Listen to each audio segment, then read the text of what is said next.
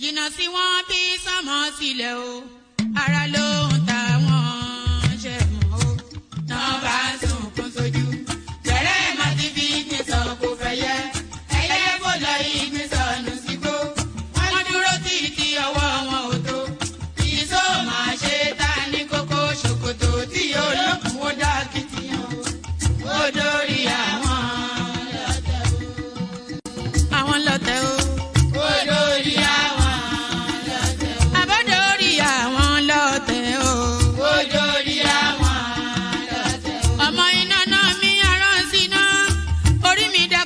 Ṣí mi lọ́nà o mo tẹríba fàdàgbà o àgbà ẹ foríjì ni ojoojúmọ́ ni mo ń pọ́n wọn lé mo ń ṣèyá sí àwọn àgbà o mi ò fojú tí rìn wọn láyé ọmọdé ẹ má fàgbà ṣe yẹ̀yẹ́ torí oníkọ́ tó lè ọlá ní ọmọdé ń bọ̀ wá dàgbà o màmá ń bọ̀ wá dàgbà o. Máa ń bọ̀ wá dàgbà o. Ọmọdé ń bọ̀ wá dàgbà. Ọmọdé ń bọ̀ wá dàgbà o.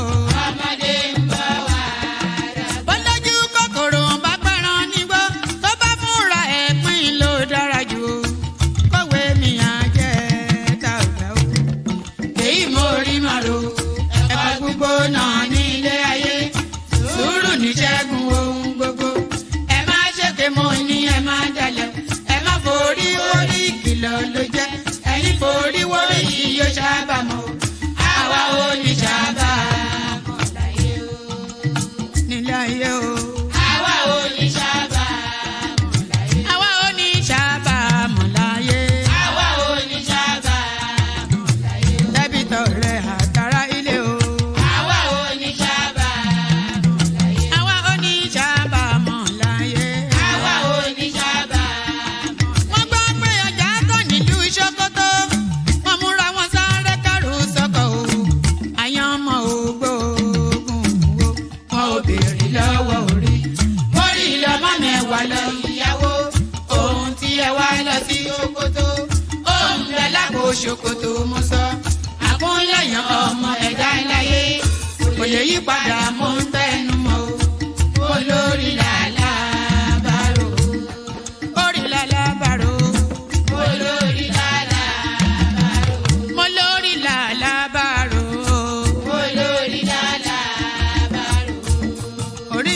Mi níjà o. Olórí lálàbàrò. Lálàbàrò. Olórí lálàbàrò. Oríjà jogun ìkànnì wọn rí má fi wá fáyé mu nílé ayé wa o. Olúwa àgbẹ̀ wa níyà o. Àmì nílé ayé wa.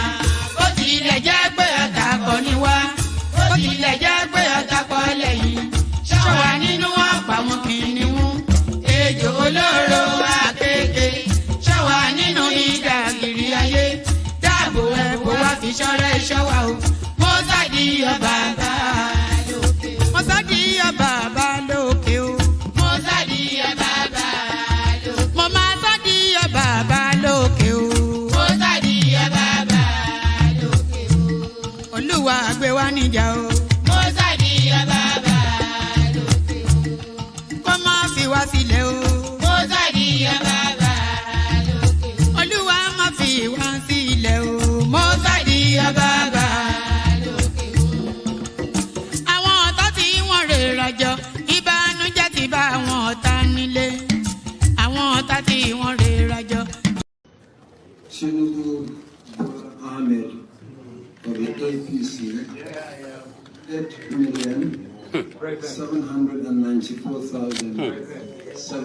8,794,726. Miadi Peter Nana Chukwudi of Abga 61,166. Thank you. Tinubu You have to be fast. Ahmed of the APC.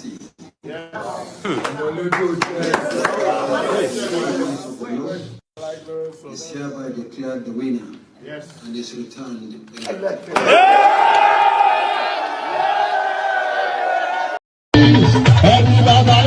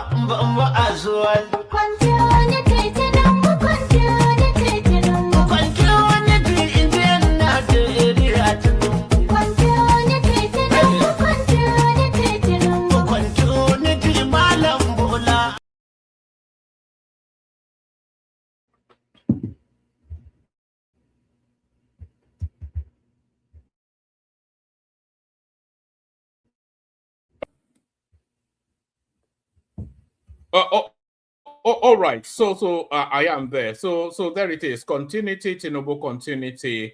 So there it is.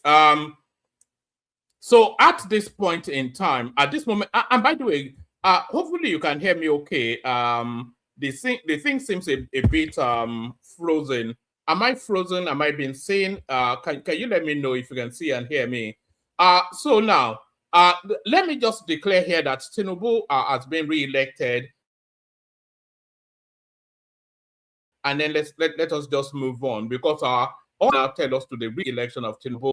Goodluck Jonathan enters the race. He's been screened. Your mom? What happened to your mom, Bosso? All right, brilliant. So yes, we might as well declare Tinubu re-elected, because all of the politics tells us Goodluck Jonathan enters the race, which is the final nail in the coffin of any possibility of Tinubu ever being replaced. So Goodluck Jonathan enters the race. Goodluck Jonathan now is undergoing screening with the PDP. So now the set completes. So we've got Peter Obi in the NDC. He takes his own Southeasterners. We've got Goodluck Jonathan in the PDP. He takes his own Southerners. We've got Atiku Abubakar in the ADC. He takes what he can get from that space. And then you've got Tinubu as well, who takes everything else. So this is how it's playing out. So it's all of the key players are in play now. So nothing will be left on the table in 2027. Everybody is out to play. All of the main actors out in play. So how this pans out now, you know, it's a defining moment for that country, actually. It's a seminal moment for that country. It's a moment that will determine for permanency the direction that that country follows. So everybody out now. So there is nobody else left on the bench. All of the key players are in play. Goodluck Jonathan now in play. Atiku Abubakar in play. The Southeast represented by Peter Obi, and Nigeria represented by your president Tinubu. Do you remember what Elumelu said to Tinubu in 2023? last man standing. So who will be the last man standing in this particular cycle? I think we all know. So I think we all know. So good day to you. Good to be. Why have I got that on? Hold on. Good day to you. Good to be in your company and all that. Good day to you. Good to be in your company and how are you? So we are coming out twice today. We'll be coming out twice with some regularity in as we. So hold on. Let me just move something. We'll be coming out with twice a day with some regularity as we build up towards the election. So because there's just so much to condense within the conversation that necessarily we have to come out with some frequency. So we're out again for the second time today. Good day to you. Good to be your company and all that. The protocol still exactly the same. Click on the like button just as I'm inviting you to do so. Please click on the like button. If you're not already subscribed, please subscribe. If you want to come and join me on the screen, you can come in via the hyperlink that says StreamYard. It's the first line item in the comment section. So if you do want to come and join me on the screen, click on the. It's not the first line item, because I think other comments have superseded it. But I will in a moment put it in the comment section again. Just hold on 1 second. I just need to, so many moving parts, so many things being done.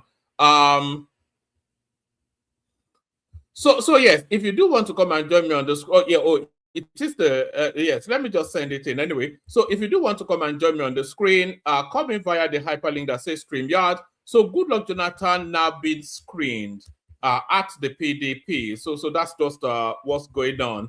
I'm trying to get myself in the groove of it, So click on like, click on subscribe, click on the hyperlink that says StreamYard to come and join me on the screen. Share the link as widely as you can. Super chat towards the stream. Say hello in the comment section.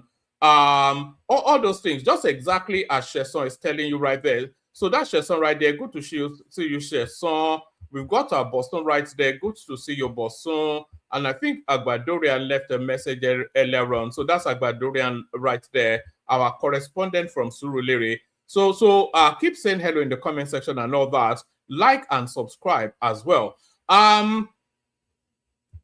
We're going to just get started because there's no reason not to. So let's just get started. Let's put this on the screen. Hold on, let's remove that and then put this on the screen. Is it there? There it is. So we get started and we start it off with this one. Sheikh Gumi, let's remove that. Sheikh Gumi wants U.S. involvement in Nigeria's counter-terrorism fight will attract more terror. So this you see this warning that Sheikh Gumi is giving, the after spill of that strike by the Americans is good to see you, Alex Oyema. Not Alan Oyema, unfortunately. Otherwise, we'll be seeing $1 million super chats. It's Alex Oyema, the poor relative of Alan Oyema. So now, this thing that Sheikh Gumi is saying there, we might well be seeing the after spill of that attack that the Americans and the Nigerians launched on an ISIS functionary just as early as a couple of days ago. Just as early as yesterday, maybe even today, we saw the buying of a teacher that the head was taken off by bandits and terrorists. So I'm attributing that to the after spill. I'm attributing that to the clap as a clap back for that strike that the Americans and the Nigerians carried out. So that's the response from the bandits to the.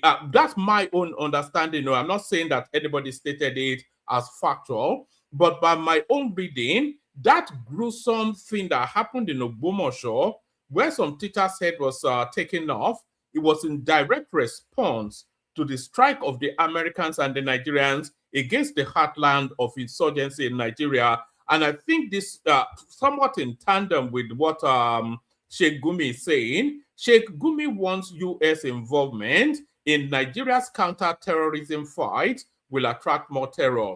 As a peace advocate, I am stunned by some remarks from ignorance that the military wars or is prevented from engaging Boko Haram or bandits. This claim is false and malicious. An Islamic cleric, Sheikh Abubakar Gumi, has warned against any form of foreign military involvement in Nigeria's counter-terrorism operation, arguing that such intervention could attract international terrorist network and further worsen insecurity in the country. In a statement posted on Facebook on Monday, May 18th, Gumi said Nigeria's sovereignty is a red line, also cautioning against what he described as attempts to hand over the nation's security challenges to foreign interests. As a peace advocate, I am stunned by some remarks from ignorance that the military wars or is prevented from engaging bandits and Boko Haram. This claim is false and malicious. The cleric maintained that at no point had the Nigeria military suspended operations against insurgents under the guise of amnesty, except during the Niger Delta amnesty program introduced by late President Umaru. This guy is always advocating for the bandits. I'm not quite sure why it's not been picked up yet. Never for 1 second has the military halted hostilities in the name of amnesty against unrepentant terrorists, except the Niger Delta militants who got a blanket amnesty from Yar'Adua of blessed memory, he stated. Gumi lamented that nearly 17 years after the 2009 extrajudicial killing of Boko Haram founder Mohammed Yusuf, the insurgent group continues to pose a major security threat across Nigeria. Today, almost 17 years since 2009, when Mohammed Yusuf was summarily executed extrajudicially, Boko Haram has remained a thorn in the throat of Nigerians, killing high-ranking officers, he said. So I'm not quite sure what he's getting at, actually, but that's Sheikh Gumi warning the Americans. So hopefully this guy's name gets flashed up with the Americans. I don't think Nigeria has the Nigeria has the capacity, but I don't think Nigeria has the political bravado to take on Sheikh Gumi. But I'm sure the Americans can take him on. So maybe if the Americans pick him up, then but then of course I say Nigeria doesn't have the bravado. But El Rufai was picked up, nothing happened. DSS rearrest El Rufai in Abuja despite existing bail order. Family react. So there are so many subsects to the El Rufai narrative. You know that El Rufai and Nuhu Ribadu, the National Security Advisor, El Rufai and Nuhu Ribadu, they are mortal enemies. So there's that undercurrent, and Nuhu Ribadu has the muscles to deal with him. It was Nuhu Ribadu that prevented El Rufai from being a member of the Tinubu administration. He wrote a report against him that made it impossible for the Senate to pass him. And now he wants to keep him out of circulation completely because there's this mortal rivalry between the two of them, El Rufai and Nuhu Ribadu. So he's picked him up again. DSS rearrested El Rufai in Abuja despite existing bail order. Family reacts. The Department of State Services, DSS, has reportedly taken former Kaduna State Governor Nasiru El Rufai into custody despite existing court orders. Family members and associates gathered outside the DSS headquarters in Abuja on Monday evening to protest what they termed a flagrant breach of judicial order. According to correspondents, the former governor had appeared earlier that day. There's this clip circulating actually that what's it called? Omoyele Sowore and this guy met in court. I'm not quite sure what transpired between the two of them actually. I think somebody sent me that clip. Maybe we watch it together and then we see what happened. But Omoyele Sowore and El Rufai met in court. Who sent me that clip? Can whoever sent me that clip resend it, please? So if anybody has it, send it to me. Let me see if I can find it. Hold on. Pardon me. Was it who sent it? Let me see. I'm just trying to see because I think it may well be what they're viewing. Let's see. Somebody sent it to me earlier on. I can't find it, you know. Oh yes, I found it. All right. Yeah, so Yele and El Rufai met in court. Let me see. Is this something I should download? Let me download it. I'll play it to you. Let's just copy that. Let's do. Hold on. So many things happening at the same time. Let's see. Just give me 1 second. I just want to download you this. Then when I finish this readout, then I'll play it to you. Let's just una momento, por favor. Una momento, por favor. 1 minute, please, is what that means to you less literate ones. Is it grabbing it?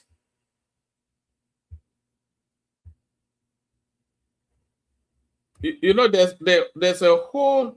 All right, so I think. Oh, all right. So now let me put it in the studio. Let me just put it in the studio. Hold on 1 second. So, like I said, Yele and El Rufai had an encounter in the court somewhere in Abuja. So we'll see how that went. Just all right. So yes, we've grabbed that. So let's get back to the top. Yes, DSS rearrest El Rufai in Abuja despite existing bail order. Family react. The Department of State Services DSS has reportedly taken former Kaduna State Governor Nasir El Rufai into custody despite existing court orders. Family members and associates gathered outside the DSS headquarters in Abuja on Monday to protest what they termed a flagrant breach of judicial order.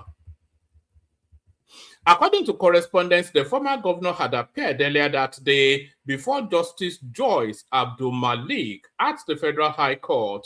While the court granted him bail, the family claims a dispute erupted between security agencies regarding where he should be held during the transition. The family maintained that 2 separate orders from Kaduna court mandated his remand with the Independent Corrupt Practices and Other Related Commission. So the agencies, the security agencies and the anti-graft agencies are actually fighting over each other as to who should lock El Rufai up. That is how his stock has fallen. Haisat El Rufai, the former governor's wife, told correspondents that the family is currently living in a state of constant anxiety. She described a pattern of surveillance and intimidation that has persisted throughout her husband's 91 days detention. She claimed that during a break in court proceedings, officials attempted to move El Rufai to a DSS facility against his will. So you don't have the choice, actually. If the DSS are looking to move you, I don't quite get what against his will means. Are they moving in with his consent? They're not moving in with his consent now. Nobody volunteers to be in custody. Nobody volunteers to have their liberty curtailed. So what do you mean against his will? I don't get that bit. She claimed that during a break in court proceedings, officials attempted to move El Rufai to a DSS facilities against his will. According to her Sayat, her husband stood his ground during the transfer. She recounted his words to the officials. I am not going to step down because there are 2 court orders that the Kaduna court gave that I should be remanded in ICPC. Why are you bringing me here? He said, I am not furniture to be moved. So this is it now. The situation grew more complex following the afternoon court session. Although the prosecution requested an adjournment, the family alleged that El Rufai was diverted to the DSS rather than being returned to the ICPC. Sayat noted that this transition occurred during the judge, let's do that again. Isaac noted that this transition occurred not during, but despite the judge previously suggesting the two agencies coordinate its placement. Beyond the jurisdictional dispute, the family raised concerns over health. They alleged that the former governor was denied access to his private doctors. This restriction reportedly occurred despite a recommendation from the ICPC's own medical staff for further testing. The family, so on and on it goes. So El-Rufai remains in custody, essentially what that tells us. Let's go to Surulere, check what's happening to Desmond Elliott. It looks as though they might well be wanting to even force him to step down and not primary at all. Surulere APC primary. All aspirants step down for me except Desmond Elliott. Odunuga Bakari is the person speaking. Ahead of the All Progressive Congress APC House of Assembly primary election for Surulere Constituency 1 in Lagos State, aspirant Barakat Odunuga Bakari has disclosed that several contestants in the race have withdrawn in her favor, leaving the incumbent lawmaker Desmond Elliott as the remaining challenger. Odunuga Bakari made the disclosure on Sunday whilst formally declaring her intention to contest for the party's ticket ahead of the primary scheduled for Wednesday. She said the political build-up to the exercise had been competitive, noting that she initially faced about 5 or 6 other aspirants in the contest, most of whom have now stepped down and pledged their support for her. Quite a lot of politicking went on between the incumbent and me. We had about 5 or 6 people who were contesting as well, but the others stepped down and are supporting me now. They are all here, she said. According to her, only the sitting lawmaker, Honorable Desmond Elliott, has chosen to remain in the race. The only person who didn't succumb and insisted on going to the primary is Honorable Desmond Elliott. I wish him all the best and I wish myself luck too. And I am praying that on Wednesday, I am the one who emerges as the candidate for Lagos State State Assembly, Surulere Constituency 1, she added. Addressing APC members in the constituency, Odunuga Bakari called for a large turnout on election day, assuring supporters that adequate security arrangements will be in place. She urged party members to disregard any claims discouraging participation, insisting that the process will be conducted in a free and fair manner. She's already even talking like a leader and a winner. My word to the people of Surulere is that they should come out and vote on Wednesday. The election will be free and fair because they have been going about telling people not to come out and vote. I think this is a direct primary sort of a thing. I assure the people of Surulere that there will be maximum security, she said. Odunuga Bakari also appealed for unity after the primary, stressing the need for all party members to support whoever eventually emerges. This is somebody speaking from the assurance that she's getting that ticket. So that is to tell you then that Desmond Elliott's days in parliament are over. From the body language of this speech, you can see that the higher powers have given her the assurance that she's getting that ticket.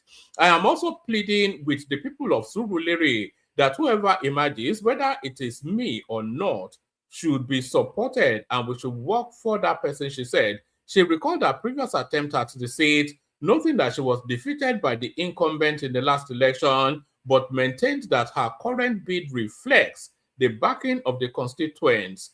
In the last polls, I lost to the incumbent. I am here today at the wish of the people of Surulere.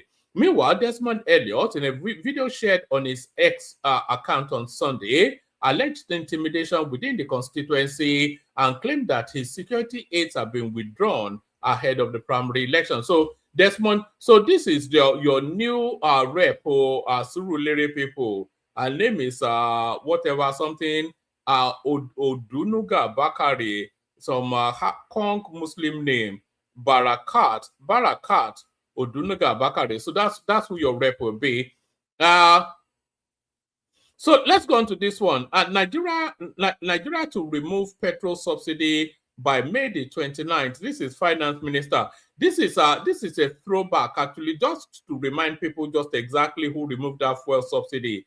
This was the lady that removed it, nothing to do with Tinubu. It was Zainab Ahmed that actually removed it. The Minister of Finance then, the one that succeeded Kemi Adeosun, she was the one that removed that subsidy. And that's not that. So this is a throwback to May 2023, long before Tinubu had even any dreams of being president. So that's that. So now the headline piece.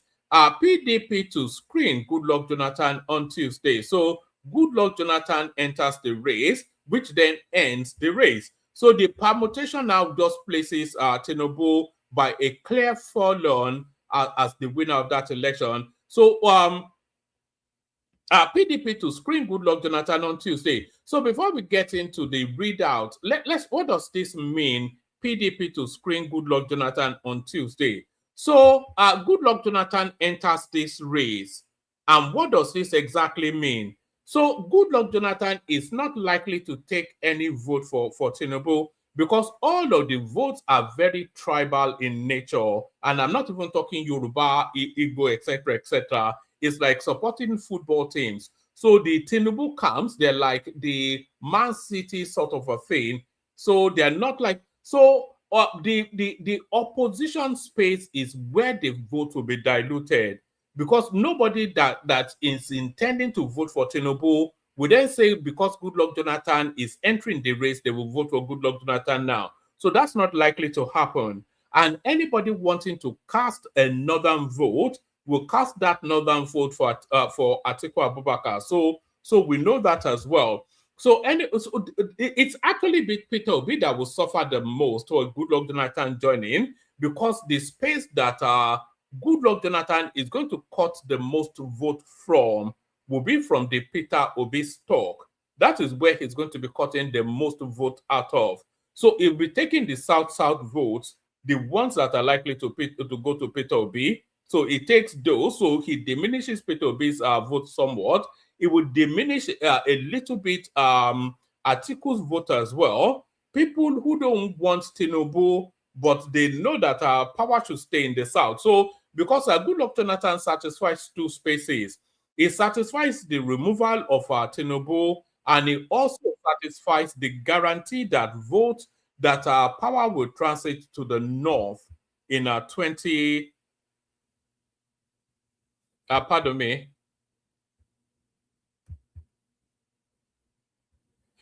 Yes, and it also satisfies. Hold on.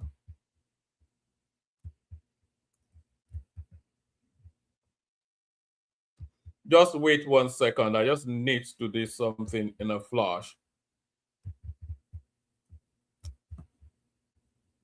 Just wait right there. So as I was saying, Goodluck Jonathan satisfies two spaces. He satisfies the people who want Tinubu out of power, and he also satisfies the people who want power to transit to power to retain within the South. And he also guarantees that in 2031, power still goes back to the North. So all of those votes go to Goodluck Jonathan. But the space that will suffer the most for Goodluck Jonathan joining this race will be the Peter Obi votes. That's where he will cut the most slice out of. So that's where he will cut the most slice out of. PDP to screen Goodluck Jonathan on Tuesday. The Tanimu Turaki-led faction of the People's Democratic Party, PDP, has fixed Tuesday for the screening of former President Goodluck Jonathan as its sole lone presidential aspirant. Correspondents report that the party listed former Vice President Nemadi Sambo, former Plateau State Governor Jonah Jang, and former Minister of Foreign Affairs Timi Ikemi amongst members of the screening committee. Other members of the 14-man member committee include Olabode George, Babagana Aliyu, Mariam Chiroma, Zainab Mena, Josephine Anini, Abdul Bulama, etc., etc. Although the party statement referred to a lone presidential aspirant, sources who spoke with correspondents identified the aspirant as Jonathan. Last week, the faction's national publicity secretary, Ini Emenomboong, I'm not even going to attempt that name again, said Jonathan had registered as a member of the PDP in the fresh digital registration exercise directed by INEC. So he's a registered member of the PDP now. I think he stepped out of politics, stepped out of the PDP, but he made sure to slot his name into the INEC register of PDP members. The Makinde-backed PDP faction also said it will screen whose faction is Turaki? Is that the Wike faction? Because that's the real faction, no? And if that's the Wike faction, then then Wike is a political mastermind to the level of Obasanjo. Is this Tinamu Turaki faction? Is that the PDP? Is that the Yemsin Wike faction of the PDP? The Makinde-backed PDP faction also said it will screen 748 House of Representative members, 198 senatorial aspirants, 112 governorship aspirants, 2,122 State House of Assembly aspirants. The screening exercise is scheduled to be held nationwide on Tuesday, May the 19th, 10 a.m. The party said the interim National Working Committee. Essentially, Yemsin Wike is presenting Goodluck Jonathan as a guarantee for Tinubu's re-election. So that's what that tells us. Tinubu condemns killing of abducted Oyo teacher, vows rescue of remaining victims. So it's just, I don't know what this condemn even means.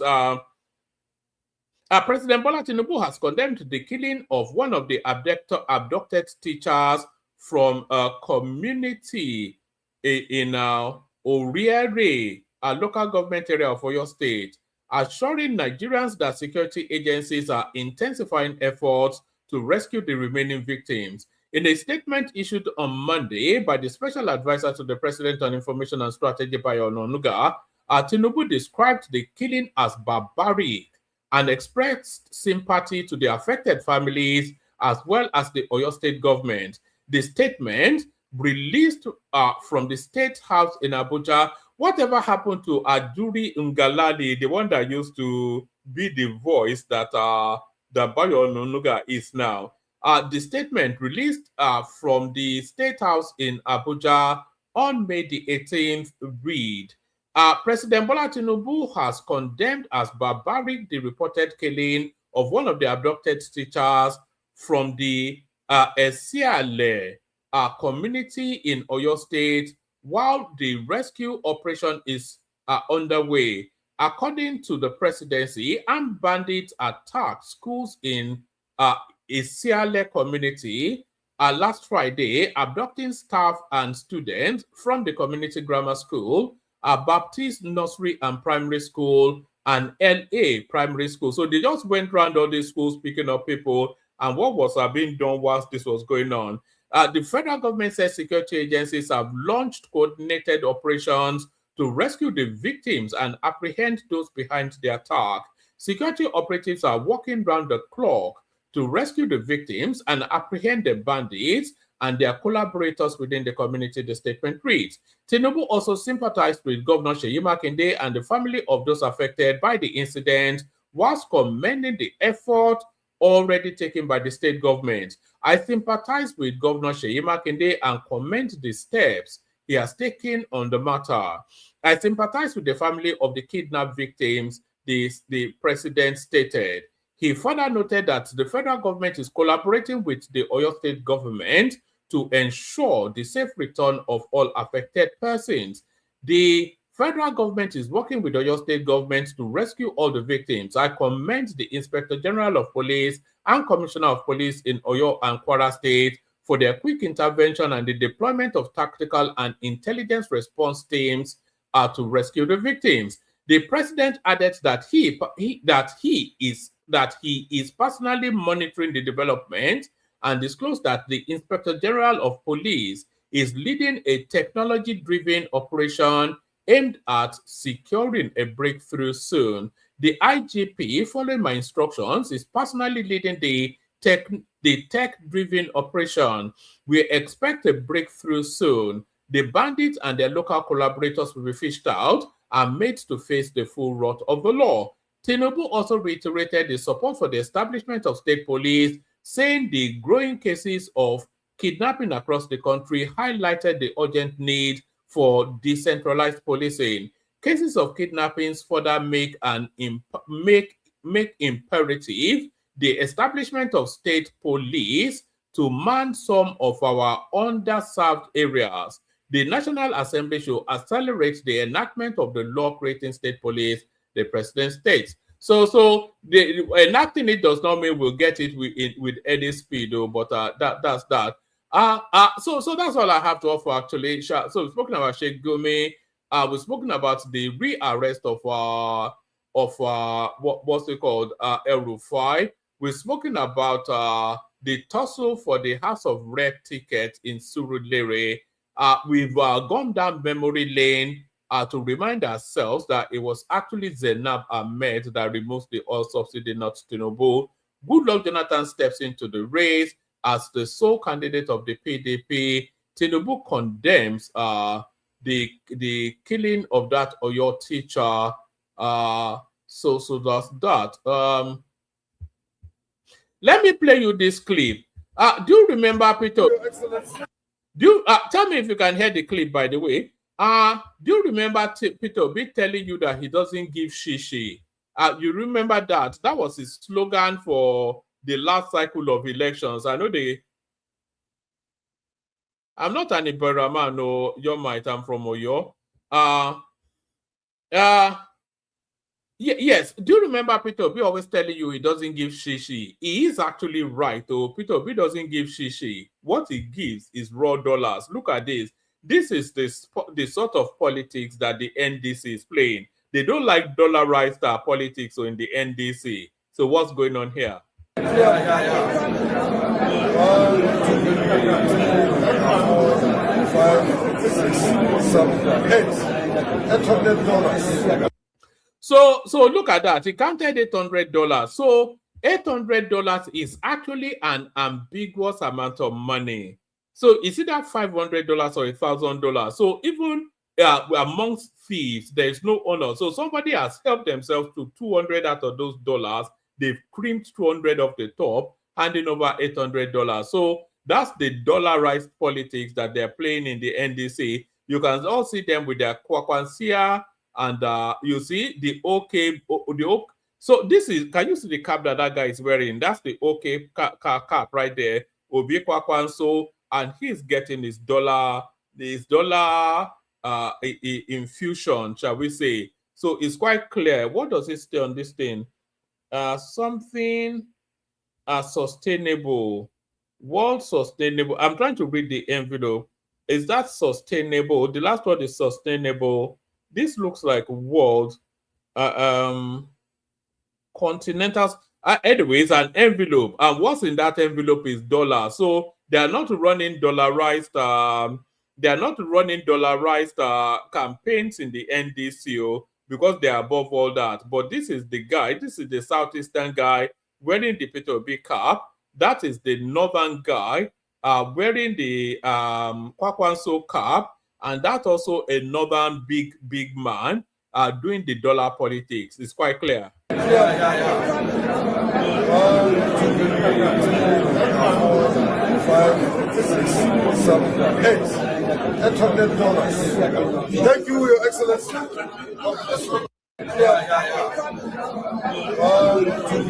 So there it is right there. They know they give shishi, but then they give dollars. So now, this next clip that I'm about to show you now, it answers a lot of the questions that a lot of you have been asking. So tell me if you can hear the volume on this one, because this one cuts through the heart of people like Rufai Oseni, etc., and the obedient narrative.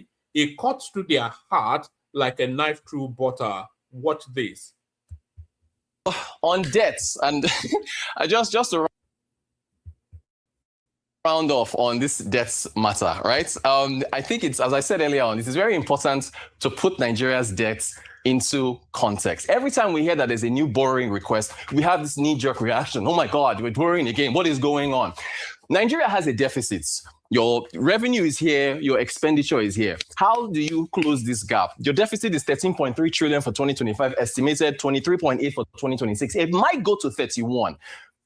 How do you fill it up? You borrow, right? So you want do simple math. Anytime you hear the president is going to the legislature to request new borrowing, add that and see, add it to whether or not it fills up the deficit. It won't. So we will continue to borrow. So please put the deficit in context. 2, devaluation blew up our external debt to where we are at 51.9. That is very important. And even at 51.9 billion, the other 2 heavyweights in Africa, Egypt and South Africa, have up to 3 times Nigeria's external US dollar debt. That is another important context. 3, bond yields. It is very, I mentioned this earlier on. If in the overseas, bond investors, the people who actually hold the bonds, hold the debts, are panicking. Can we get the G7 back up? Please put the G7 back up. That G7 chart.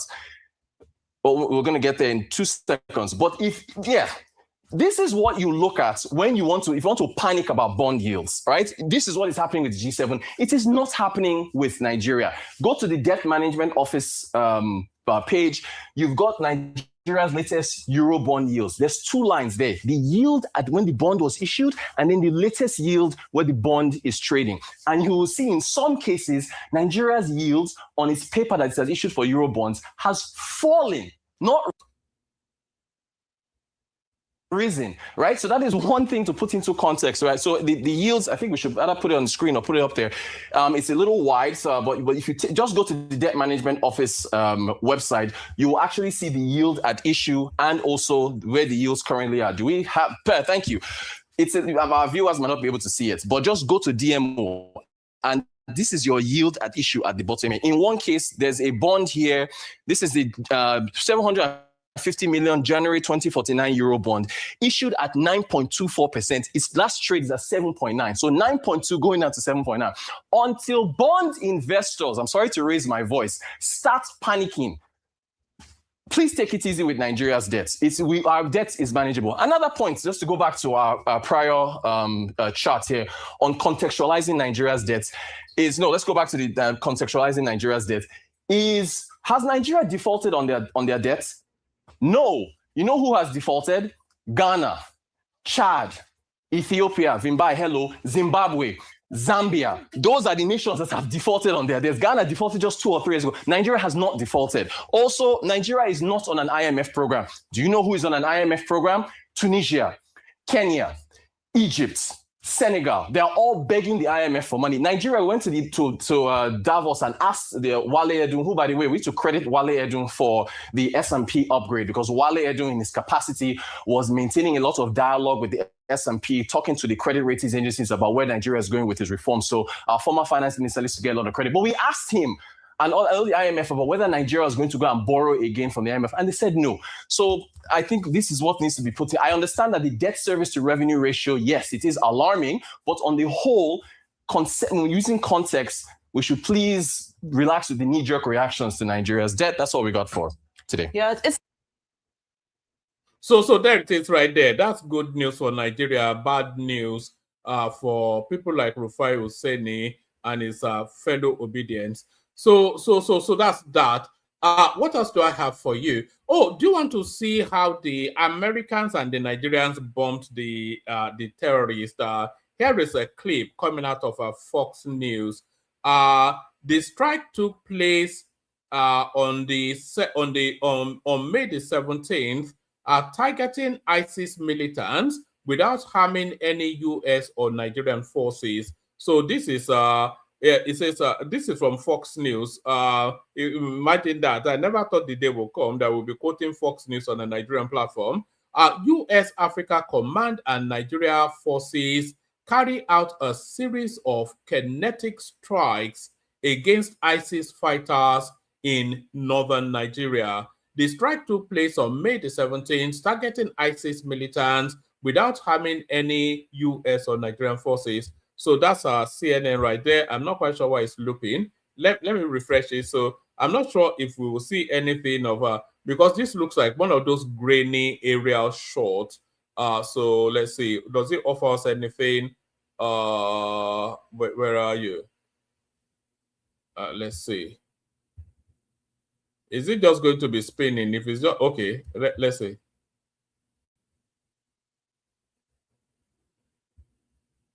It's just spinning. No, I don't know what's going on here. Should I download it? Is it worth the effort? Let's download it just for the purposes of just to see. So let's download it and play it in the studio. Let's just give me 1 second. So I'll download it. Whilst I'm downloading it, let me play you a clip of Showore's encounter with El Rufai in court. So do you remember the last encounter we saw? He encountered Abubakar Malami. So all the abokis that were in charge are now in court.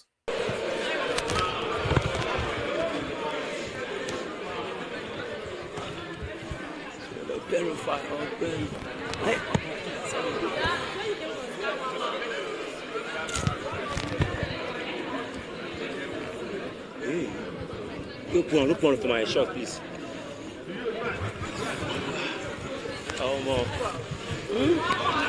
I'm happy.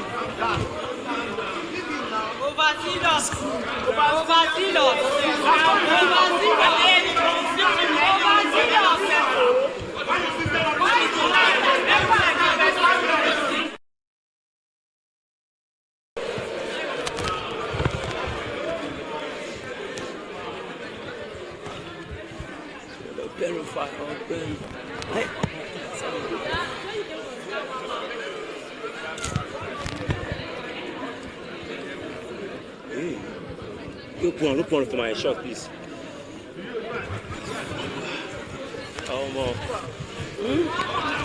I'm happy.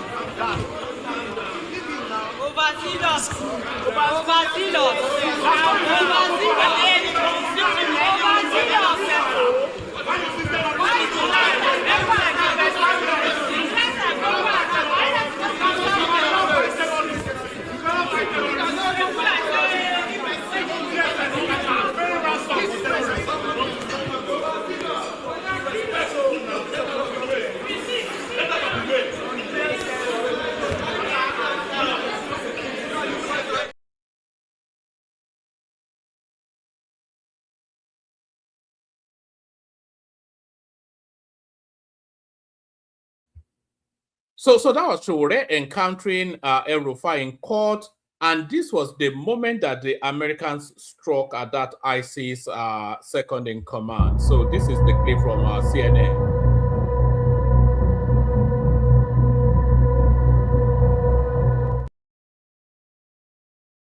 That tells us anything, but that's that. So that's all I've got. Let me play you the Kegite music. We see who turns up. Where's the Kegite music? I'm not feeling it today, actually. Maybe it's because I came out earlier in the afternoon, but hopefully when the conversation only water, where they see ma. Water, only water, where they see ma.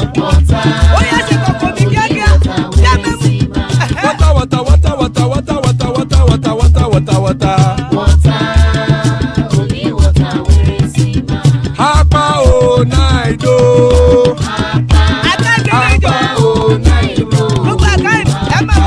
Hapa you don't come o.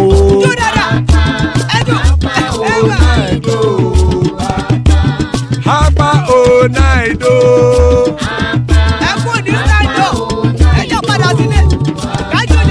Oro keke elemuye o. Ide shodi ya keke elemuye o. Obi ma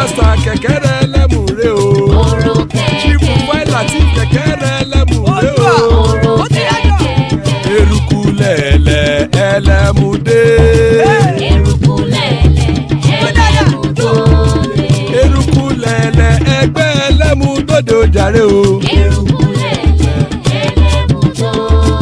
Eruku lẹ̀lẹ̀ Ghana ti dé ẹgbẹ́ bọ́dì o.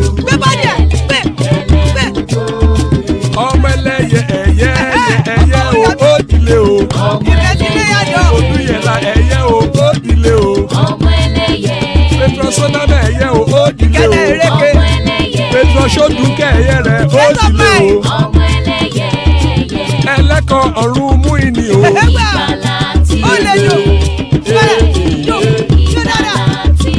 Àkùkọ ọ̀run méjìkọ.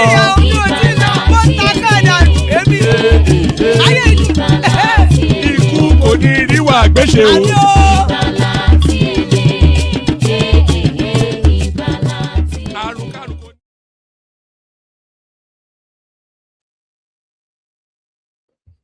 All right. There was a lot of glitch in my end. Hopefully that came across okay. So all that. So let's just get started. So we've got Zita in the house. Always a delight when Zita is here. Good to see you, Zita. There's Zita right there. So good to see you, Zita. Always a delight. AY with us as well. Good to see you, AY. The majestic King Emeka with us as well. So a stellar panel. So good to have you. Lady and gentlemen, more spaces on the screen. Anybody that wants to hop on, especially if you've never joined us before, come join us. We want to hear your thoughts. And please, people, make sure that you're subscribed and you have liked. We want 50 new persons to subscribe today. We start the conversation, guys, and Zita, we do 5 minutes monologue just for everybody to speak quickly, and then we open it up. Let's start it off, kick it off with you, AY. Good to see you. Good luck, Jonathan, joining the race. I mean, it's game over for Tinubu. It's finished. Otiton, Otopari. Good evening, one man. Good evening to you, everyone. Oh, quick question: was that policeman dragging Shore? I don't know if I don't know. I think it's it's hustle and bustle, isn't it? Shore is now too big for them to be dragging it. I think it's the hustle and bustle. They scared of Shore. Shore is the only man that can fight them.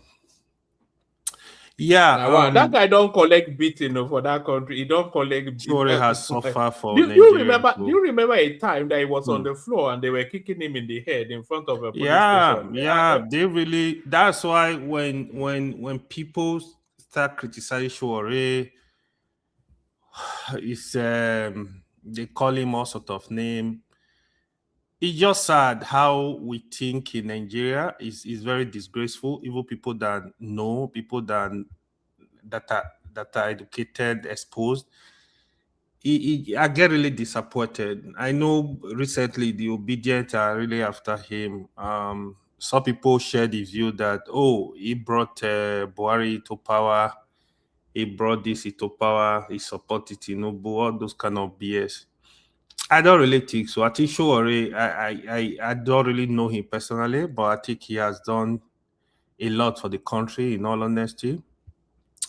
He has been very consistent. I follow Shore. He has been very consistent. So I will not even blame Shore for anything. I wish Nigeria can actually, if they really want the change we want, like a real paradigm shift, it's Shore Nigeria need.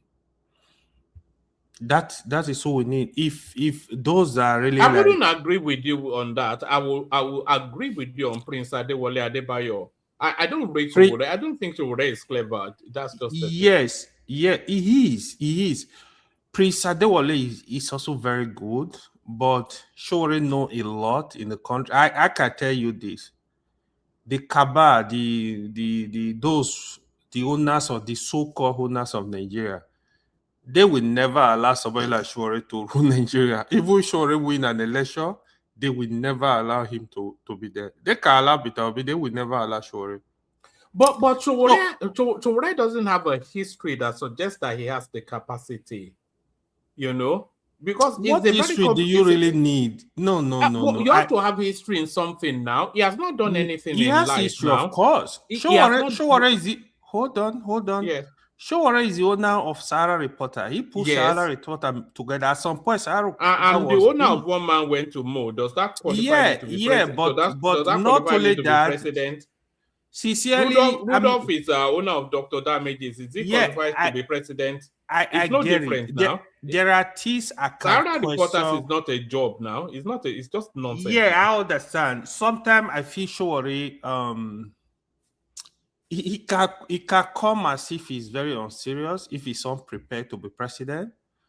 I can agree on that with you. But in terms of knowledge, Showore is very knowledgeable. Does he have the leadership skills to lead the country? Yeah, that we can discuss. But he has been very consistent.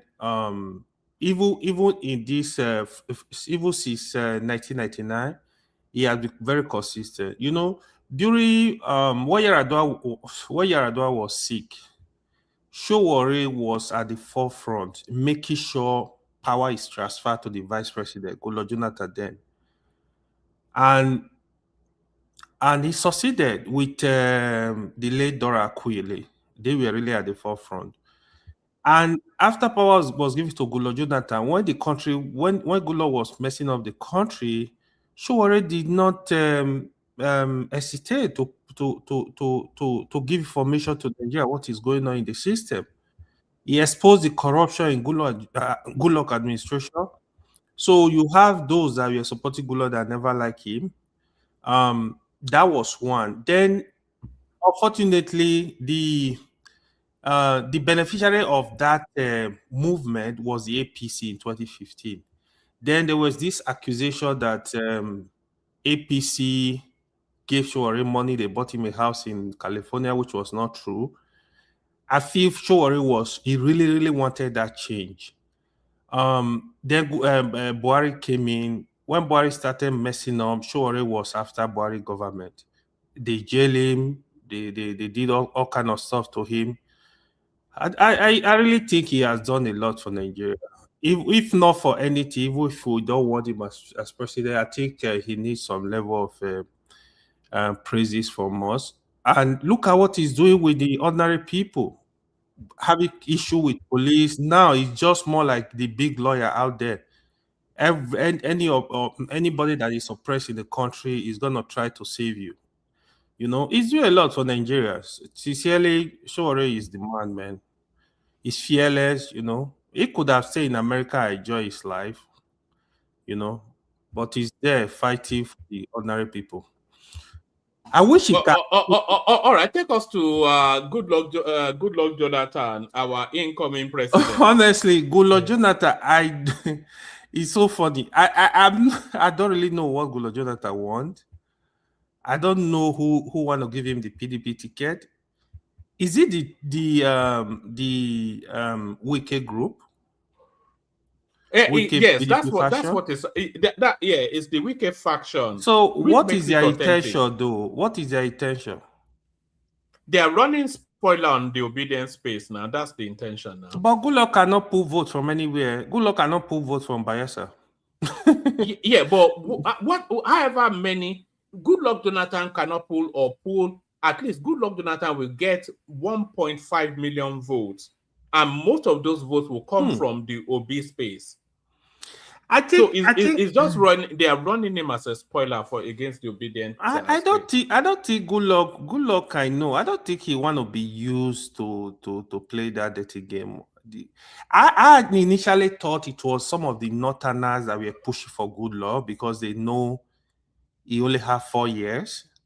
That was my initial thought. But the political space is something we need to watch. But Goodluck does not have the capacity. Goodluck has been tested. What do we want again? Goodluck should just chill, man.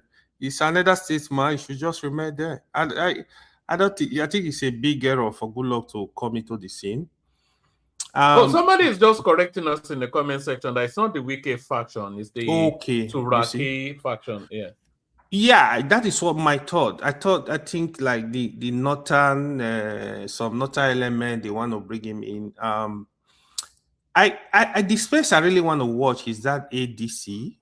I don't know if there is any opportunity for Atiku to concede to give ADC ticket to Rotimi Amechi. I was hearing today Atiku was not really feeling good. So we need to watch that space too, because Atiku and Rotimi Amechi and somebody like Erufai, it will be a sellable ticket. Because I was just thinking today, like even the core Northerners, they would trust, if not Tinubu, they would trust Rotimi Amechi than even Obi. This is the way I'm seeing it. I think we still have a lot to deal with in this political era. Yeah, we still have a lot. This Oga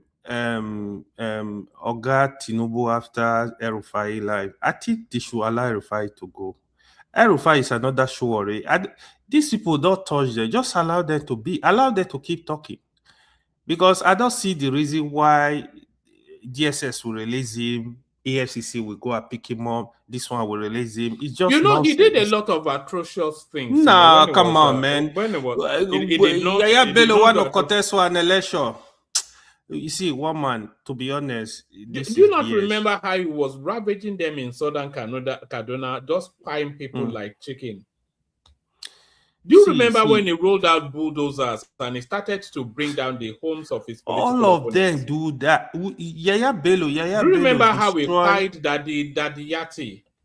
That Yati case, well, that you don't have proof for that. You don't have proof. They are really pointing fingers at different directions.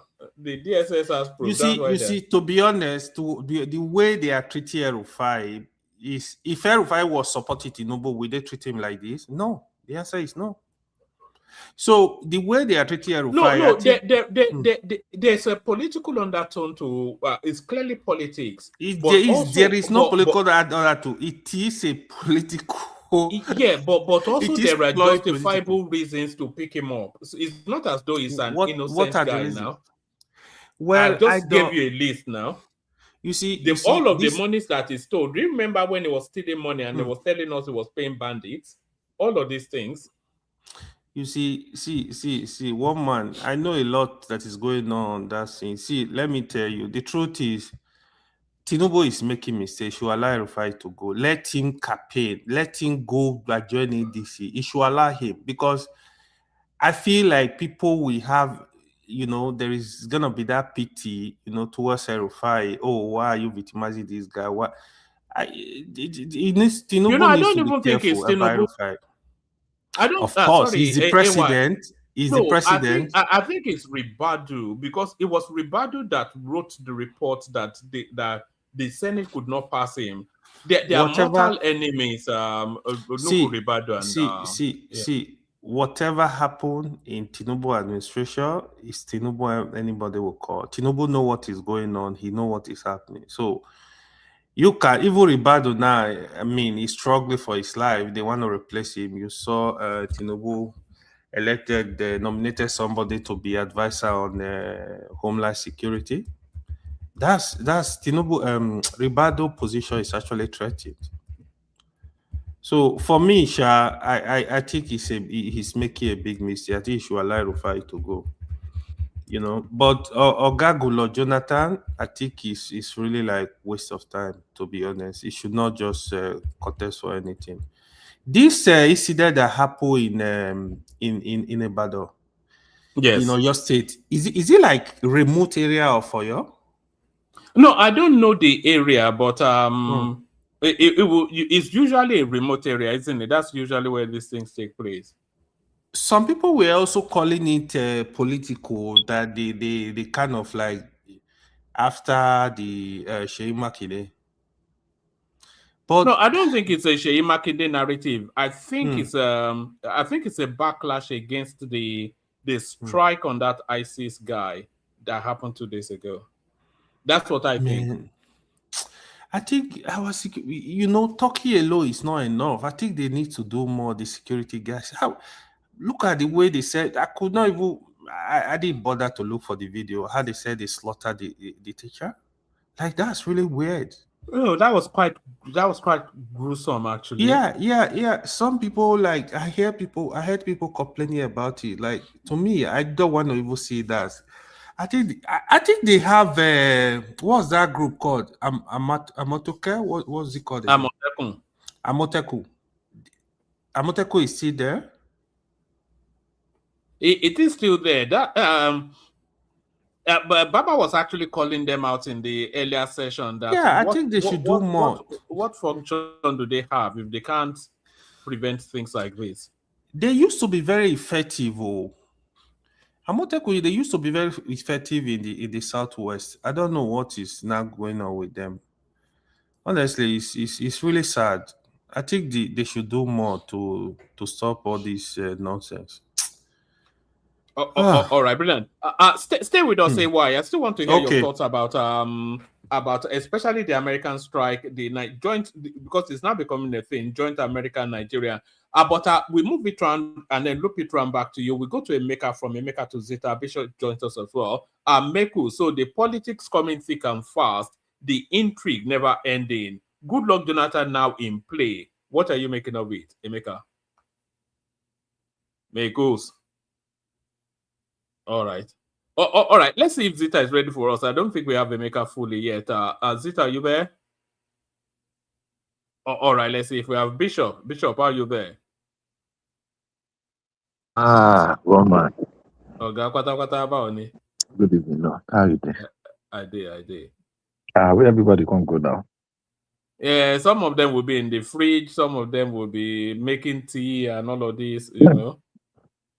Yeah, I listened to your earlier session briefly. Good afternoon. Anyhow, good evening, everyone. Good evening to you too. Good evening to you. Just to answer one question the gentleman that just spoke asked, Oriri local government is actually very far. If I can get it right, is the offside of if you are going from after Oyo, as if you are going towards Shaki, and you branch off at Igbo.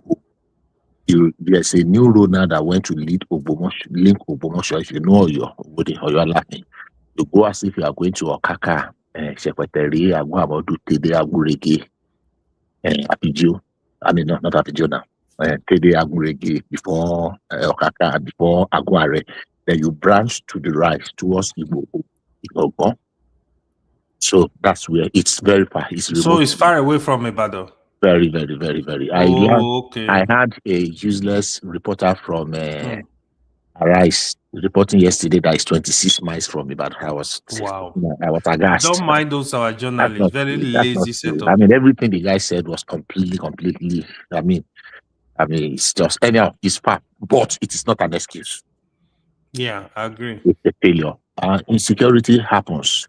I won't blame Amotekun. You see, there is a saying in Yoruba, I don't know how to translate it. If somebody is watching you and you're just doing your own normal business, so once in a while, he will catch you off guard.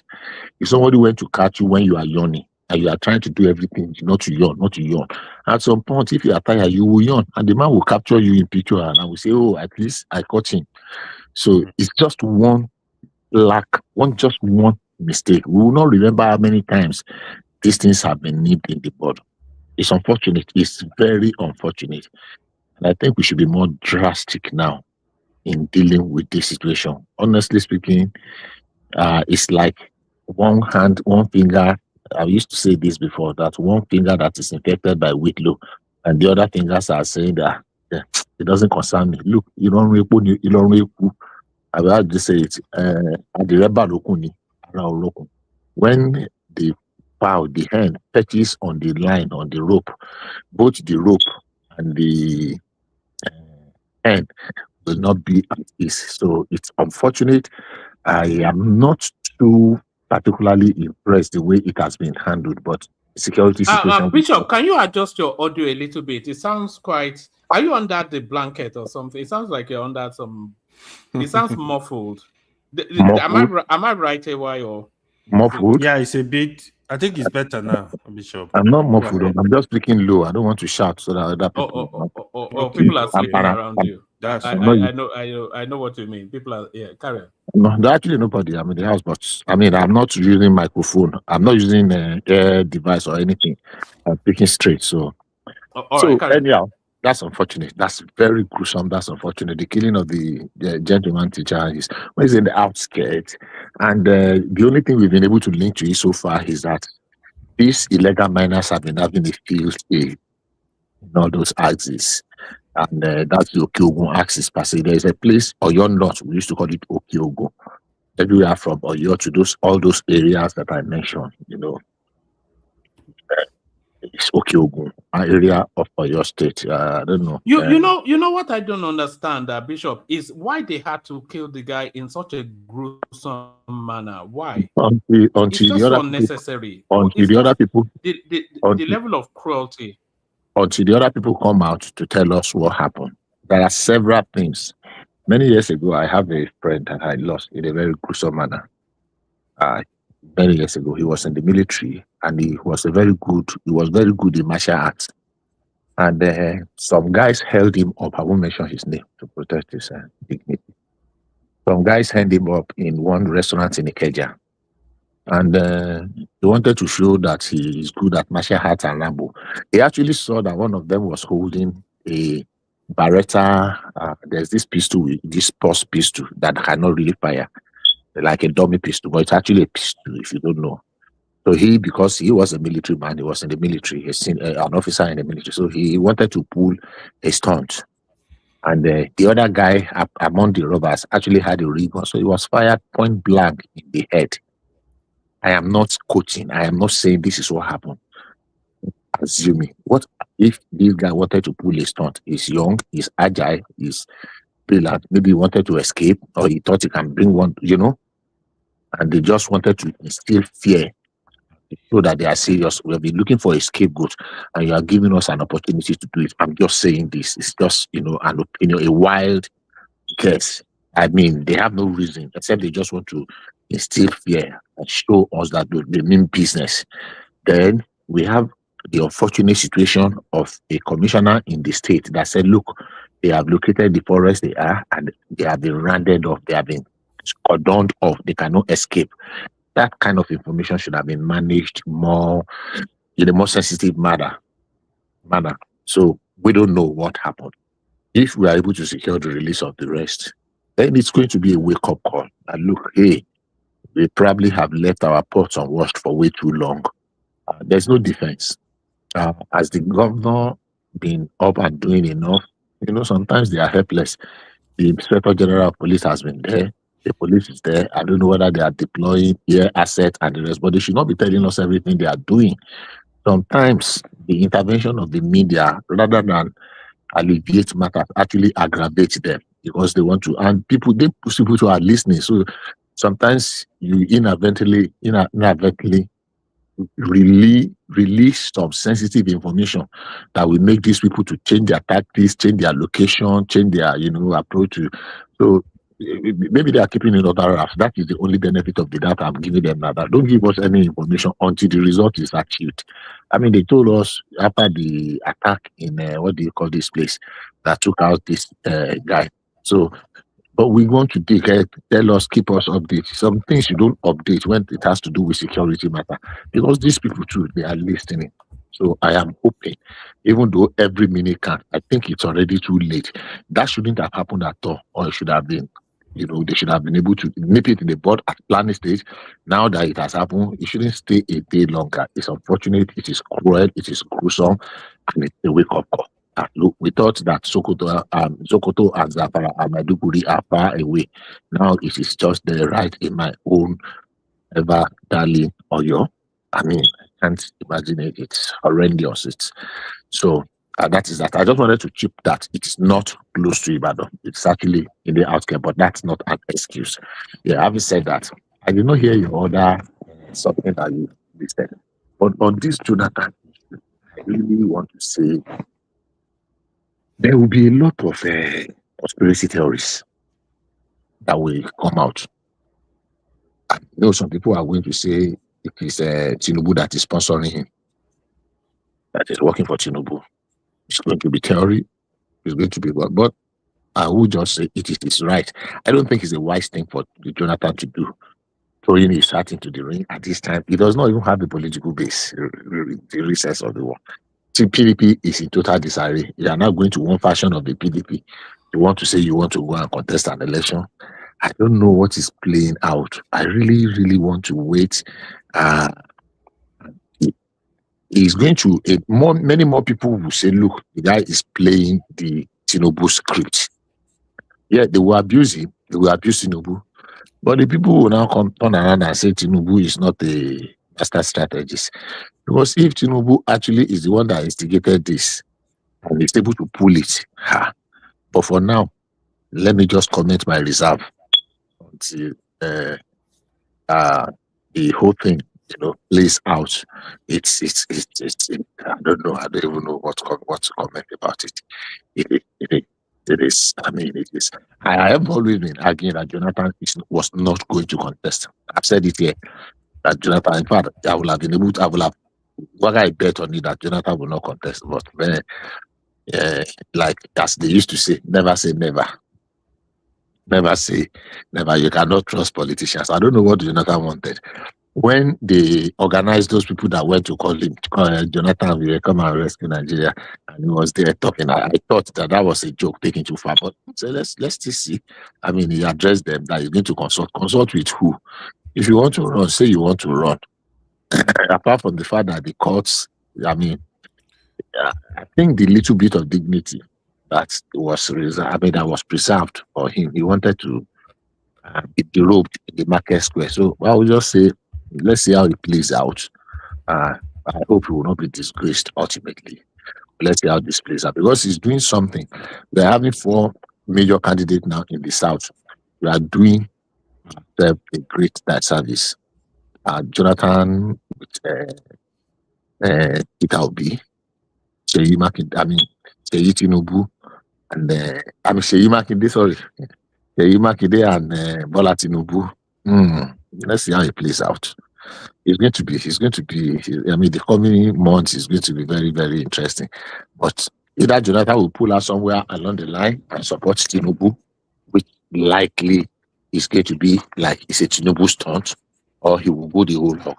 I don't think he will go the whole hog. If Jonathan wants to spend the small money that he's using to enjoy life, to go and run for election, it's food for the boys because he's not going to win. That's the truth. He's not going to win. Everybody would laugh at him. If Jonathan is contesting, then it's more likely that it's being sponsored than that's what I'm saying. So who is sponsoring him? Is it Tinubu or who? It will have to be Tinubu now because it doesn't serve anybody other than Tinubu. So it'll be Jonathan with 20 governors and all the power on earth, he could not win an election. Election, Please help me with the remaining readout. Just give me the hand. We were talking about Desmond Elliott as well. There's this woman, Odunuga Bakari or something like that.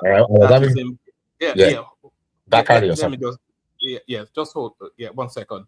There's this woman, I think her name is Odunuga Bakari. She's the main person contesting with him.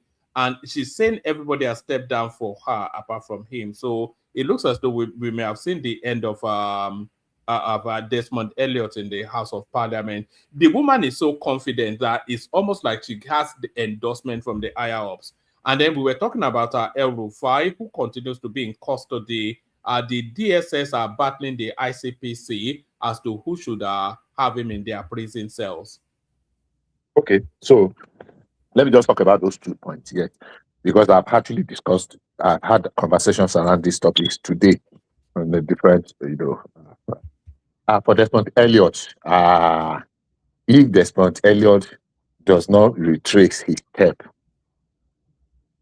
and just bow out gently, if Mama Gbajabiamila, the one they call the matriarch of Surulere, very influential. It's just like Mama Tinubu, Mama Abatu Mogaji. And Mama had come out to openly endorse another person. These are the same people that endorsed you before you misbehaved. Then Gbajabiamila went ahead the public forum to say the reason why he almost lost his job. And we have not gone behind to go and consult with him. You are going on television to say you are apologizing, but people want you to run. He's a fool. He's more foolish than I am giving him credit for. And you're still insisting. Now, there is a difference between bowing out gallantly and losing the little bit of credibility I would have gone with. If I were to be in his shoes, unfortunately, I don't think we wear the same size of shoe. I would just find a way to go to Gbajabi Amila and Dobale. If Gbajabi Amila called you twice during the saga of that Miranda or speakership and gave you specific instruction, and you still went ahead to do the direct opposite, and he still told you that the president said, who is this boy? Go and talk to him. And the man still called you and spoke to you, and you are now coming out. Yoruba has a saying, he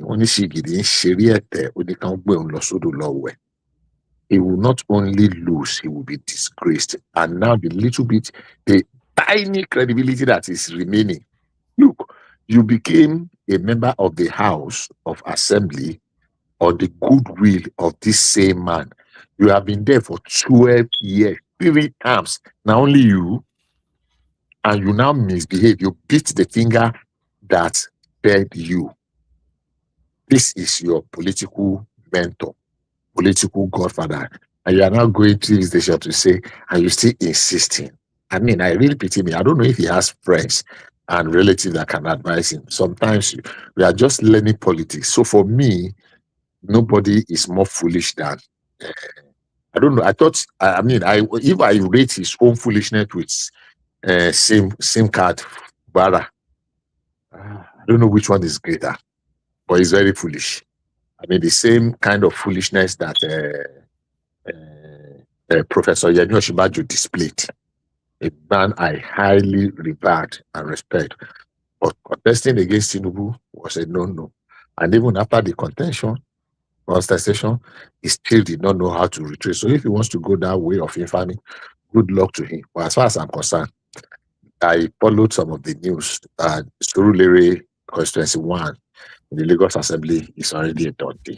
Every other person, even the mama, even Gbajabi Amila, and everybody, the footprint and the handprint and the leg print and the eye print of Gbajabi Amila is everywhere in Surulere. Everywhere in Surulere. You cannot dispute it. He did well for them. He did well. So he is a political colossus. And the mama is there too. And you, these are the people you want to take on. Who are you? I mean, I used to know somebody that know him. Unfortunately, it's been a while. I don't think they were at the store. I would have better call your friend and advise him. I like him as an actor. I met him once. Himself and Norbert Young is something. We met sometime. We flew together at the point and we had them.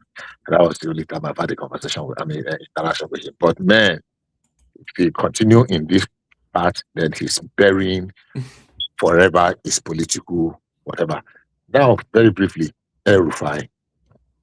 I had the comment of the last speaker. I was saying that we should let him go. You see, I think we should go beyond sentiments. There was a time, if you remember, over a year or 2 years ago now, when we were discussing the issue of over 2 years ago, about 2-3 years ago, when we were having conversation around the issue of Nnamdi Kanu, at some point I got frustrated and I said, look, let's just leave him. Just let him go. Let's just have peace in the Southeast because the carnage is getting too much. You know, I said it on this platform. Of course, some people blah, blah, blah, blah, blah. I said, look, it is not because he has no case to answer, but if releasing him is going to bring some peace. Now, immediately we begin to treat some individual. Yeah, now, at the end of the day, the law had its thoughts. I mean, the law ran its full course, and he's there in Sokoto enjoying the beautiful sultanate or caliphate. Now, immediately we begin to treat some people with some special kind of, what do you call it? They were inadvertently destroying every of our institutions. Did in whatever way. Because the cases against El-Rufai I was thinking it's 1 or 2. I did not pay attention to the issue of mismanagement or fund, what do you call it now, of corruption. Let me just put it. I was not interested in that. I was particularly interested in, because I tweeted, because I saw that interview with Charles Anegulu live. And while he was doing it, I tweeted that, are you kidding me? Did El-Rufai just openly on the national television admitted to? That is enough evidence. That means everybody that has clout, immediately they commit such kind of, you can always switch that because it's that. No. If the heavens will fall and Nigeria will scatter, let it scatter. If El-Rufai has a case to answer, let him answer. Until we stop this, when you are raising a spoiled child, you will be angry. I don't want you to be angry. You are gradually, the child, if you don't care, if as a parent you are not careful, is that child that will kill you eventually or ultimately. Oh, don't touch him. Oh, I don't want you to be angry. Oh, I don't want you. You are giving him everything. The day you cannot give him those things again, he will just kill that person, that parent. If El-Rufai had run foul of the law with his mouth, let it. I love El-Rufai. I wish that they have not seized my comments about him, because I following him since the days of in DPE and as the Minister of the Federal Capital Territory. I saw his work, but he became so cocky and so arrogant to the extent of openly admitting to committing a felony on national television, unforced. There's something they call unforced error. Then let it dance to the music. Let the law run its course. One thing we are not appreciating about Nigeria is that even though we have our serious challenges, but Nigeria is very advanced. We just need to break through in some areas. So if we let El-Rufai go, we'll let another person go, and then we will let another person go, and then it will now become a class thing. So people can commit some crime and they will get away with it, either because they are influential or because they but some people are saying that if he was back in Tinubu, he won't be in this situation, and that is true. And by the way, can people make sure? Can everybody interacting with this session? Can you please check your devices? Make sure you are subscribed. We're after 50 new subscribers in the course of this stream. But people are saying that there's a political undertone to it, because there was a good chance he would have been a Tinubu minister now. If he was a Tinubu minister, he would not be in this predicament. If he was a Tinubu minister, sorry if I bought into your thought. If he was a Tinubu minister, he will not come on the national television.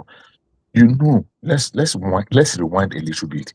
We have done some very terrible things about this government.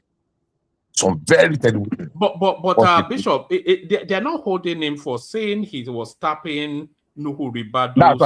That's what they're holding him for. No, he's facing charges for corruption in Kaduna State. Kaduna State is different. I'm coming.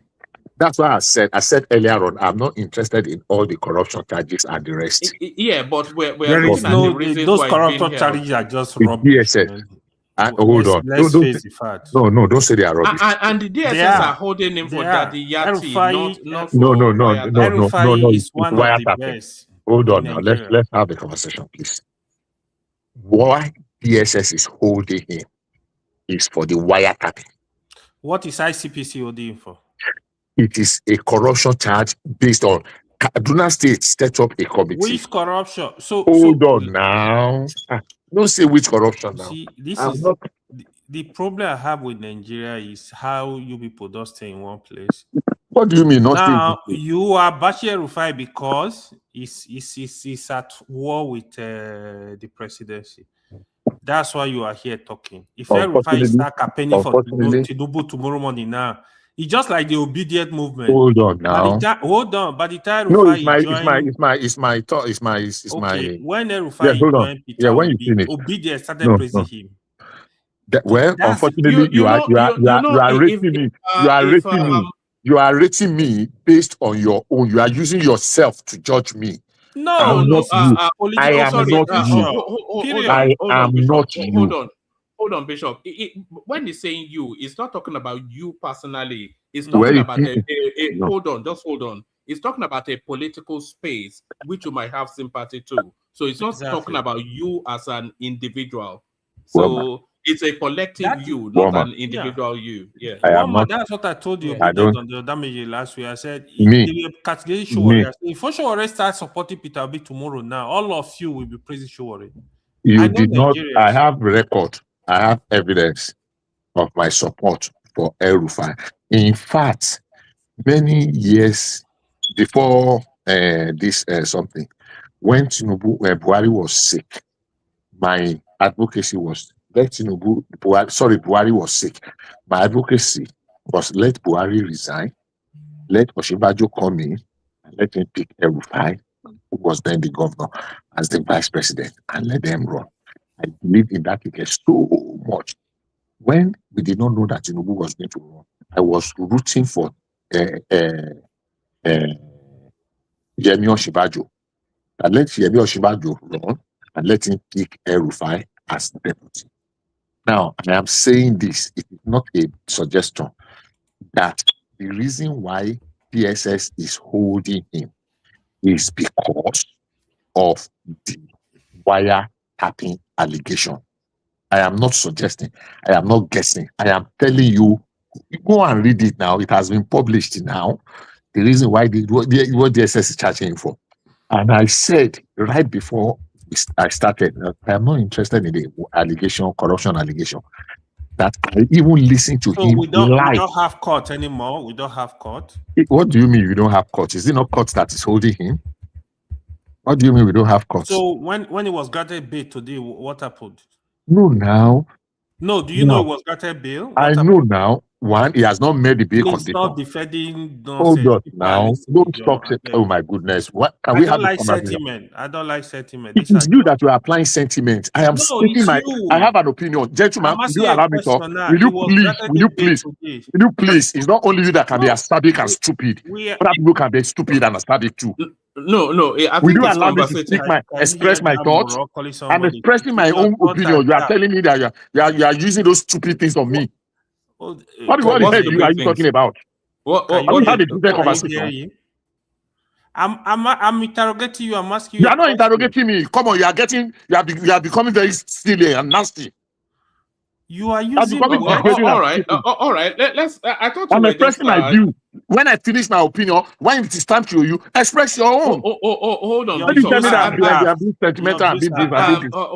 Hold on, Bishop. I think even one man is asking you questions. You can engage me. You can engage me and not be silly about it.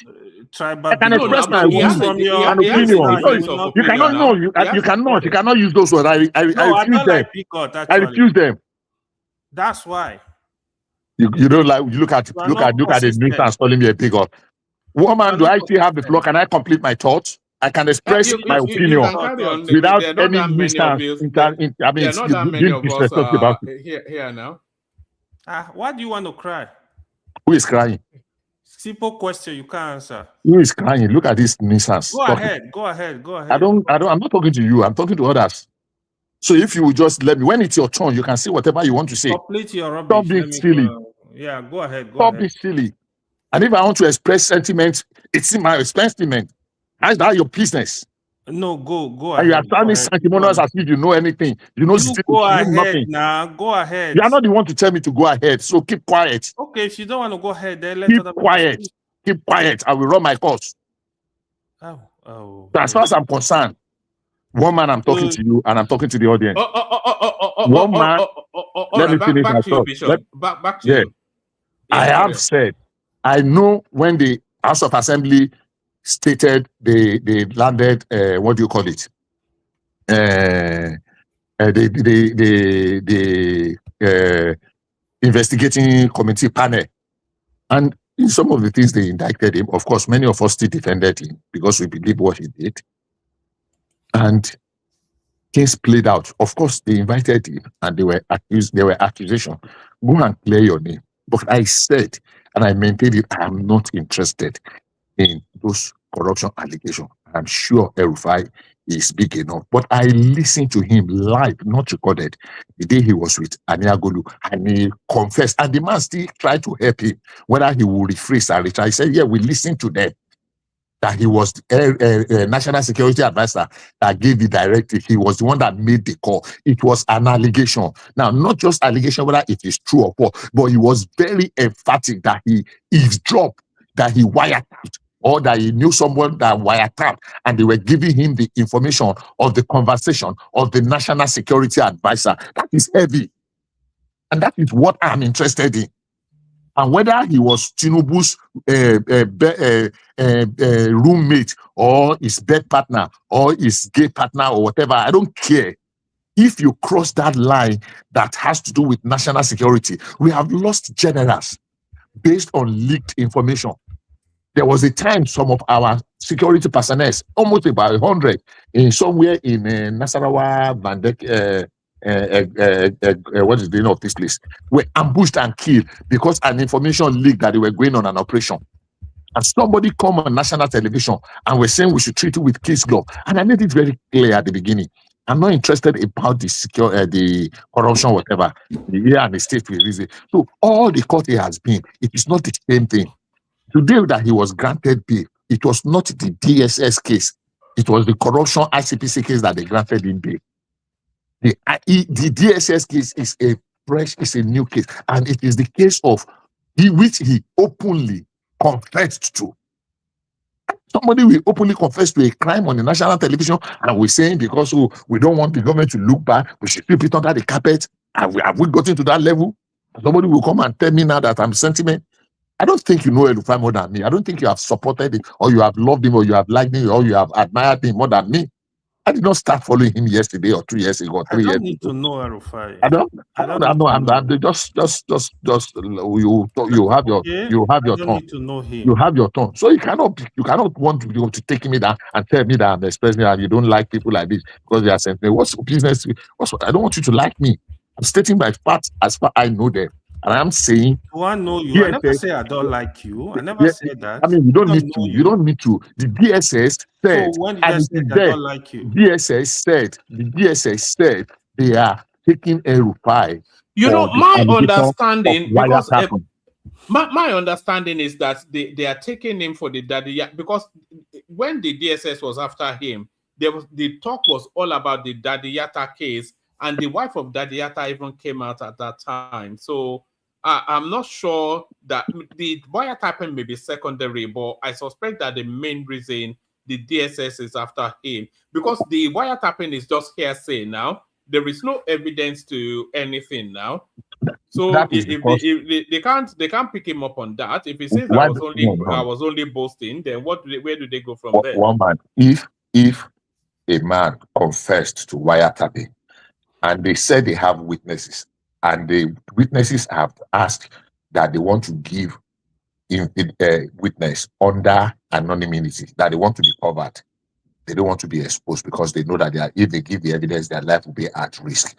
And they discover somewhere along the line that, okay, of the truth, some information have leaked, and they were able to forensically investigate and discover that, there was actually a tap on the wire, on the man's telephone. Let me go back to what this man said. I don't know whether you've been listening to Charles Omole in his interview with this Ibadan guy. What's his name? It's about the guy that and by the way, Emeka and Zeta, when you're ready, let us know. I'm here. I've not heard my name. No, we called you earlier, and then the one I just said me. Yeah. Let me just round up in a minute. I forgot this guy name. Obilo. This guy, if you listen to the interview, the man said several times that every time they sweep Buhari's room and office, there were always eavesdropping devices. Every time in his room and his office. It got to a point that Buhari cannot talk in the office. I don't know whether you listen to that something. Part of this man's book. Charles Omole. One man, sir, I'm talking to you. No, I'm not aware, but you need to listen to those things. The man said each time they sweep Buhari's room. When I mean sweep, I'm not meaning sweeping with broom. When they sweep, to look for devices, that they always finding devices, eavesdropping devices, wiretapping devices. Let me use that word. To the extent that it gets to some point, Buhari cannot even talk in his room or in his office. He has to go to the courtyard because they don't know who is listening. It was that bad, even in the presidency under The man said so. He said so on national television. To the fact that, and we have had some leaks of sensitive conversation right there in the seat. Now we are now talking of the security, and we are facing the worst kind of security. An individual, irrespective of how powerful that individual is, openly came, boastfully, arrogantly, stupidly confirmed that yes, we listened to their conversation. Is that so? Even if it is just for the optics, it should be taken in and it should be faithful. And they have not even opened that case because he's being facing other charges. So whether it is deliberate or whether it is withholding, he brought it upon himself. And I'm saying we should not sweep such thing under the carpet. Say because the president wants to be good, he wants to. If they are not going to vote for him and he's going to lose the presidency, so be it. If we want to have a country, let us have a country. If we don't want to have a country, then let everybody go to his state. Oh, Israel. Please let me hear for other. One man. Let me quickly correct something. You see, again, this is a lot of sentiment just flying around. El-Rufai said he never said he tapped NSA phone. He said there is somebody that tapped the phone. So this is where I find this thing weird is when the court actually freed El-Rufai. If you go to Kaduna, yeah, all the politicians are corrupt, including Tinubu. In fact, he's the master of the corruption. Nobody actually put Tinubu in jail or in prison. All Nigerian politicians are corrupt. This I can tell you for a fact. But in the case of El-Rufai, when you go to Kaduna State, if you go trace back El-Rufai from BP to SCT minister to Kaduna, El-Rufai book are very open. I'm not here to defend him, but El-Rufai is one of our best politicians living. This is just the honest truth. Either you like it or not. I know we're having. Sorry, let me just quickly finish this. I know we're having. Let's just stop this sentiment here and there. Yaya Bello was charged for how much? Yaya Bello is contested for Senate today. In terms of corruption, Tinubu government is zero. I give him zero, big one, because if people Yaya Bello, you go to Kogi State, you saw what happened. You know the case of EFCC against Yaya Bello. Then what are we talking about? So all this one, they are just. If El-Rufai was working for Tinubu today, El-Rufai will be sent. What I was also referring to, I had this similar argument with some people on the damages where they were attacking Showore. I said to them, you people attacking Showore because Showore is not supporting your favorite. If Showore was start campaigning working for Peter Obi tomorrow morning, Showore will be the best guy in the world. This is my problem with those supporting Tinubu and those so-called obedient. Similar character. When Peter Obi started working with Atiku, the David Mark of this world, irritating people, like I saw how these people were making excuses for Obi. I'm like, I'm tired of Nigeria. You people should keep it. Destroy the whole country. Your children will have a country to live. Keep supporting the foolishness. When Buhari was there, they supported him foolishly. Today, some of the Yoruba are supporting him foolishly. I'm not going to be surprised if Peter Obi is there tomorrow. That's why you see this election, I'm completely stay away from it. You guys should destroy the country. Thank you. All right, brilliant, excellent. Stay with us, AY. No, so before you can I just put in one thing before you come? 1 minute. It won't exceed. Okay, 2 minutes. So, El-Rufai, Yaya Bello is not just working free. Yaya Bello was arrested. Yeah, there were drama and the rest, blah blah blah blah, and he was granted bail by a competent court. You cannot be short-circuiting our prey. If El-Rufai is granted prey on just the corruption, if you have one case, it's okay. If you have 2 or 3 cases, all of them will stand independently.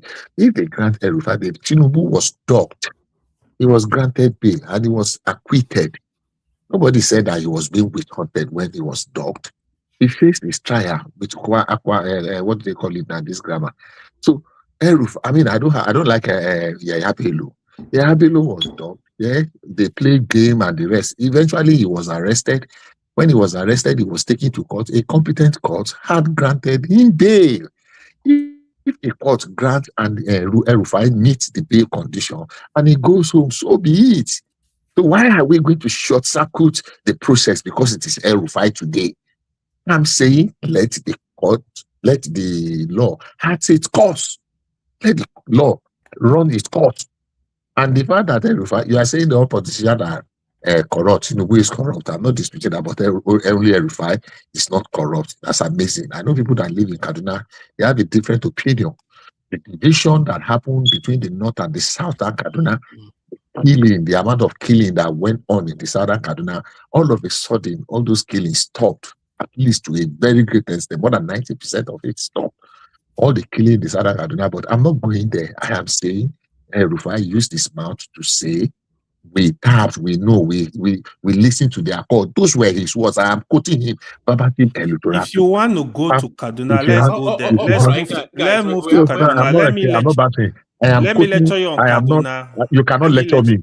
You cannot lecture me about Kaduna. The governor of Kaduna I'm just talking. I have just 2 minutes. Close to where El-Rufai is. I have just 2 minutes. That's your opinion. That's your opinion. It's not opinion. I was in saying. Kaduna last year here. I know the work El-Rufai. If you should have friends in Kaduna, ask them the work of El-Rufai in Kaduna State. The current governor of Kaduna is not even a match. Nigeria is just too much sentiment. This is my problem with Nigerians. If they don't like somebody, they can call him all names. You are the only Nigerian. You are the only Nigerian. No, there are a lot of Nigerians that are objective on issues. I know a lot of Nigerians. I'm not the only Nigerian. I am very positive you don't know Nigeria. You don't know Kaduna more than me, but I'm not going to go into that argument. What do you know in Kaduna? Nothing. Well, man, you don't reach my turn. Oh, yes, it's your turn now. So let's keep our wait Could I talk about El-Rufai? Yes. Before you kick in, Zita, let's invite people to subscribe to the platform. We need 50 people to subscribe right now to take us over a particular threshold. So if you have not already subscribed, then please subscribe. We'll give you 40 seconds to subscribe. And then after that 40 seconds, Zita takes the floor. So where's your, I'm looking for your 40 seconds. So by the time this music stops, at least 50 people should be subscribed. So everybody look at your device now and then subscribe. So by the time this music stops, 50 people should be subscribed.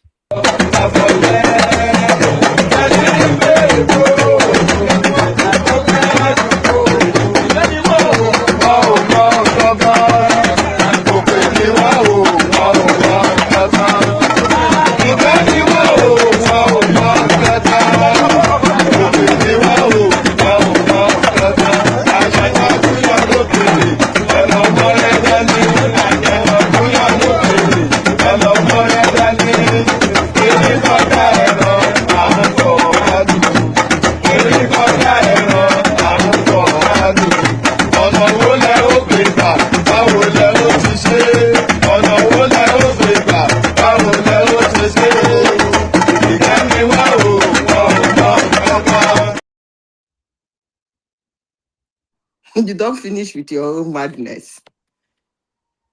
One man.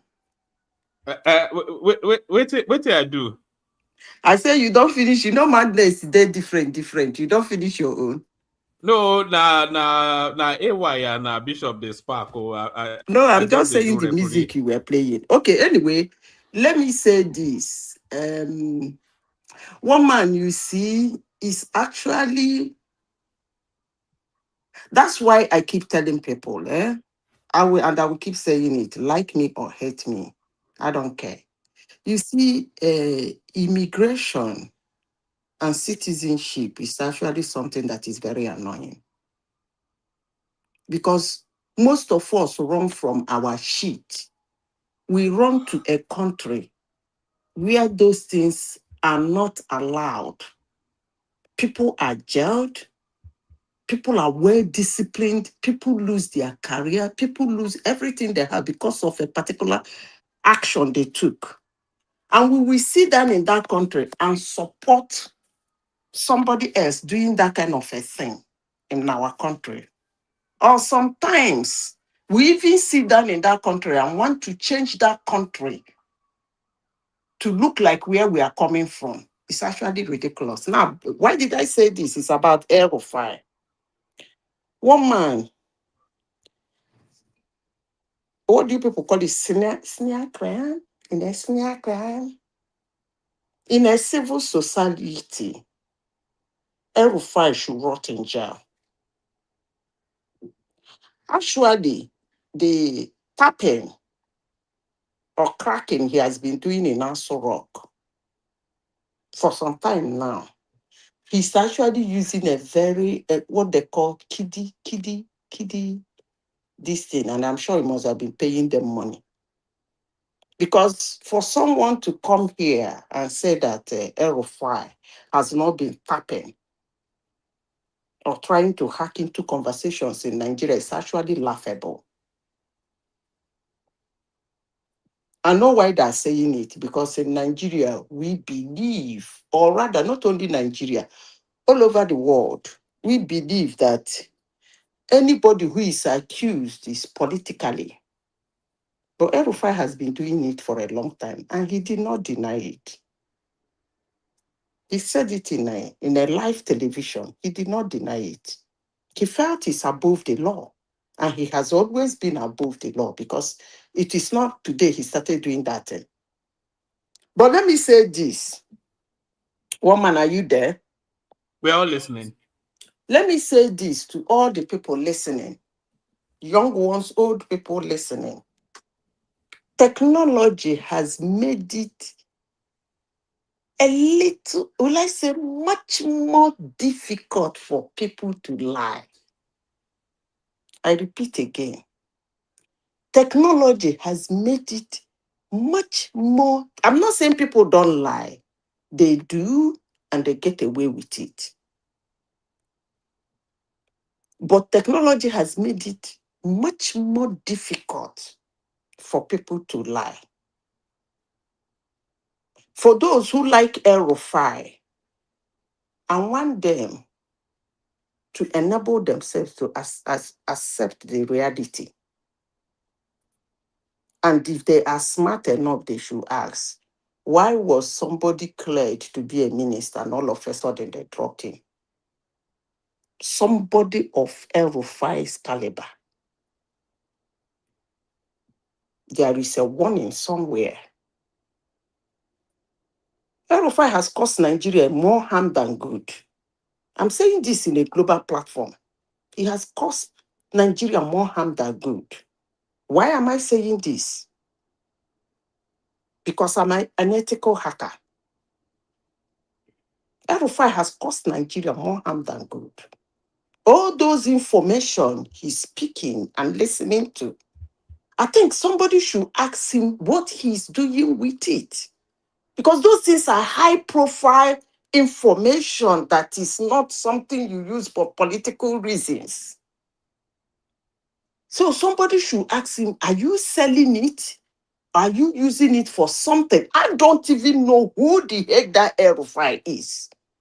Maybe probably they should be asking how he came into Nigeria. I think they should try and assess his background.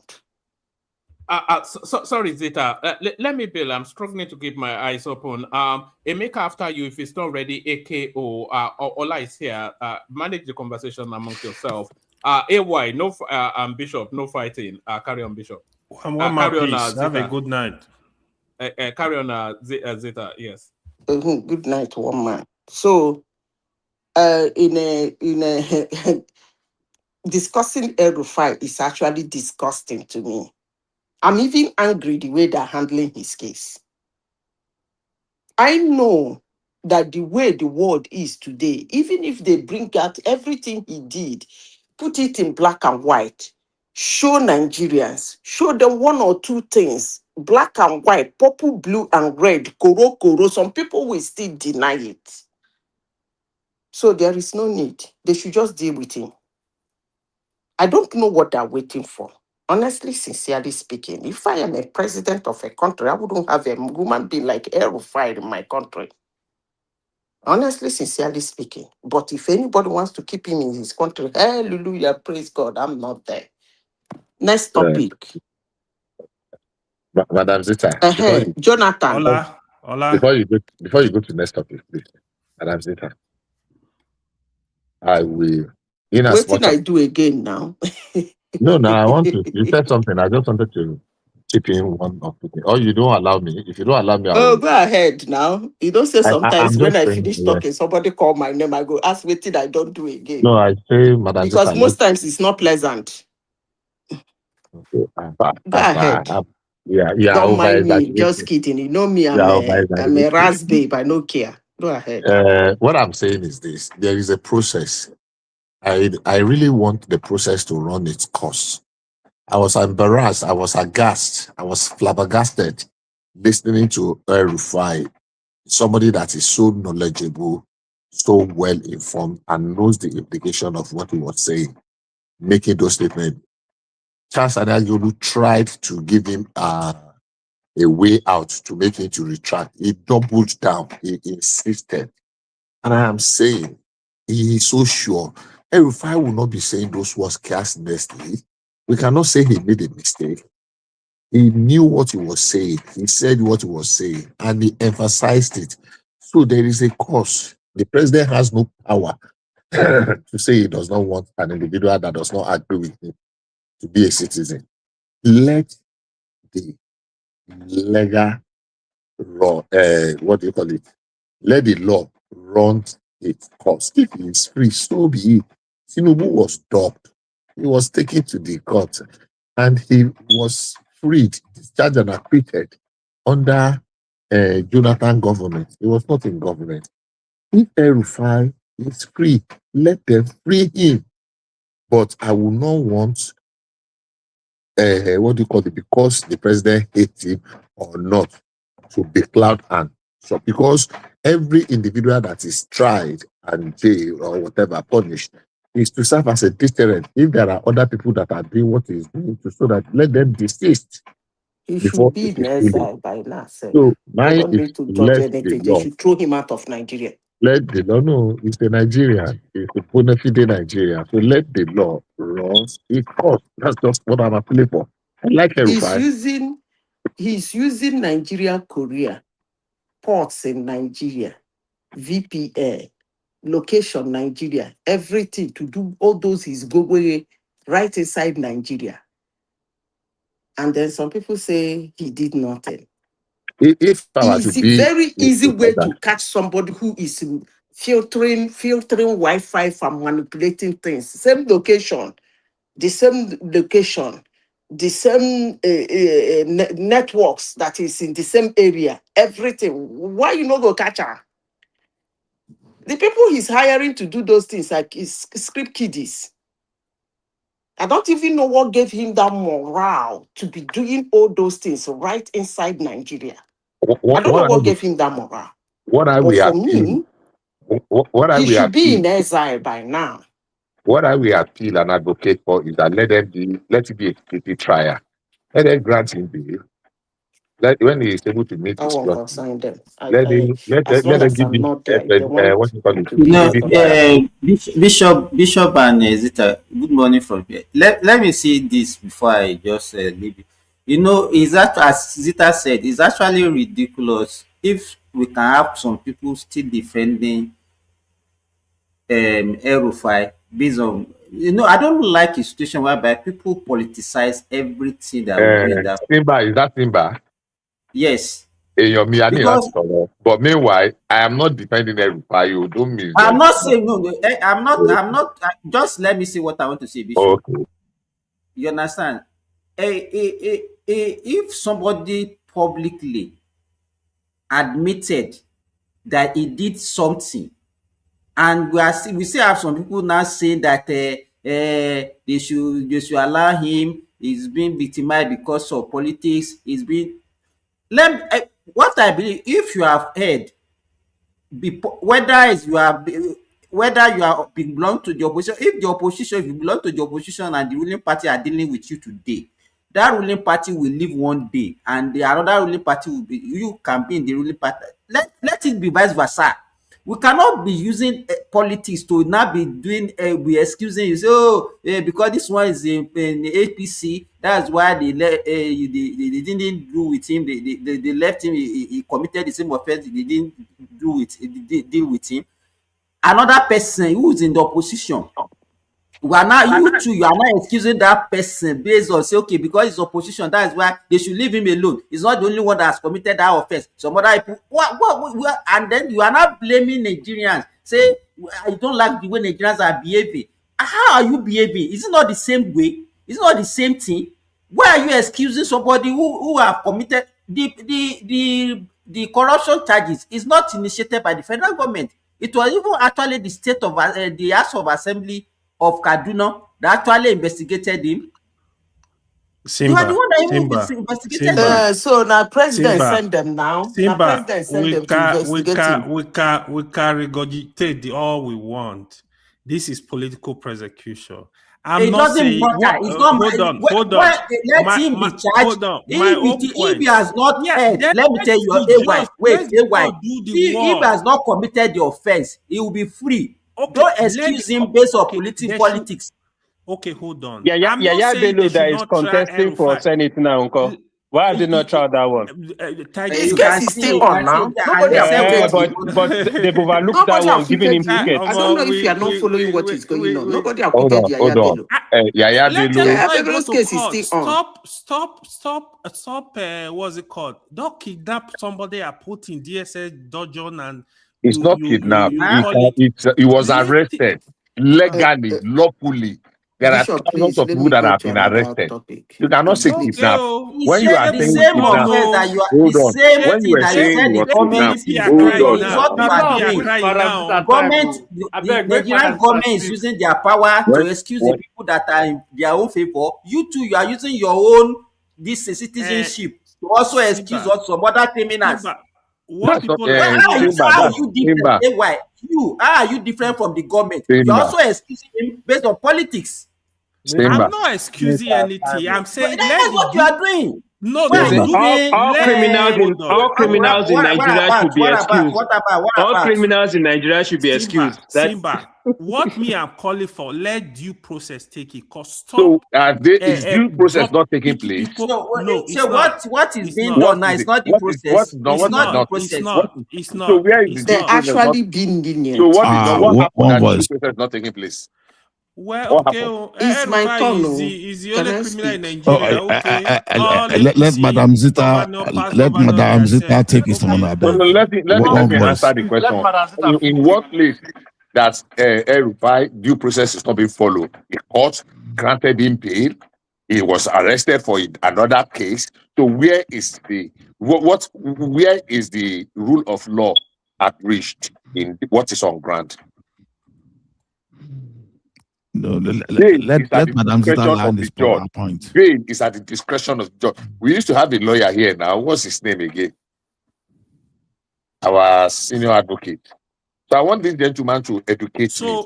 Now, how many Bishop? How many times have they granted Rufai bail?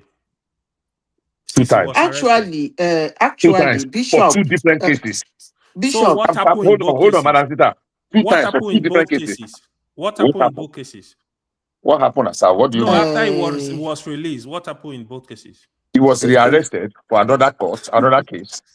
Is that wrong? Okay. No problem. Is that wrong? I give up. No, you don't need to give up. You can we can learn.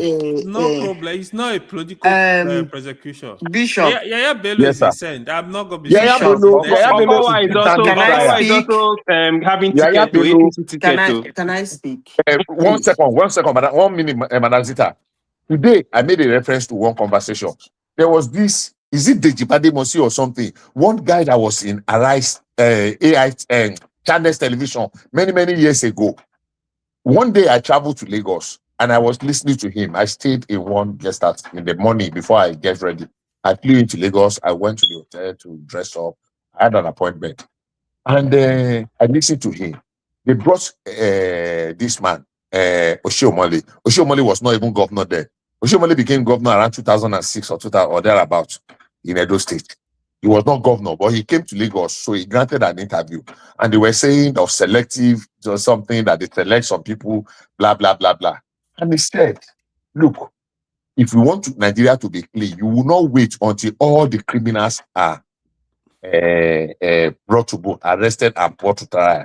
That if one government come and they catch one person, don't come and say, I am not, don't come and tell them, I am not a criminal. Don't say, am I the only criminal? Other people are doing it. Why did they allow other people to? There is no system in the world that puts all criminals behind bars. Everyone that is arrested is tried on your own strength. Your case, are you guilty or not? Don't tell me I'm not the only person doing it. It is because they don't like my face. That is not a defense. The defense is I did not do it and I have evidence. You don't say, is he only me? We Ayabelo did it. What's your own business with the Ayabelo?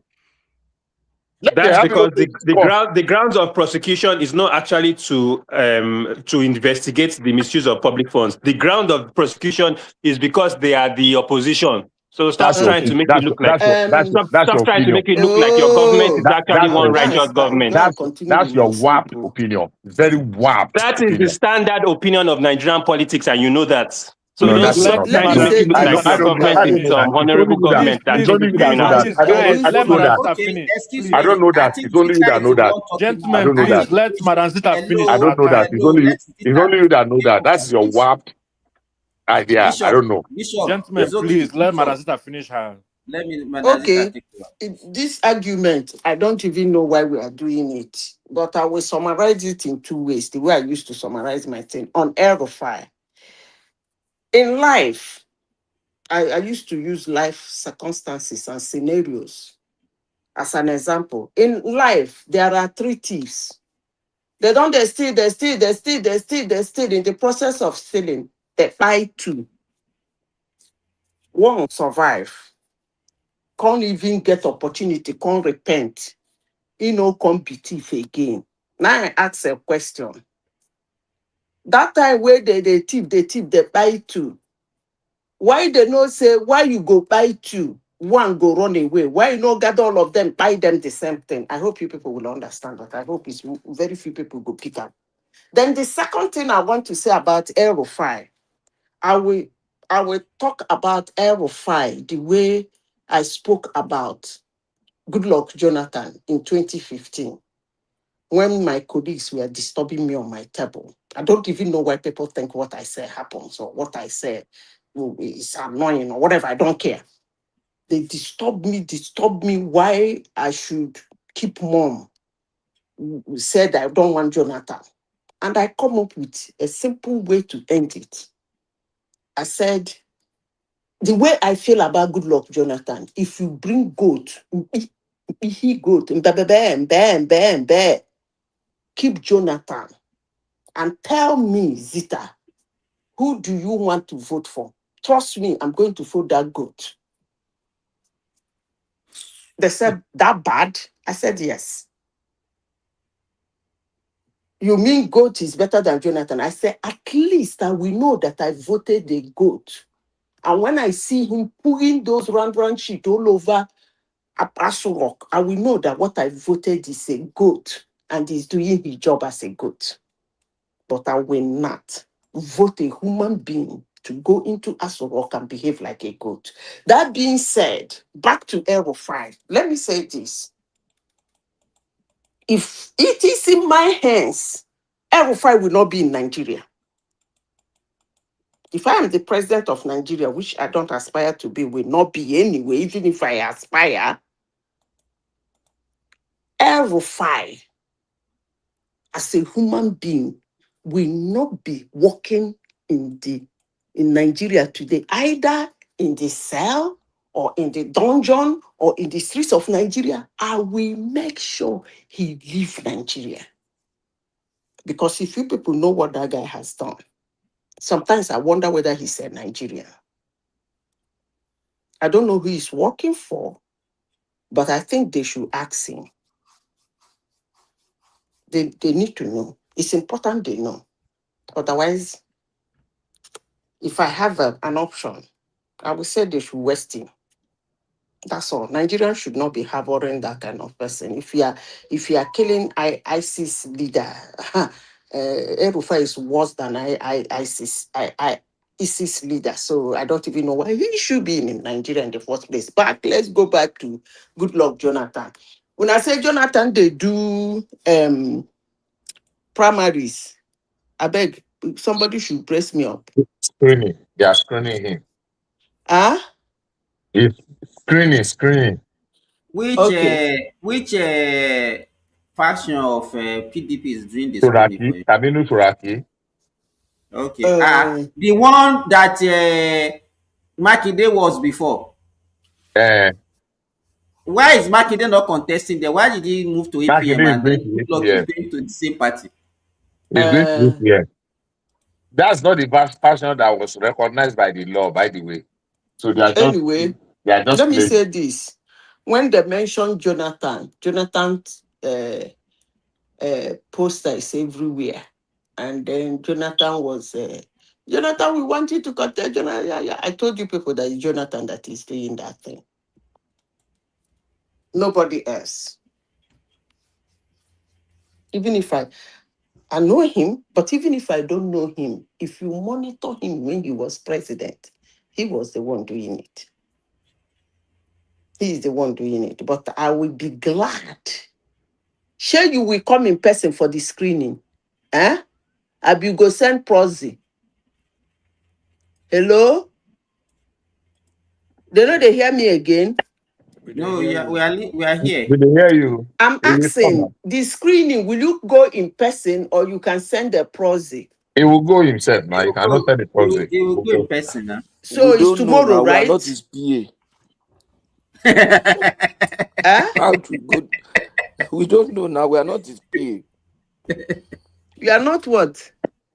He said we are not his PA. No, I mean, they said it's tomorrow, right? Oh, yes. Now one man talk that one. I saw it in the news. I think it's tomorrow. I saw it in the news. I want to see him go there. The only way his nomination can benefit, he will win the ticket now, right? Or they will hand him over to him, as they did in 2011. And the way they did for him in 20, he's another Peter Bisef from deputy governor. Nothing, do nothing, Jonathan. From deputy governor, they carry on like female handbag to go and become vice president. From vice president, say, okay, your president don't buy. Oh yeah, no, he became governor. Again, like he became governor first. He became governor from deputy governor. Oh, governor. God bless you. Now, deputy governor can't do. They're pursuing governor. They carry on like handbag. Make an governor. Now that governor in they do, they carry on again like handbag. Go now another P2B. We've not looked into that. They carry on like another handbag. Let me remind you. I'd rather be a handbag to become president than being not a president at all. He was never even a choice of the vice president in the first place. In the first place, yes. Even though he still became president and vice president, so all this explanation is not necessary. There's no point. I know why I'm doing I know why I'm doing that. I know why I'm doing that elaboration. If you don't like it, sometimes when people are talking in the platform, if I don't want to listen to them, I pause myself, I step aside. Okay. So they carry him like a handbag. He became vice president. From there, they carry him again, handbag. He became president. From president again, say, okay, nobody disturb him, PDP, another handbag. They make him president. If I talk now, they say they voted him massively. No wahala. They actually voted him in 2011.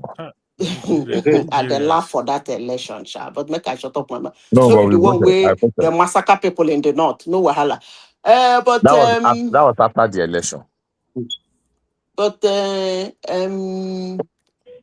he's coming out again. They said they threw away his case, so he's coming out again.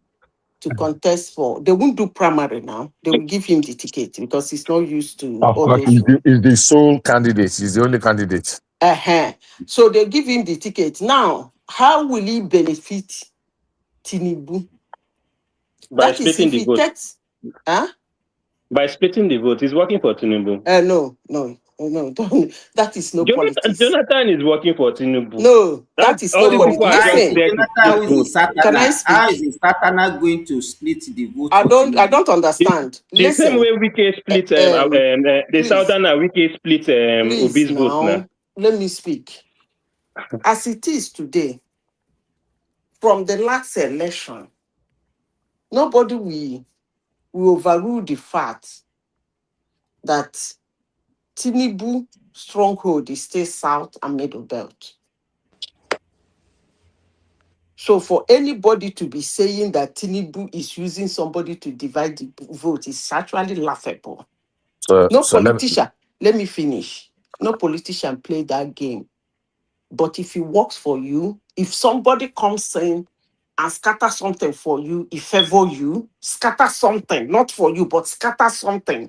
That scatter can favor you. Hallelujah, praise God. But no politician plan to take away vote, not let alone in his own region. No politician plans that. Okay, so politician plan to get vote to themselves because election, democracy is a game of numbers. You don't take it away. Now, let me say this. The only way it can benefit Tinubu is PDP is a very strong party in Nigeria. Anyhow you look at it, it's still the opposition we have today. Why do I say that? Because it's PDP and APC is the only party in Nigeria that is national. They're the only party that is national. Any state that will get a reasonable amount of vote, they have office there. Every town in Nigeria, they have office there. I don't want to even to talk about local government. So they are established party and they are national party.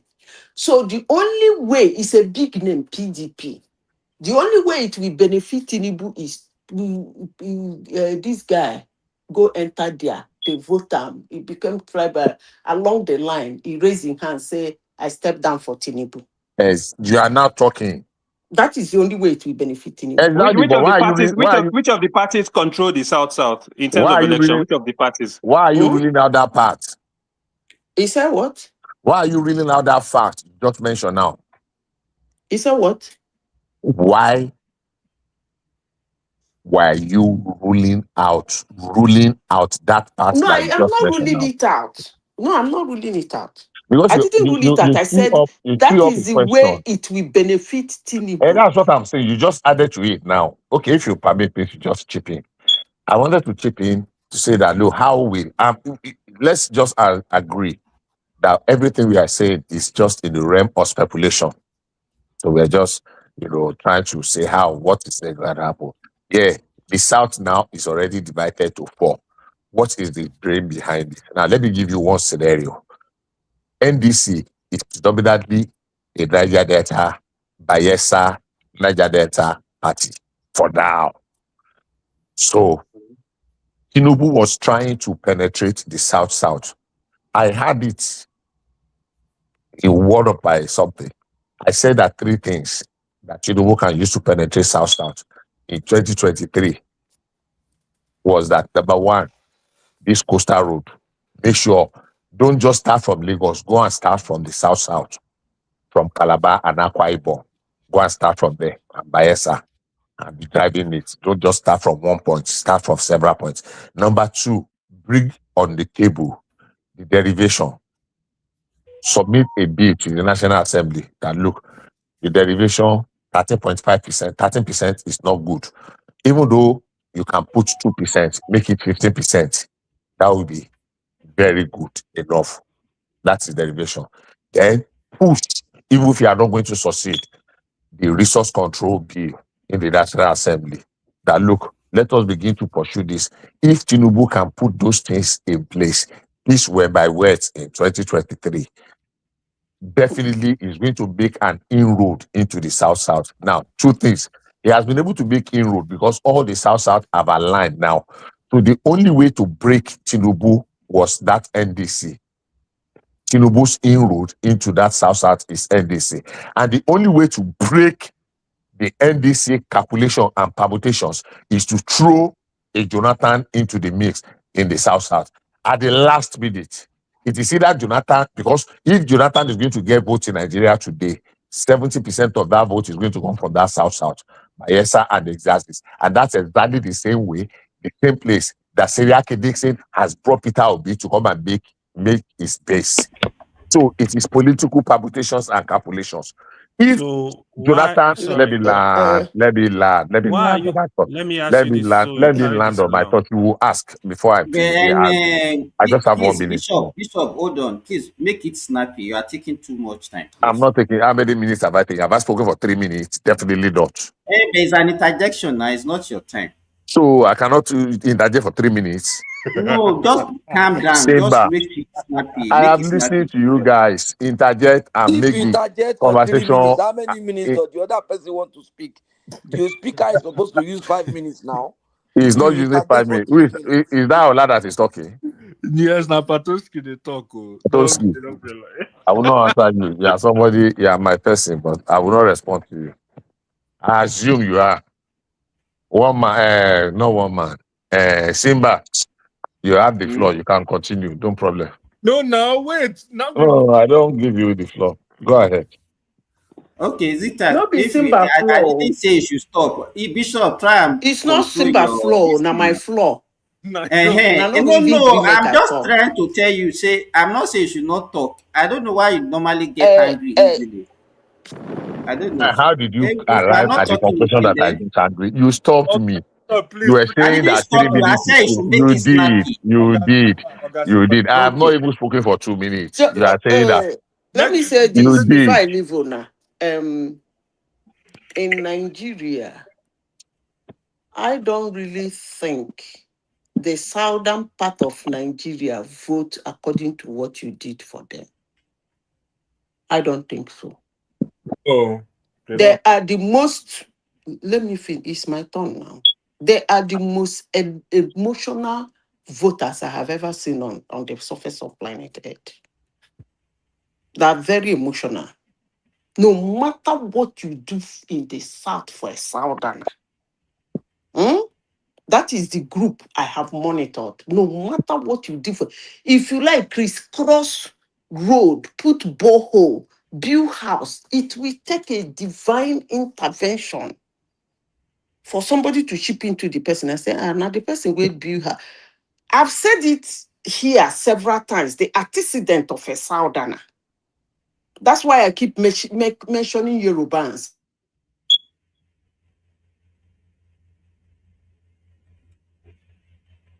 Zita, what's the happen? You don't disappear. Zita disappeared. Hey, when will you guys talk about all those Labour Party candidates that became to APC and lost the election?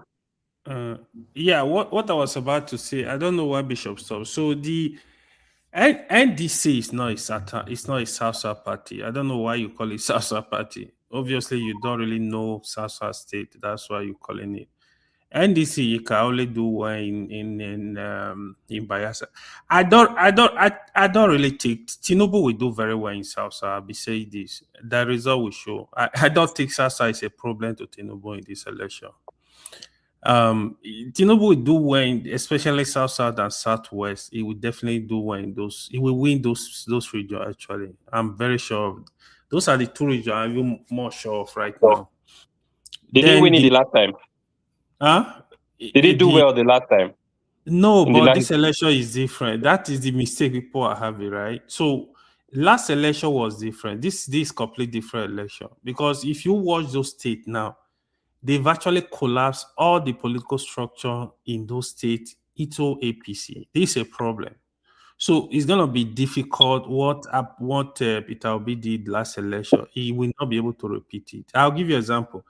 If you watch Edo, Delta, Akwa Ibom, Rivers, all those states, the PDP structure, the APC structure, other Labour Party structure, they are all one now. They are more like one party. This is a problem. So there is no real opposition in those states. Except NDC, they will need to do a lot of work to really galvanize the people to work towards, to work with them. It's going to be very hard for them because I personally feel the opposition, they were really sleeping since after 2023. It's now they are waking up. And the other thing is, they are not united. This is the biggest challenge of the opposition right now. They are not united. Again, I can bet my money Tinubu will win South. Take it to the bank. Is this not because I'm supporting Tinubu in South, but this is politics. I'm just discussing politics. I think where I'm really happy with Una go push me out. No wahala. We Now no make push una you out continue. now, Marazita. Your line no dey work. I can't No work mind for that. man. She knows. She Promote knows. me. You know, Akko, don't listen to Zita. Now She me knows what push she you wants. out. The next person, No, the she next person knows I'm now. pushing out They is just Simba pushing her. and Now Simba Patosi. do am. The two of you. Marazita, your line Now, no dey. Your line cut. Na me push her out now. Okay. now me push you out. No be you. Una Simba, continue you are the now. next person Make I'm una pushing make out. Marazita, your yourself line cut, happy. but if you continue. No Simba, wahala. Make you are una the make next Yes. person I'm yourself pushing happy. out. And Una Patosi, continue. just wait and Okay, no see. wahala No, now. now, No Mara, you wahala. never finished See, now. but let Charles talk now. I think Oh, he's let's just new here today now. You guys should treat him nice, so he does Guys, not run I No, away. didn't come to the there are studio so to many listen people to you that guys. came before him. Me Hey, and Leave President that Simba, never, now. we Don't never do Now that me finish. be the again. first person wey Madam, enter me here and as Madam Sister Simba. never hey, finished our own Simba. submission yet, too. Now I me beg. first. Now me be the first person wey He enter came this last. house. Meanwhile, Hold on, everyone. Please let Madam Zita finish his Okay, this thing. Our I line don't is back. finish. Waiting. Okay, what I just want to say. Let me just say this and leave you people. Since you people want me out, No, we don't.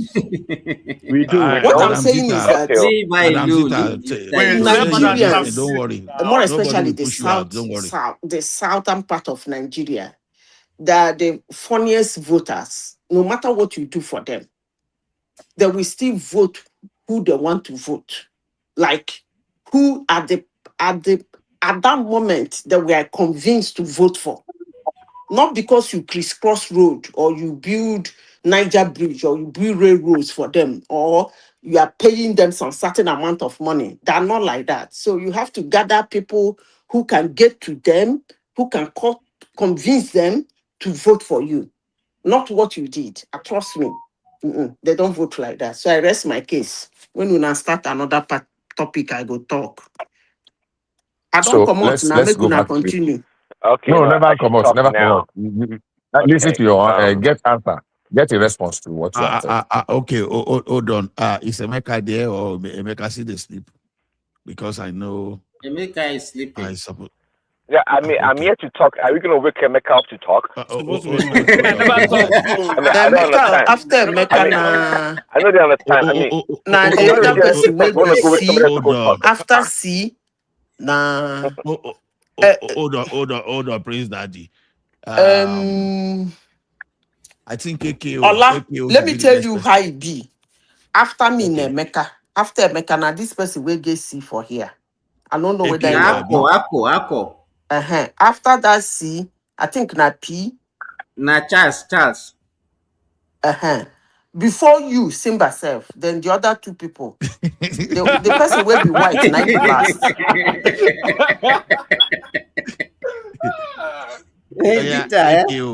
Don't worry, I will kick you out for the second time. Olache, you understand me very well. I get you. Thank I you. got No, you. let them all. Na C, blue C, Okay. after blue C, pink C, after pink C, blue P, before Simba. No let Simba talk anyhow. Okay, Nobody let Charles should go talk. then. If Charles is next. Okay, let Charles, fire on. Yeah. It's like KKO is not there. Fire on. Yeah, I was just going to just talk about those Labour Party candidates that comes to APC, and Tinubu played a fast one on them. Basically, he has eradicated Labour Party like completely out of the Nigerian political, apart from Alex Oti, who stood his ground and didn't fall for that trap. Alex Oti is working for Tinubu, Joe. Even him is How not is he working for Tinubu? I That is can what tell it you for sure. I can bet my money on 100%. Lesotho He is has working never for hit. He has never hit the part.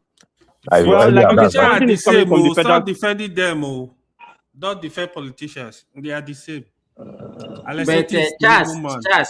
let me ask you. Let me ask you. What Tinubu did, is he good? No, No, Eh? he's just hold not. on, But Charles. that's What Charles, what did he let do? me What ask did you he this do? question. What did he Charles, do? sorry. Let me ask Charles. Was it the one that forced those guys to join APC? Oh, I don't know. Most likely, there might have He been did some not. pressure, He did not. He did some not. pressure I within. don't know how you people He normally. didn't So force them to join the, APC now. the Now people they that are left, free. you left a party to join a ruling Well, party, and then you well, expect. that's Wait. What because. are you expecting? You expect them to be giving automatic ticket? Is that what you are expecting? Well, based on the fact that they won an election over APC Which candidates, I election? was the last election now. No Now be there anywhere win them. belle face. No be Now there people win they them. do. Didn't No, they this is compete not with a the APC discussion candidates? now. Were they That's not the now. preferred I think candidates? you should rise above this now. So there should not be a contest because they joined from another party. They should give them automatic tickets. I really sweet. My own case is that I don't really blame them for wanting to decamp APC because Labour Party, your Tinubu has already destroyed that party. Reason why even Peter Obi ran away from that party. So I'm very sure they knew basically that party was gone and infiltrated, and they didn't have any chance of winning. Charles also blame Peter Obi for not showing leadership in Labour Party. Exactly. To be No, honest, Peter Obi cannot be blamed now. PDP, that is a major party. What leadership have they shown? Have they not crumbled? When did Peter Obi found But Labour that's Party that should be doing leadership? Wike is different. That's the difference. Why would you blame Wiki when you are not blaming No, Atiku we don't. We can't Abubakar? blame Wike. No, How that's can you what be I said. blaming Wiki? You can't blame Wike. That's why I say it's a different. That one is a different. You can't compare Labour Party to PDP. Anyhow, it is part of politics. If any party do anyhow, they see anyhow. But so far so good regarding these presidential elections. I just feel like a couple of elites in terms of like PDP, even Atiku. I still believe Atiku and Jonathan, those two are working for Tinubu. And our goal is just to divide the vote because I don't know all of a sudden. I don't know when we became a multi-party. We were just talking about being a one-party, two-party system. Okay, Charles. All of a sudden, it just became a multi-party system overnight. Charles, they are bullying you. Let me ask you a question. Do you think there will be election in 2027? So you are no longer happy with the multi-party again? I'm not happy with it. It's Ojoro. Now Ojoro be this. People complain about... Charles, can you hear me? Yeah, I can hear you. You complain. I asked you a question. Do you think there will be election in 2027? There would now. There would be elections. That's for sure. Okay, with all this spate of insecurity, so what gives you assurance? Allah, forget it. Don't let us start all this speculation. Nigeria will survive after 2027. That will be election. Make Mr. Allah ask the question. So we did do them. Allah said they have a lecture. They have a lecture during war. Was that what you said? Hold on. During war, they have a lecture. How much more? Bro, I don't know. Nobody is pushing election. Nigeria has always been like this. Hold on. No, Nigeria has not been like this. Don't let us. Politicians know how to settle their scores. Don't worry about them. I'm telling you, there will be election. So the question is... I don't even like the way we want to start all this. The same thing we did in 2015. Hey, Nigeria will not survive 2015. No, Nigeria will break. The only reason why this whole propaganda of insecurity is rampant because of the US. Let me hear how there will be election. I only ask an hypothetical question. Would there be election? Because look at this. Now, Nigeria is at war. You can't compare this to what was happening in 2015. Let's not just... No, don't let us be playing with this thing. Now, look at what just happened in Ibadan. And that thing has been happening in Ekiti. You understand? To the extent that traditional rulers ran away. So now these guys, they are advancing. So if they are advancing and and our security forces are not doing enough, what gives you assurance that there will be election? There will be. You don't know that during election, everywhere is going to be on lockdown. They can't move as freely as... There will be election. Ola, Okay, maybe Bishop I want to want to answer chip in because something. his Shas is not responding. I want to chip on. I Bishop. want to chip in one thing. Please. Okay. This is very personal to me. You said you added something in what you just said now, Steph, especially the fact that our security operatives are not doing enough. That's not a fair assessment of our security operatives at the moment. It's not everything we can say here, but the fact that you say that they are not doing, I don't think that's a fair Okay, no, sorry. Let me say our security architecture. Don't let me say operative because that includes the governance. So. Yeah. Now the truth is this: we are going to have elections. Things are going to be in control, under control. There will still be security challenges here and there, but there's nothing that will hold Nigeria to ransom to the extent that we will not be able to have election. I pray, I hope, and I know that there will be elections in 2027. Nothing will stop it. And we're actually advancing. In the past couple of weeks, if we have been following very closely, we've made a lot of what do you call it? Gains in the fight against insurgency. Unfortunately, many people don't understand the kind of battle we are fighting. You know, almost we are fighting an unseen enemy, as it were. Unseen to We know the enemy. There's nothing unseen. We know the enemy. The foreign powers behind all this. No. Well, the foreign powers And our leaders know. Just that they can't do anything that the hands are tied, even by these foreign powers. You know. It's not as if we don't know. We know the unseen. There's nothing unseen here.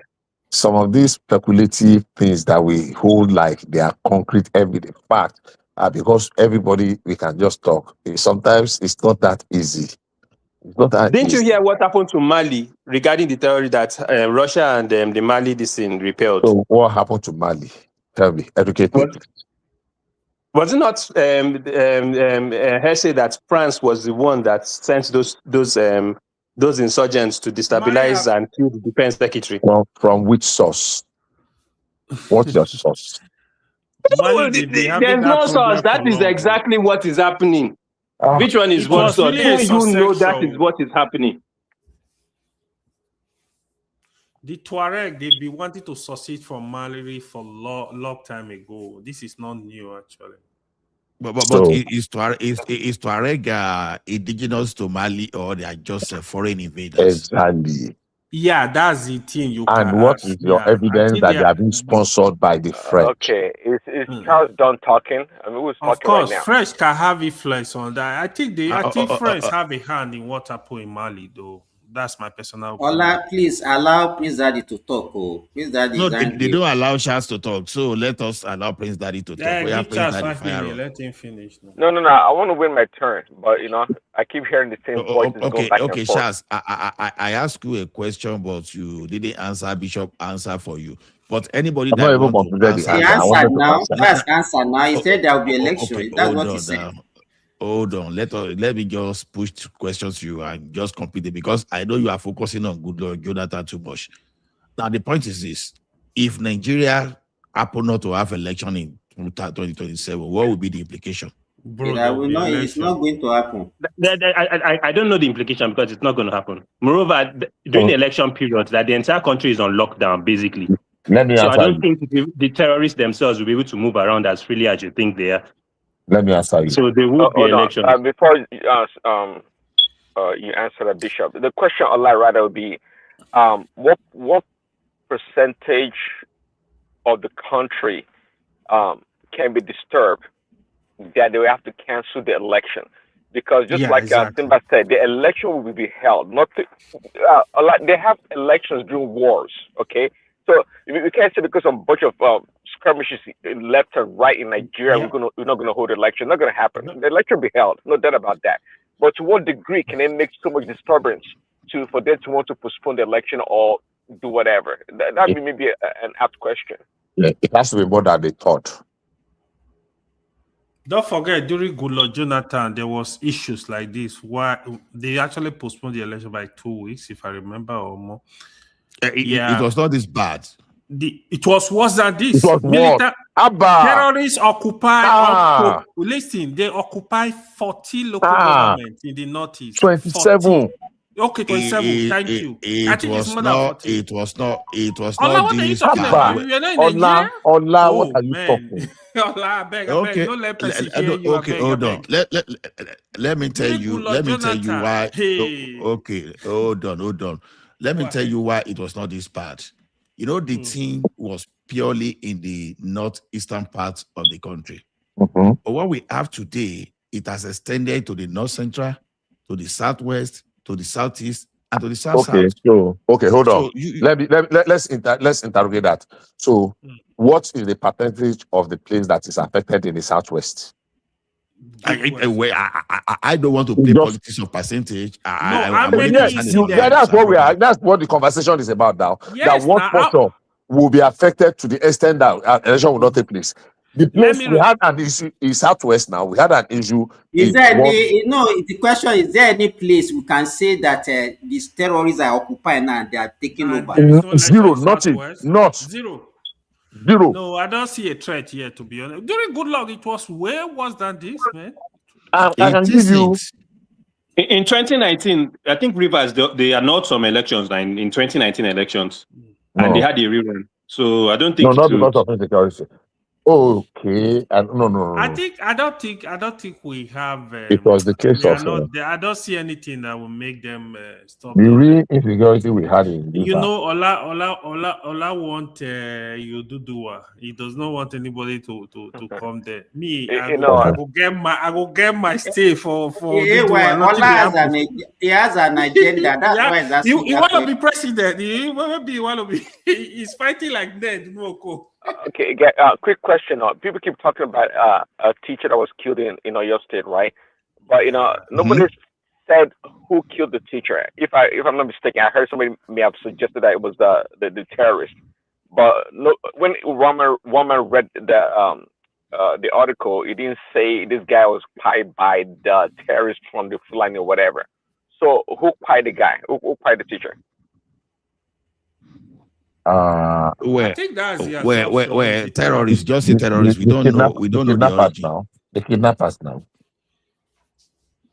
He was not. Okay, so there can be Yorubas of the southwest, right? It could be that, right? It can be anybody. We don't know the identity of the. Okay, because somebody suggested earlier that it maybe was the Fulani people that did it. And that was the first time who did it. I hate the fact that we always jump to conclusion when we don't even have the facts. There are kidnappers. Are the kidnappers Yorubas? Are they Ijebus? Are they Egbas? Are they Ibadan? We don't know till now. Are they don't know. We know one thing for sure. If the kidnappers were Yorubas, they must be from Ekiti. That's well established. Down there, we don't dispute that. They must be from Ekiti. No doubt about that. You say that? Inna the lie. You say Ola is a member? No, he's joking. He just want to pull Ola's leg. Inna the lie. Raju. I know his game. I want to be more of a moderator to this evening and contributor. So that's why he tried. Well, nice try, Prince Daddy. Let's rewind. So that we reach that place. Let's rewind. Pause, man. We have erased that part. So can you repeat? Can you come again? We have erased that part. I've told you that I want to be more of a moderator. No, it's not you. It's not you. I know the person I'm talking to is not you, sir. Sorry, my apology. Prince Daddy. We have erased that part. We pretended as if we did not hear that Ekiti part. Because if you want me to scatter head, so we pretend. I'm pretending that we did not hear that. So can you come again?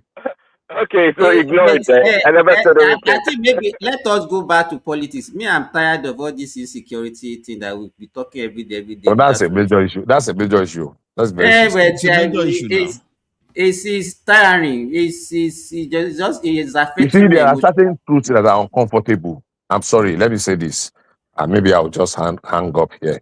There are certain truths that are uncomfortable. We have been inflicted.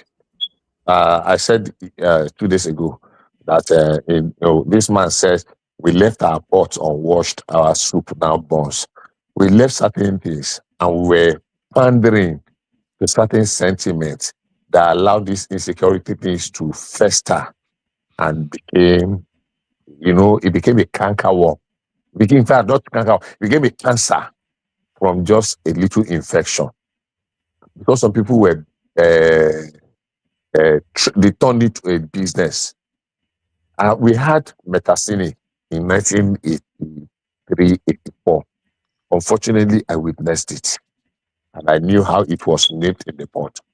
We've had about 2 other religious fundamentalism. The one they call Mahdi something. That time, I think in Sokoto and some, so they started, and we were able to nip them in the bud. Now, when this Boko Haram thing started, I don't know where we got it from, but we mishandled it somewhere along the line. And because we allow sentiments, especially in globalization of, I'm sorry to say, I believe in human rights, but there is no human right without responsibility. For some Amnesty International and the rest to be writing reports, so we are afraid and we are glamorizing some criminals that have been able to entrench themselves in our psyche. Now, here we are. We are spending so much money on insecurity in the north. But because we are building some road in the coastal road, some northerners are angry. Meanwhile, they are the ones that have made Boko Haram, no, not Boko Haram now, Al-Majirinchi become like a part, like a way of life, creating like a what do you call it? Like a where they are brooding chicken, a brooding house for criminals and criminal tendencies. We are where we are now. Do you know how much of our budget we spent on insecurity in the past 20 years? It is mind-boggling. And it is getting to a point that some of us are beginning to think, is it not better to say to your tent, oh Israel, how long are we going to continue with this? We are saying, let us have state police. Some people are foot dragging, especially our northern brothers, saying they cannot sponsor Do it. you know that If you cannot because of what sponsor, happened, Bishop, because of yes, what sir. happened, they are not saying they are going to expedite it. Well, should we wait until it gets to this point? It was in Kuala. It was just a matter of time. And we know that there were mining interests in the southwest. And immediately you dislodge them from those places in the north, they will look for the next convenient place. In those areas, they have been there. We have the But even national park, sorry, or your Bishop. old So or your what national park. everybody is just speculating. So we say, okay, the people that went and kidnapped in Okiogun, is it because of mining? Which Okiogu? The one that happened in Oyo State, That is it yesterday. because of mining? It's a mining area. Yeah. There are criminal bandits that are mining. It's a mining They area. are also mining in Oyo now, but I don't know. My friend used to do That's mining in that area. that area. They are mining. They are mining in that area. There is mining activity. Do you remember the So bombing? Do you everywhere remember that the we have, let Bodija? me ask Do you now. remember? So we think Do that you remember the? everywhere we have been such insecurity in Nigeria now is mining. No. They go hand in hand.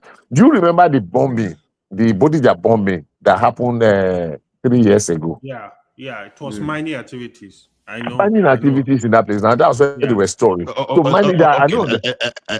let me add this one. Even what Bishop said, I think is factually correct. But in addition to what Bishop said, these people, they are using the principle of human shield. Immediately they carried out that attack in the northeast. I think, and when you look at the trend in the past, once they carry out that attack, they go to all those area where there are no police or security posts around. So they just go abduct, and they use that one as shield, to slow the security architecture down and use that to negotiate. So I think I want to believe that's one of the reasons they went to that Oyo State, just to attack. Because if you see what is happening now, it's like whenever those attacks are going on, it's like they're not coming to area like Yoruba now to get back to Tinubu that already slow down. So that's the way I reason it out anyway.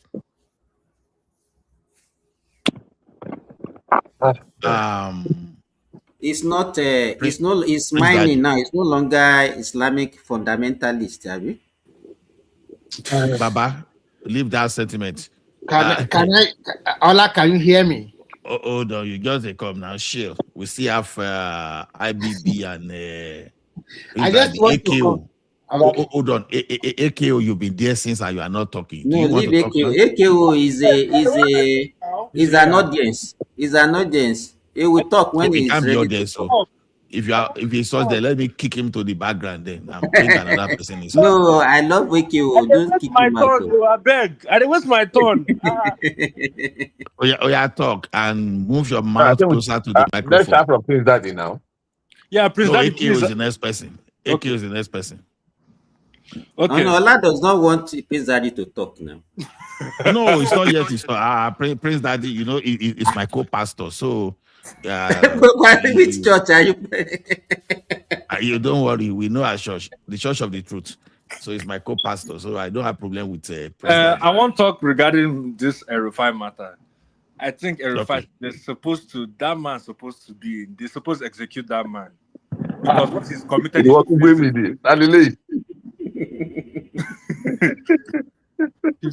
what he has committed is treason. Is Bishop afraid?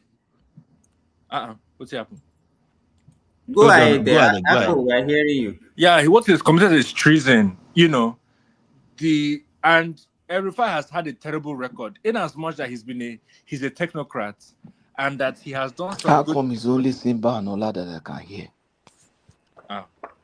Because you use fake. You use fake system. So how can I hear you and Simba? You don't hear me because you are using a fake system. You are using a fake system.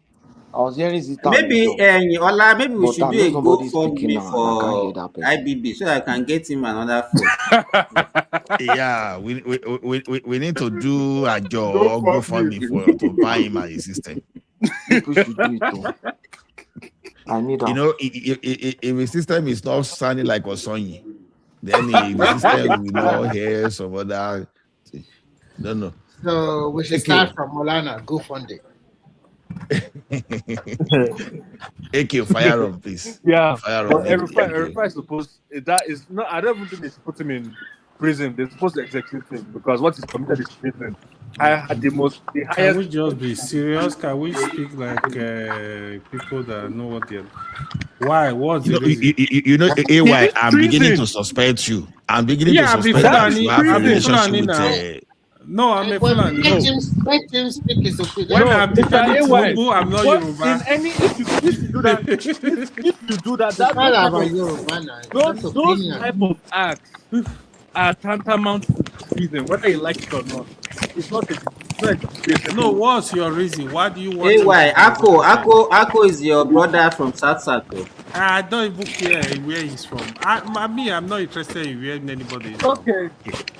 The fact that you're able to know that Mr. Ola, your line. Who is this? It's not my line, yo. I think it's someone else. Go ahead. Fire on it, yo. Regarding that, why I said he's supposed to be executed, right?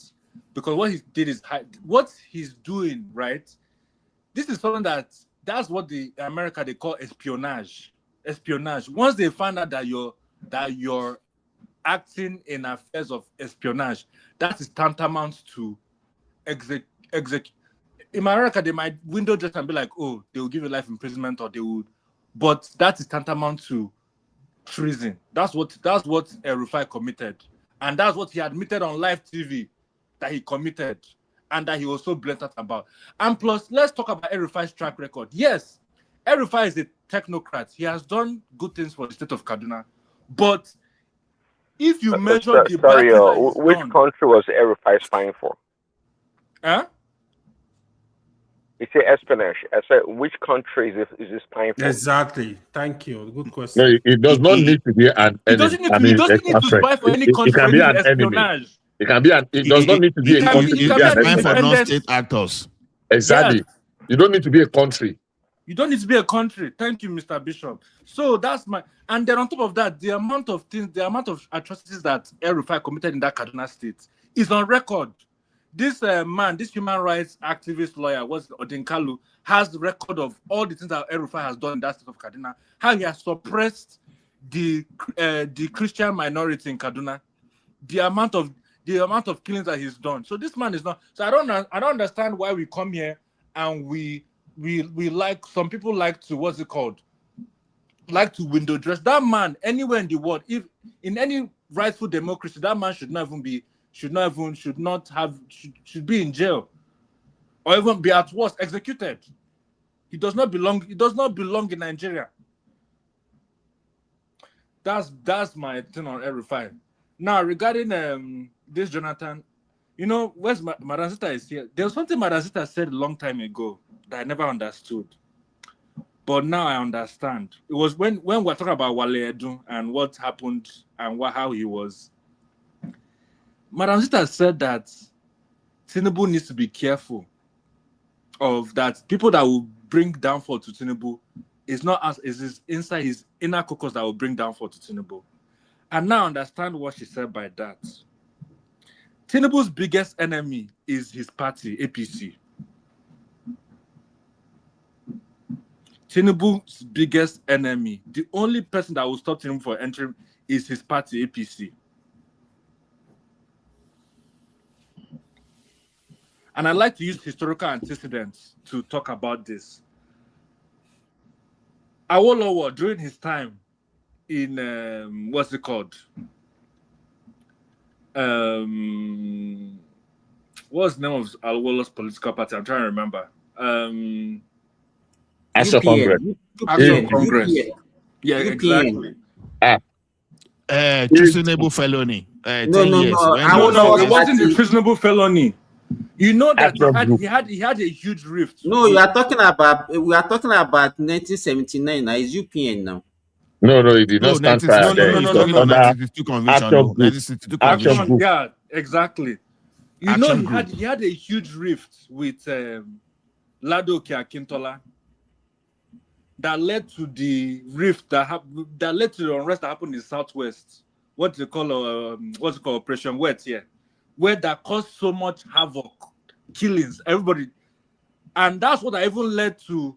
That context is what I even led to our first coup with Kaduna and Zogo. Let me tell you, Ako, that Wet doesn't have anything to do with the coup. Don't let anybody link it. No, it's part of what that led to the coup. That unrest in the Southwest. Just tell me how. That unrest in the Southwest is what that led to the coup. When was the arrest? When was the arrest? When was the coup? When was the arrest? When was the coup? AQ, you are the one bringing me to this. I don't want to talk. Now, that Operation Wet was between 1964 and 1965, and Awolowo was already in prison as at that time. Then, and now Rotu was taken to the prison. You understand? It's just because of the evil thing that some people wanted to do. You see, even the coup that occurred in 1966, you understand? The first attempt for the coup when the coup wanted to happen was 1964. That even Azikiwe tried to call the military to even prevent the appointment of the prime minister. Then you understand, to constitute to appoint the prime minister to constitute. So Operation Wete has nothing to do. You understand? But Operation Wete happened from 1962, 1966. The first coup happened. No, between 1965 and 1965. Not 1962. Not 1962. It's well documented. But the trouble started in 1962. The rift between Akintola and Chief Awolowo started in 1962. Okay, the carriers go. I'm trying to remember. Okay, so believe whatever you want to believe. Continue. Let's move on. Let's move on. It's not. But what the point I'm trying to say is this, right? If Tinubu is not careful, his fellow people will lead to his demise. That's my point that I'm trying to make. Demise or lost selection? Yes. No, Yorubas are the major headache of Tinubu now. Yes. Yorubas, not even the Tinubu's biggest enemy is his own people. That's not correct. That's not true. I'm telling you. Bishop, I did the group of my work. Now Yoruba be enemy of You see this Tinubu. episode that we're talking about. You see this episode that we're talking about. Bishop, before you counter me, I want you to counter me. You see this episode we're talking about that was say one party states. You will start to see it now that there is faction between APC in the party now. You're going to hear that very soon. If things are not, if Tinubu does not do what he's supposed to do, you start to hear there's faction between APC. So this is it. Now Tinubu says something. I wish I can quote him verbatim. That even before people disagree, he has always prepared for enemies and opposition, even among the people he trusted the most. Now, one thing we think is a norm is that I remember listening to Peter Obi and people saying that 190-something%. He said he's supposed to win 100%. No Yoruba man will come on the political landscape today and think he can win 100% of the Yoruba vote. Not even Awolowo the stage. No matter how popular you are, even in your household, if 100% of the people will say, then you should be very careful. There is no. I was very active politically when Babangida started the Zero Party in 1991, that we did Zero Party election. And people wanted to be president. And they started from, I remember one man, I think Lai Balogun, and wanted to be president. Is it Lai Balogun or Leka Balogun? I think Lai Balogun. And Yaradua wanted to be president. And I was at a gathering. The president of your state, the one that wanted to be your state governor now, Sharafa Ali was there, Ladoja, and a lot of people. I was at that gathering. And the man came. And by the time we finished the electoral college, Zero Party, what do you call it now? Yaradua, a northerner, was beating Lai Balogun right there in Ibadan. And there were conversations about and whether we want to give them credit or not. People are independent. So it does not matter whether you are from my father, you are my father's son, or you are my father's daughter. I can support the other person from the other compound if I believe that person is more competent than you. And people made that point. And I remember very vividly that in Ibadan, when they had that election, Yaradua defeated Lai Balogun right there at Ibadan NGG. And he was shocked. He was shocked because anybody, you can abuse them for whatever. But it is not about sentiment. It's about they believe that they are competent. And they voted for the man. And it was not manipulated. It was open. It was open. So the question is, the question is... Sorry, Bishop, but why are you assuming that that's how other tribes or other people think? I'm not assuming that. No. That's where I'm going. I'm not assuming. I'm saying we, at least I'm using an empirical evidence now for you. That was what happened in Ibadan. I am not saying that was what they did. In fact, to the contrary, I said that Peter Obi said he expected his people to vote for him 100%. There is no how good you are as an Ibadan man or whatever. 100% people will not, even in your own family, 100% will not vote for you. Something must be wrong if 100% vote for you. Either they are not independent-minded or they are being manipulated. No, why? They were manipulated. A lot of video coming out from the south during the election. Yeah, that's what I'm saying. They also used their hand to thumbprint. They showed them Labour Party logo. They thumbprinted. It was highly manipulated. Now, how can it get 94, 96, 97? And then secondly, most of the governors, I'm sorry to interrupt, Bishop, most of the people, their leaders in the Southeast, they folded their hand. They let them have a fit day. But in the Yorubas, in the other part of the region of Nigeria, you see real politics. People are given opportunity in the Southwest to vote for their candidate of choice. Most times. So that's what really happened. But luckily for us, it's in NDC now, and there's not a lot of the parameter that happened in 2023 is no more there. There's no more Muslim ticket fighting for that. Church take back your country, NSAS process, so many things. At least our economy, even maybe at least it's okay now, just okay. And then people can find their feet. Some people are finding their level. So at least let's see his strength now. Let's see his strength. But you know one thing, Remy, I believe actually that Peter B won in the high 90s in the last election in the southeast. I believe that. Yeah, I'm not saying it does not win. Shenanigans or but not, what I I'm think trying he to say probably that did. 96% of the vote. Look at Imo State, for example. They have the governor is there. They have the party people that are APC members there.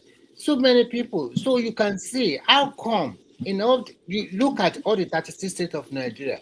Only that 5 states, everybody vote en masse, 94, 96% for their son. But look at the other regions. Remy, there have been reports, at least I've read two or three reports of independent people Sorry, that said the during worst. Abiela's time.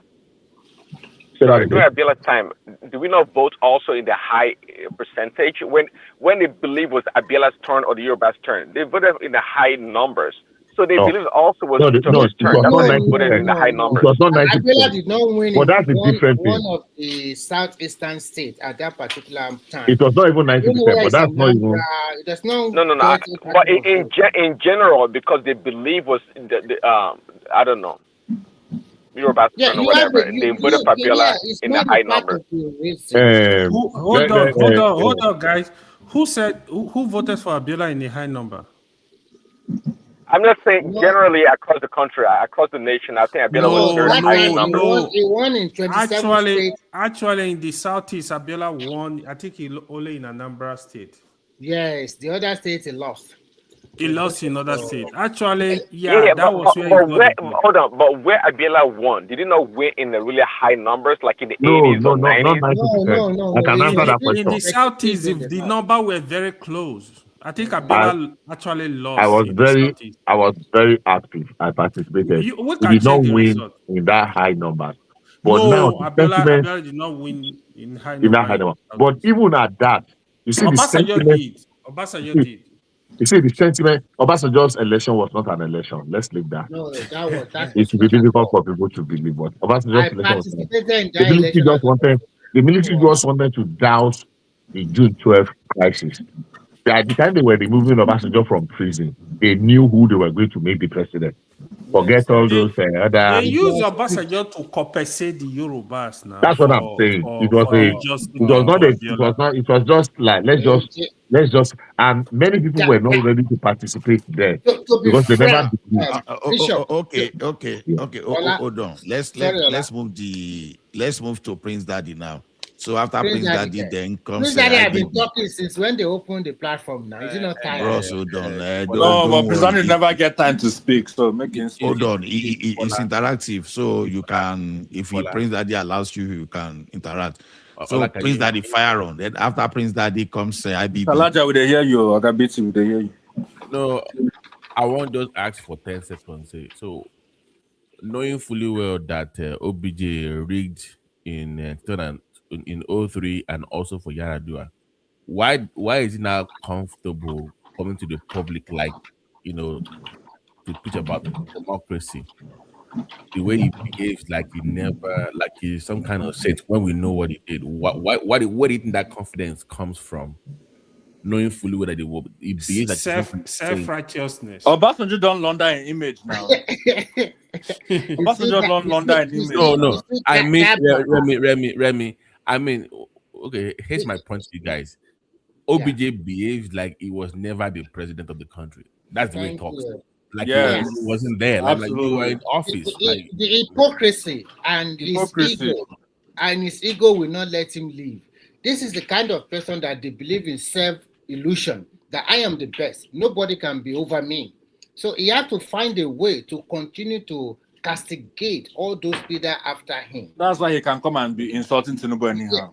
And to be frank with you, during his 8 years, he did not do anything spectacular. He didn't do anything spectacular. The only thing you can attribute it is don't just probably pay back the loan. After that, what next? No, What next? OBJ tried this material. Right. Let's Say be long, fair what to did him. it try in terms of The infrastructure? economy was bring better. GSM. In No, terms of leave GSM. infrastructure, That's investment. But in terms of uh, economy, uh, the economy was everybody, much look, better. GSM, of course, we can say it did that, but that GSM, it was the thing that was rampant all over the world at that time. Let me help you, Remy or Simba. Your voice they confuse me. The GSM issue, even Abacha had already granted that license. Yeah, All it was Obasanjo just did time. was to cancel it and now add money to it. So the GSM was something that was already sweeping Yeah. around the world. It was not See, like yeah, Obasanjo. sincerely, is more like giving credit of Dangote refinery to Tinubu because it was So already established. it was an idea which time has already Bishop. Nobody is giving the credit of Dangote. Hold on, Remy, Joe. No, I'm hold on. just giving you an example. Hold on. See, this thing that we are doing, I don't think it allows us to educate people properly. We may not like Obasanjo, but let's face this fact. People keep saying GSM was a trendy thing as at that time. Ask yourself a simple question: where's United today? Exactly. So now, and electricity has been trendy. So Hold on, hold sir. it there. Hold It there, Ola. hold I will on, answer Oga, you hold immediately. on, Oga, Just hold 1 on, just second. hold on. Give me 1 second. I No, beg. see, Give me Remy, one second. Make hold on. Mr. Allah finish now. Make him reply. Remy, Make him reply fully. hold on.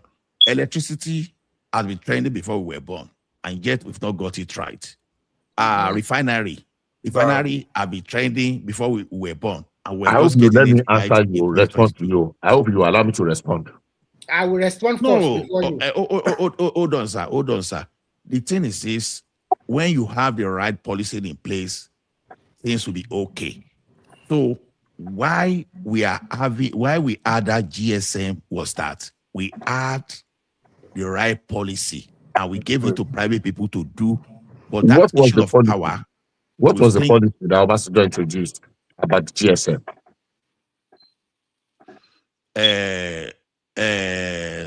Bishop, I know much about GSM very well. It was IBB that deregulated telecommunication matter by a decree in 1992. I think decree 72 or thereabout, or whether 68, because it did the two decrees in 1992, one for the regulation of broadcasting and the other one for the regulation of telecommunication.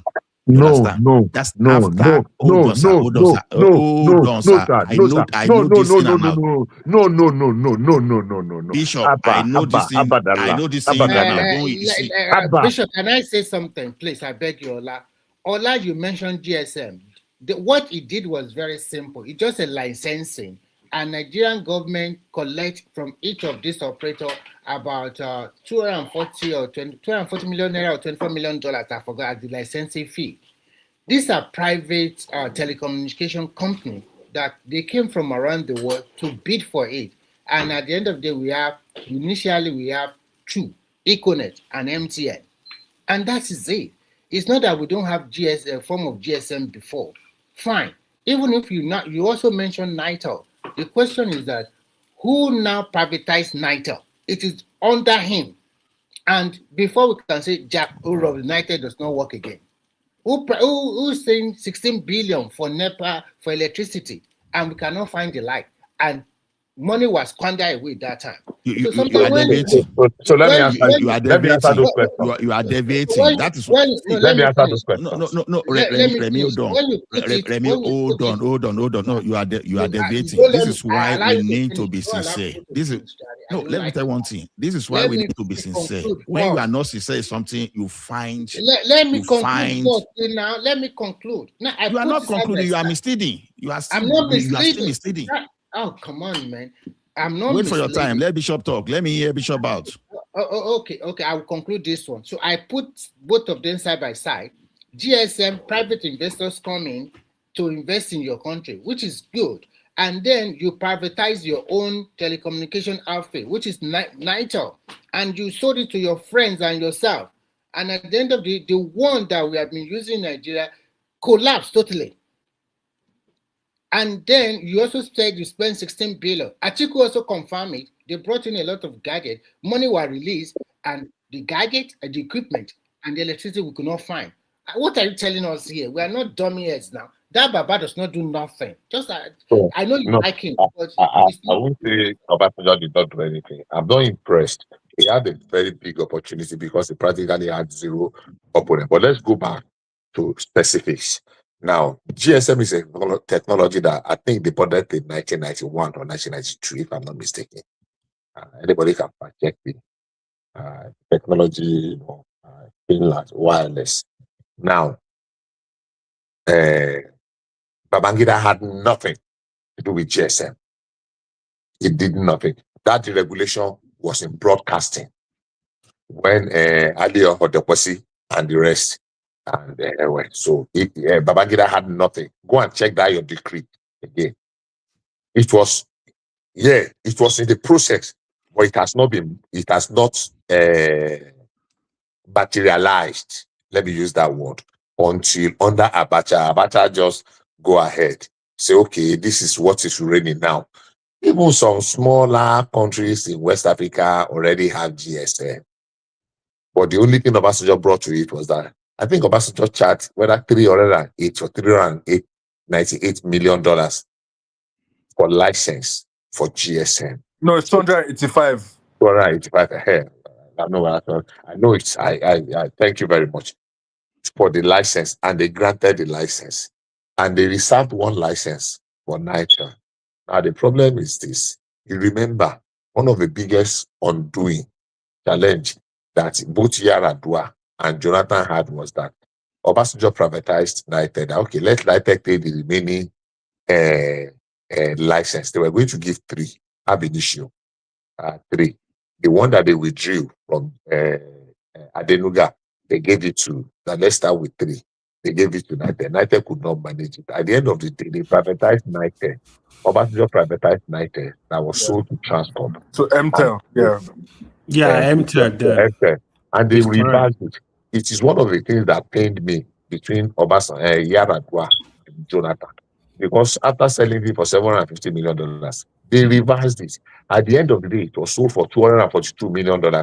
After we have spent more than $50 million for another 2 rounds of bidding that did not bring any result. So now the answer can we give Obasanjo the credit for bringing GSM to Nigeria?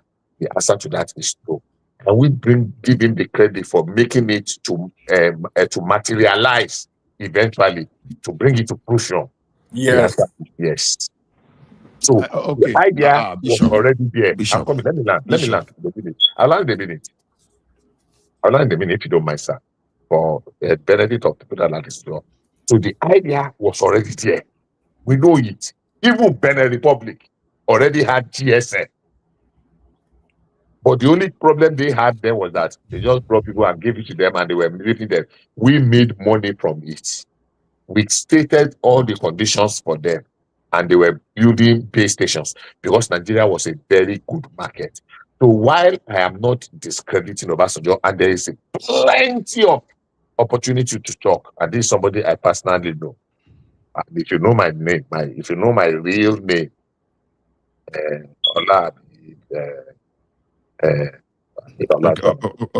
Okay, Bishop. If you know my real name, there is a story behind it attached to okay, sir. Bishop, let me say something. In as much as I don't want to talk too much tonight, but this thing is just for the purpose of education and for us to learn. Now, when you talk of telecommunication, I think, with all due respect, I think somehow that one interrelated with my field because telecommunication under electrical was my specialization in my undergrad. So I know the policy around telecommunication very well. I know the policy around broadcasting. In 1992, by decree number 75, IBB deregulated telecommunication in Nigeria. Now, even though why that matter of telecommunication was still on the exclusive list, but it was being treated by the government was the only operator there.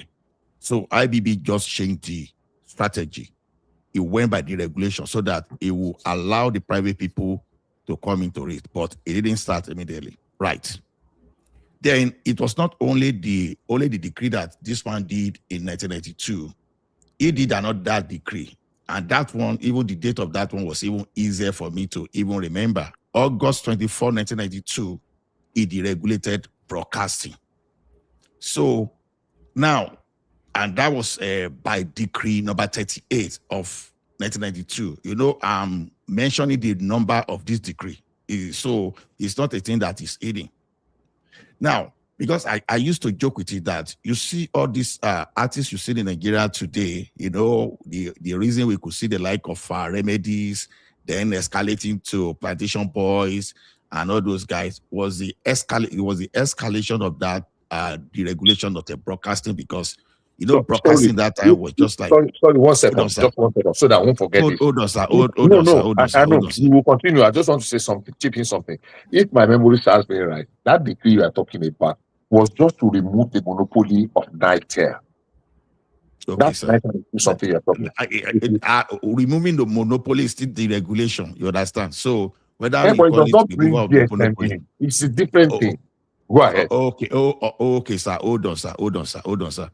So by deregulating broadcasting, it allowed the private people to start coming into it. You know, we started having the like of AI, Ray Power, then AIT, Clapperboard, and DBN. A lot of them started coming into broadcasting that was solely for the government to practice before. Now, that was how we had liberation there. Then that of telecom was delayed a little bit because, especially the this guy, Abacha was even playing politics with it. It was one of those things that he wanted to use to launch himself into power. Now, when people are saying GSM when in the Republic of Benin, all those stuff, don't forget that even telecommunication services, the normal telephone garan we were using, were very stable in all those countries you were talking about. But in Nigeria, it was a nightmare. It was a nightmare. Our telecommunication services was as bad as NEPA as at that time. Now, so why we succeeded in telecommunication? Well, let's leave it. Hold on, sir. I hear you. I'm not a kid too. And I understand what happened during that time. So now, I said that was I know. I'm just telling you. No, that little something you added to it was completely unnecessary. I never insinuated. I said I'm not accusing you. Let's have a no. You said that little phrase or whatever Kathy you add is completely unnecessary. All the history that Allah is giving everybody. You are not at the end of the day, you just completely want to say, unnecessary. I only said. Let's give him the credit. Let's give Ambassador the credit. No. Let's move on.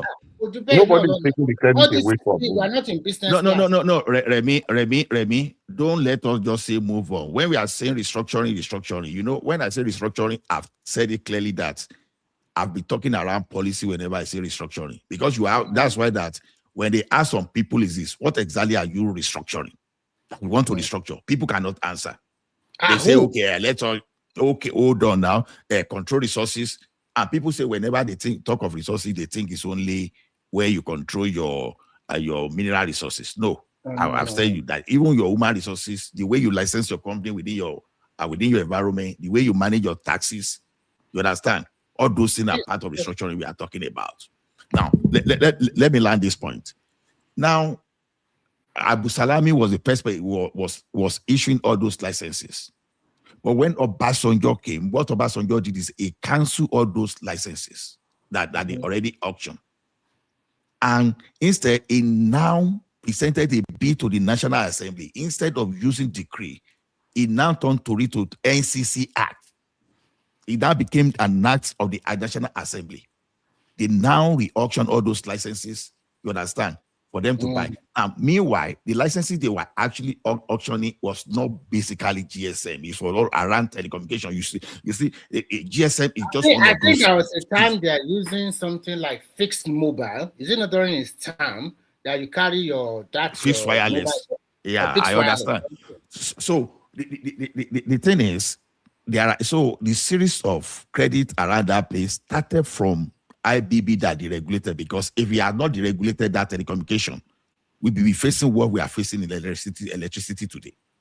Because if they have deregulated electricity, the thing we are just doing in 2023. Who are you going to blame for not that deregulation? Hold on now. We are just narrating ourselves. I'm not blaming everybody. Let's just get the issue right. Let's just get why we are not moving forward. Right. That's what I'm after. Don't give credit to Obasanjo. Don't give it. But let us discuss what led to this thing we are talking about. What they do in telecommunication is what we are just doing with Electricity Act of 2023 that we are doing. If we've done this thing in electricity as far back as 2001, probably we'll be having around 60,000 megawatts today. That's exactly what I'm telling you. So let's interact. So let me pick you up from where you stopped, if you don't mind. Now, how many lines of telephone did we have in 1990s? Help you. How many lines of telephone lines we have? I will help you. So that we say 400. It does not matter to me. I'm talking of the policy that allow the development. I will land. You will know where I'm going to. Okay. We have 400 lines by night. I know every morning that we want to go and fix line, 6 a.m. you will have gone to United office to go and pick them, that your line have been turned, put as furnished somewhere. Now, what percentage of Nigerians had, and out of that 400,000, only 210,000 was working? Out of 400,000, 210,000. These things are there. You can check them. Now, what percentage of Nigerians have access to that telephone lines? Your guess is as good as mine. I don't have that figure. I know it can get so. Deregulating or removing or something was not a big deal to people. It did not affect the generality of Nigerians the way electricity regulation would have affected. See. Or petrol. I'm coming, let me land. You spoke. We are having interaction to get well informed. It's not because anybody wants to win an argument. The last thing I want to do on this platform is to win an argument. I just want to share my views. And if you have a superior opinion or views, then so be it. So I am saying, I'm not taking anything away from Pastor. He did it big. No. Let's leave like away from Obasanjo. Let's just talk of government.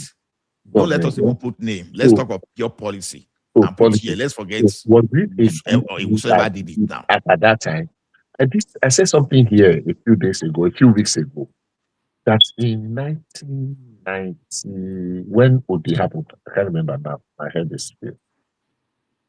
I praised Obasanjo to the high heavens because I happen to know, I will not mention the name of the fellow, one of the officers that was killed. I was living in Port Harcourt.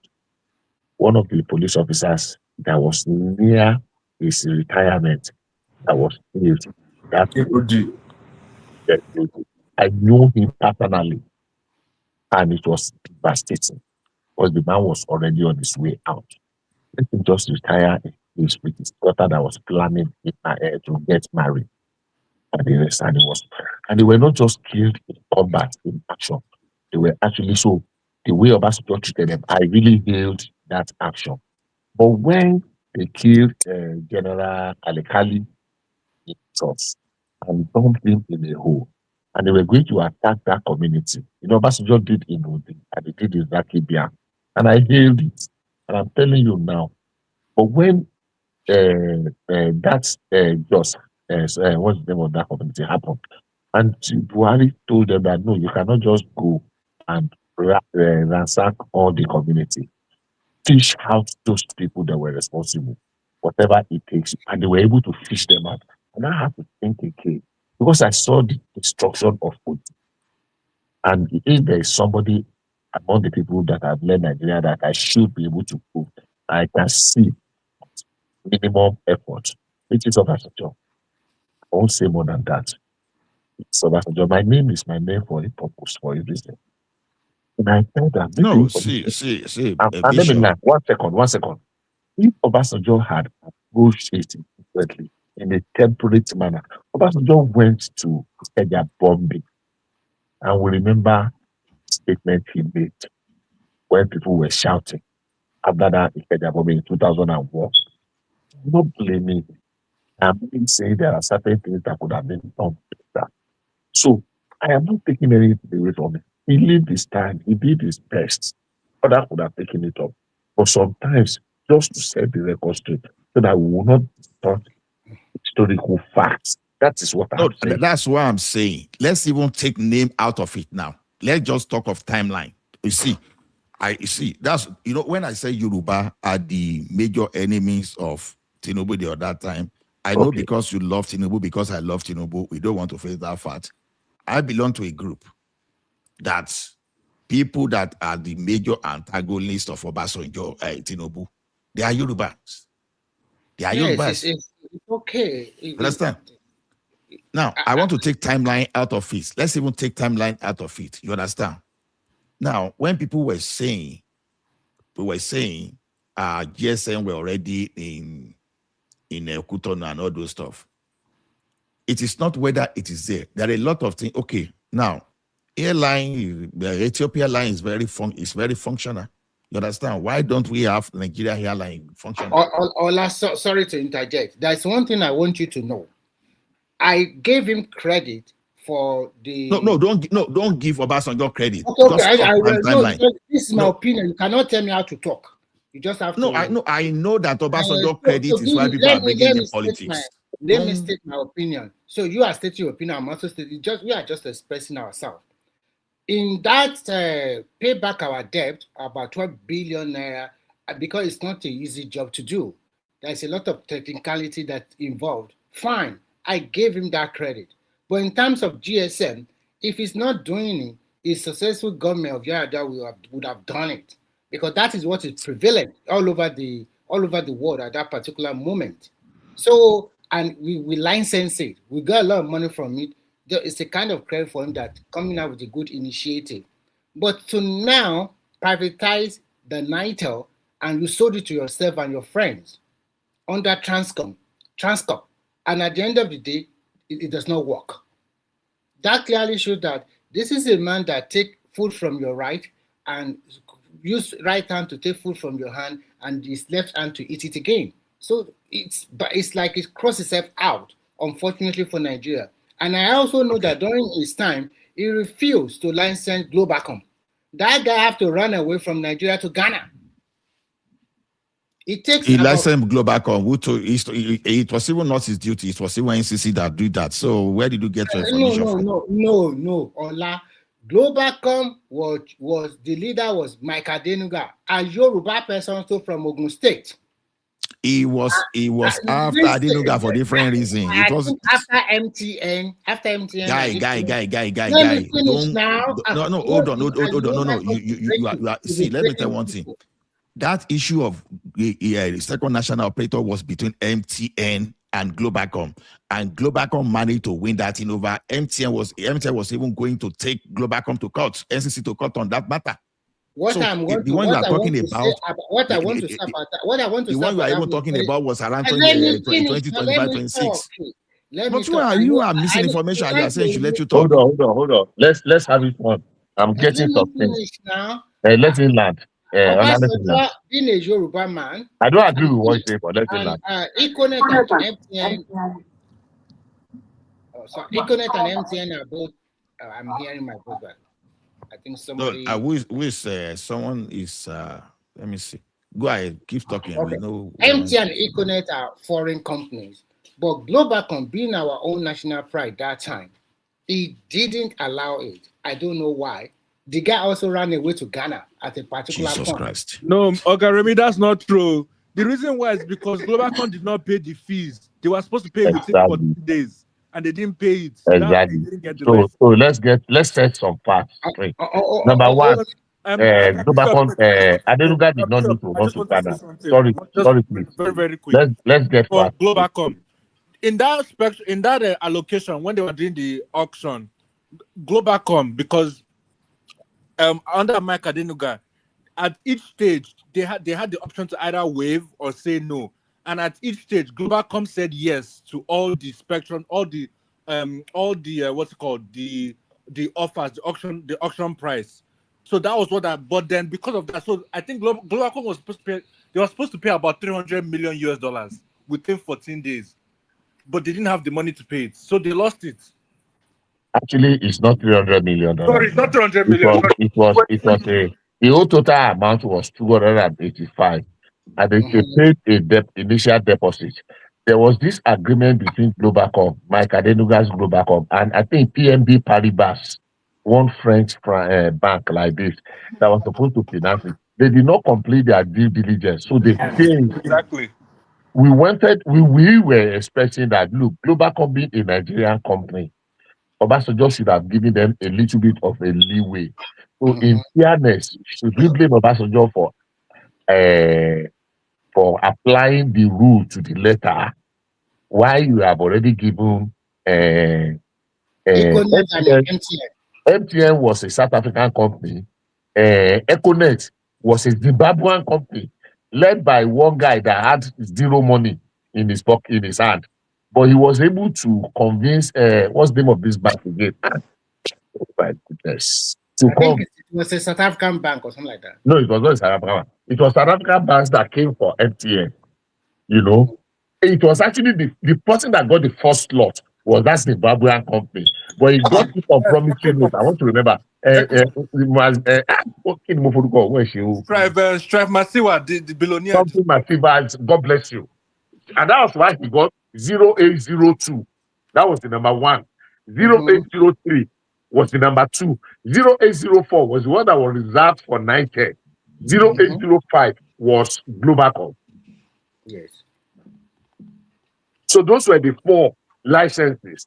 But Globacom did not meet up with his. But people expected that because it's a Nigerian company, let's Obasanjo relax the rules. Well, so the question I want to ask is this: you said Nitel was given 0804.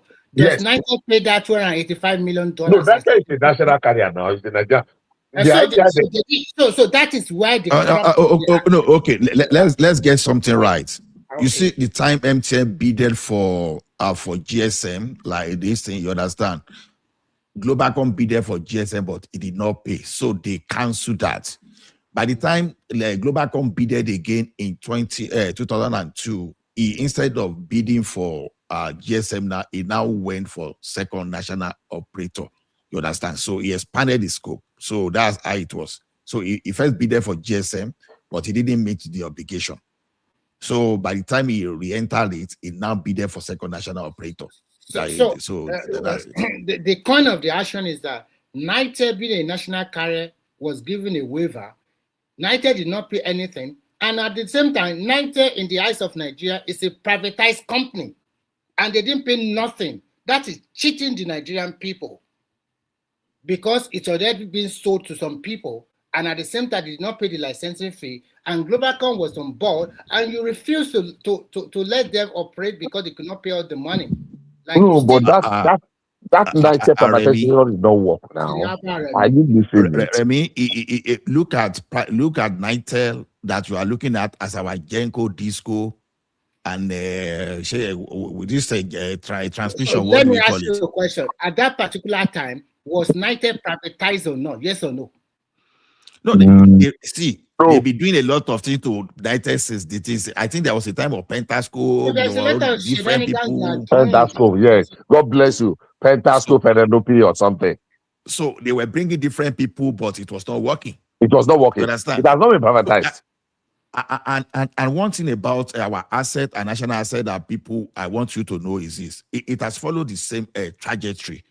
Our national assets generally they are over-bloated. You understand? They are over-evaluated. They have been mismanaged over the years. Exactly, they've been mismanaged. Look at our refinery. Nigerian Airways. Nigeria National Shipping Line. Which one? National Fertilizer Company. Ibrahim bought. That company, Niger Dock, is it still existing? There are too many. It will make paper be. Ajaokuta. So every national asset. Niger is supposed to be human being. Like Nigeria, Oshogbo rolling steel. Still rolling me. still rolling mill. So see, look, Remy, you will see every national asset we have, they mismanage everything. And this quota system has been one of the reasons. In fact, let me chip in one more thing for you. The one that has always pained me. I am an Ibadan boy. Even though I did not grow up in Ibadan, I grew up in Kaduna for the benefit of Mr. AY. And I still have a house in Kaduna. I'm beginning to even suspect you are Fulani. No. That would be amazing. Anyhow, let me I speak outside. Hausa was my first language, by the way. I forgot it. But Hausa was my first language. I got my teeth in Canada. So what I'm saying is this. I am always very angry about Ibadan. Because when it comes to agriculture, there was a document I read about Awolowo that he said he invited 3 professors from the prominent university of Ibadan, University of Ife, and one other university in the 60s, and to come and present a paper in one of his books. I can't remember. I have read a number of Awolowo's books. To come and present a paper to him on the future of agriculture in Western region and beyond. And all of them prepared for months, and they came one day. And Awolowo did not tell the story. It was one of the professors, I'm trying to remember his name now, that the day of the presentation came, all of them gave their presentation, the plan, the prospect, the strategy, the application. And by the time they finished, Awolowo also said that why he gave them the assignment, so as not to appear as a lazy person, he has also prepared a paper and he delivered his paper. Remember, all of them were professors in specialized fields in agriculture.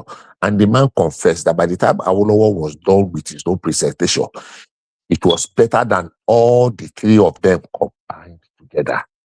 His plan for agriculture, how to continue to, I don't know whether it's aggregate, that is to scale up from one level to the other, putting into consideration the population growth, the number of people to be absorbed, a job in the expansion, in manufacturing, in adding value to all the agricultural products. And the man said he was wowed that all the 3 professors bowed down and said, what manner of a man? I'm trying to remember the name of that. I read it in one of the books. So I want to worry. And when I read that, I marveled.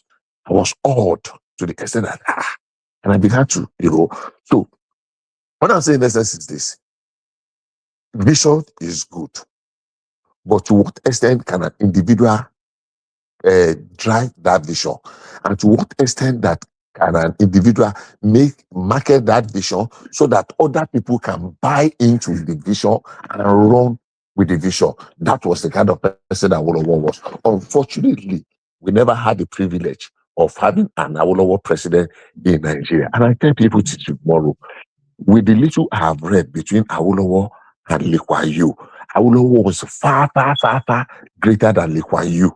But because he did not have an area to experiment, Awolowo brought television to Nigeria in 1959, when a number of European countries did not even have. So back to the subject where we were. I'm not taking anything away from Obasanjo, but the truth of the matter is this: could he have done better in certain areas? Yes. But am I discrediting him or reducing him for the things he have done? Definitely not. Is anybody here?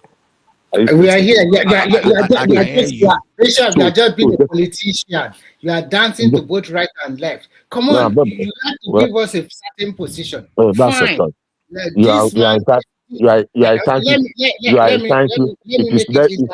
on. Let me answer you. It is not completely right or wrong. Even if it is my father, I will say the same thing. So if you are saying I'm dancing to the left or right, that's your opinion. You are entitled. I'm saying there are certain things you could have done better. I won't call Obasanjo total zero. It is not because I know him personally. It is not because if you want to give him a score, what would you have given him? Bishop, Bishop, let me tell you exactly No, what no, no. Remy is doing. Let me finish this conversation. Hold on, Remy. Remy, hold on now. Let me talk now. I don't have right to talk. Hold on. See, Remy, what you are doing is the same thing that some people will be telling you that when we talk of the impact of Tinubu in Lagos, some people will start discrediting Tinubu. And I keep asking people, now, we are saying Tinubu, everything you want to talk of Tinubu is far better. But when Tinubu came to Lagos, the revenue of Lagos State was 600 million. And this guy too, when he was even paying salary, he has to borrow 1.2 million for payroll. But this guy look at the system, he now brought a system in place to capture the revenue of Lagos to properly audit everything. And the revenue jumped up into billions. You understand? And people were now saying, Lagos No, naturally will survive. Actually, Ola, you know one thing. Obasanjo is the luckiest Nigeria that ever lived and still living. He has the opportunity that he has governed this country as a military of the state, and also became the president of this country, and also unpick his successor, and also stay there to control them. It's like the number one omega that we are worshiping in Nigeria. Sorry, Patoski, you are not speaking though, and we see you on screen. You can come in though. Okay. It's like the Alpha Omega. It's like Alpha Omega. Where is Simba? Simba ti yolo. Ó ti yolo. Ẹ bá mi fi ohun lẹ̀ fún Simba. Mo fẹ́ bá Simba sọ̀rọ̀ kó pè mí o, kó gba nọ́mbà mi lọ́wọ́ ọmọ kó pè mí. Ó sì máa padà wá. He will still come back. I know he's listening. He's on rants. He's listening. Simba, call me. See, I 1 hour, 10 minutes before we go to the background.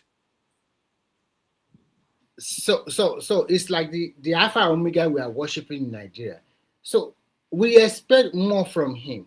When he came in 1999, I was expecting that a former general, he can handle everything and blah, blah, like that. Just opposed to development of that country. When you see Nigerian rule, when you say it was just so shabbily done, too much ego around, work had not been done. You cannot see the visible improvement that we are witnessing today during his time. Unfortunately for him, we don't have the same population that time compared to today. We don't have the same awareness today compared to his own generation when he was ruling. If to say we are putting everybody at the same pedestal presently now, do you think Nigeria will choose a leader like Obasanjo? No. Even Obi will not even be part of them at all. Talk less of Jonathan. So they won't be the part of them at all. But it's sometimes, I know you sometimes give credit to them, but to me, some have that kind of opportunity.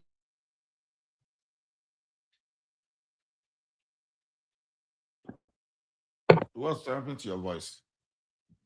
I thought I saw the video. I was trying to look. You see, Remy, that's why you need to be more truthful. You see now, maybe the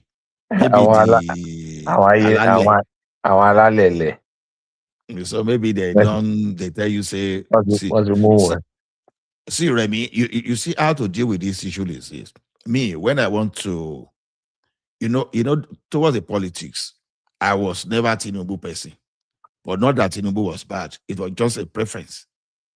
My preference, and people still laugh at me till tomorrow.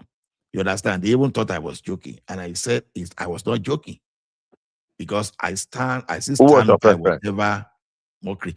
My preference was Tunde Bakari because he was working with Buhari. Probably you understand. You may want to have some kind of bias that probably Buhari will help him or whatever. You understand, to get to that place. That's one bias, right? Then, if not Bakari, then let's Yemi Oshibajo be there. Simply because he is one of our Tinubu person, and what he did when his boss was away. So whether in the hands of that guy, I will be okay. Now, what offense did Tinubu commit that time? The offense Tinubu commit that time is I saw him working against Yoruba nation just because of his ambition. That is only his offense. So, and he said, where are the cow? Where are the cow? That to me, that was now when those people that I prefer were no longer there.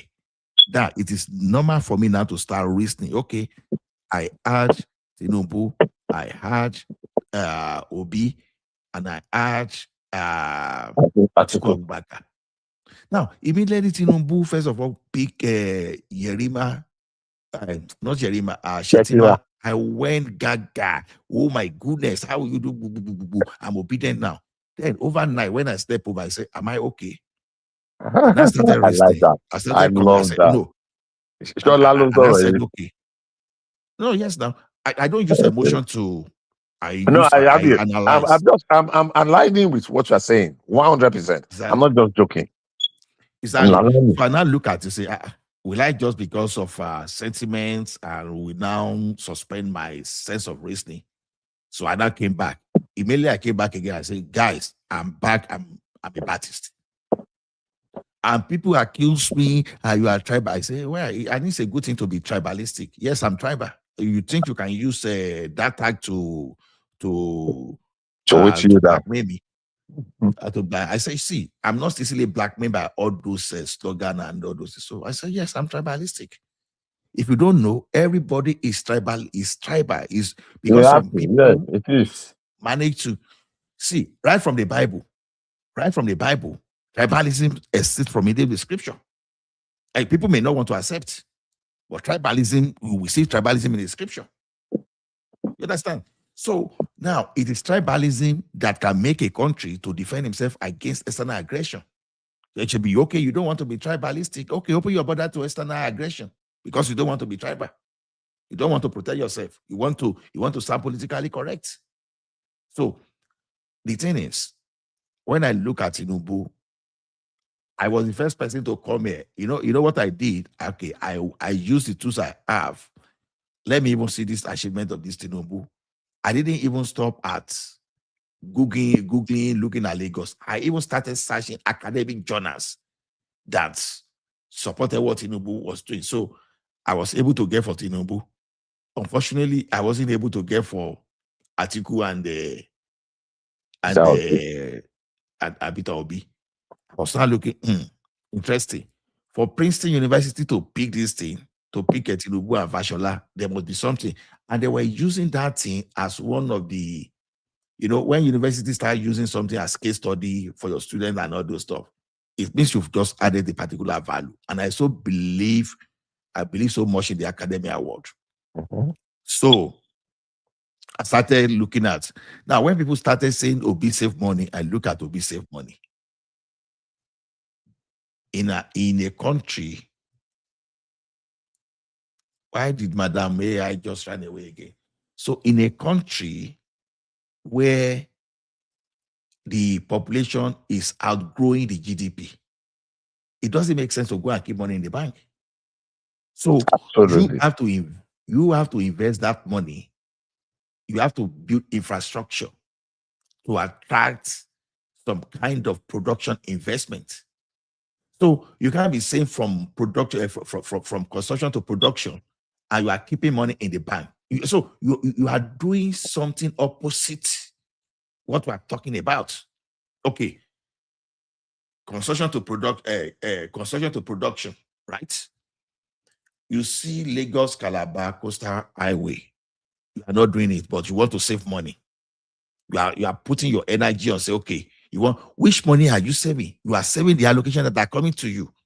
Are you not supposed to generate another money? When you are going to generate another money, how do you do that? You put enabling environment to create jobs. When I keep telling people, keep saying, oh, Lagos, Calabar, this and that. I say, don't you even know to start with, even that during that construction alone. This man is telling you that I'm not importing bitumen, no. That thing should ring bell. Tinubu said, I'm not importing bitumen. It should ring bell. Otherwise, is the cement that is using is being produced locally. So what do you think will happen to all those factories that are producing cement locally? They will expand. That means they will get job. Your iron benders will get job because they are using iron. People that are selling granite, they will make money. Then When you build like that, all Okay, those Allah. estate business. Sorry, Allah. If I like to continue, it's gonna be a long story, but just quick question for the three of you actually. And my question is, what is one or two things do you think would be a passenger's weakness as a leader, if we were to name them? Allah, go ahead. The reason Or I'm maybe asking the Bishop question want to because talk first of one all. second, the reason I'm asking because you're a big supporter of passengers quite clearly, but Remy not so much. Me, I don't know. I just go by what people say for the most part. But if I look at a passenger, it looks like it can be like a petty person, quite frankly. But go ahead and answer the question. As a leader, name one or two things that's a weakness about a passenger as a leader. Bishop, do you want to give a go ahead before I go? Say my own. Oh, no, go ahead. Go ahead. I will ship it. I'm trying to think of One of those things of Obasanjo witnesses is this. I see Obasanjo sometimes as a narcissist. You understand? Obasanjo, even despite the fact that I like him, I see him in as a narcissist. And someone that feels so much of see the importance of himself more than every other person. You understand? So that he just want that recognition, and it's like, okay, I and I. You understand? So he can do things at that level. Then the second weakness of Obasanjo is when you do something and that thing did not work for you, you see other people doing something opposite that will work, then you want to start criticizing. And I will give an example now. When Obasanjo started talking about the debt being accumulated by this particular government, Obasanjo carefully ignored the importance of that debt. How can you be saying that debt was wrong when Nigeria was owing the airlines, that practically all those airlines, they are moving away from the country? So what happens if all those airlines move away from the country? There will be job loss. And even as at that time too, for the fewer airlines that were operating, Nigerians were paying like almost double of that amount for you to travel. You understand? Now, those are the kind of things. Now, you are saying someone is getting debt, but you are seeing the airports being remodeled and being expanded to become regional hub. You are carefully not talking about the airports that as a result of what Nigeria will be doing, that they are trying to bring their hangar here. That okay, the entire West Africa or Africa, they may be coming to Nigeria to come and service their aircraft. You are not looking at that. So you are not even looking at it. Okay, let me give you an example. Look at what the like of Tinubu clearly forced Obasanjo to agree with. For example, they be some filling the ocean line on Victoria Island for a very long time. It was this Tinubu that provided a solution. It was Tinubu that provided a solution. So you are looking at okay. Look at even the one of those things. Who conceived this idea of Badagry Sokoto superhighway? It was Obasanjo. And you didn't complete it. Now, someone now is now doing that again, and you are not seeing the reason why getting debt to do all those things makes sense. Now, when Lagos Calabar Coastal Highway, we reduced transit time to half. You were traveling from Lagos to Calabar, but this thing you are now going to travel the same place for just 7 hours. You are not seeing anything good there. You are not even seeing the opportunity of the real estate that will come up from that place, the new community that will spring up. You understand? That will create jobs. You are not seeing all those stuff. So that's one of those things. Then the third one is still linked to what I just said the second time, that when the thing you put in place failed, that you should just be humble enough for us to move away from it. The presidential system you brought to us has failed.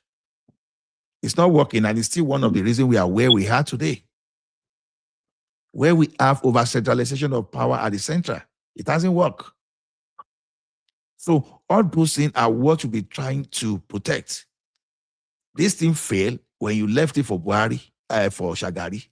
You came back again, you added it over to, you did it, not that as if you succeeded in doing it completely. You gave it to Yaradua, it failed again. You understand? And you still, you are still insisting.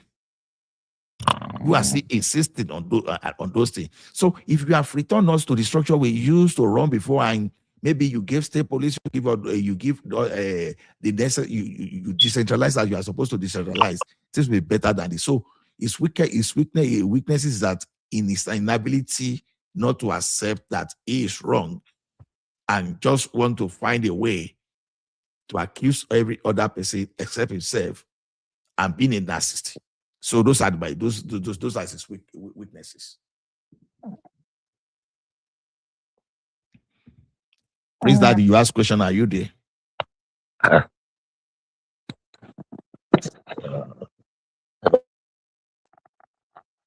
So Bishop, do you want to say anything? Because if people are not said, then I might we have to put it to the background. Yeah, I actually wanted to respond to the earlier something about Obasanjo, but I think we've gone beyond that.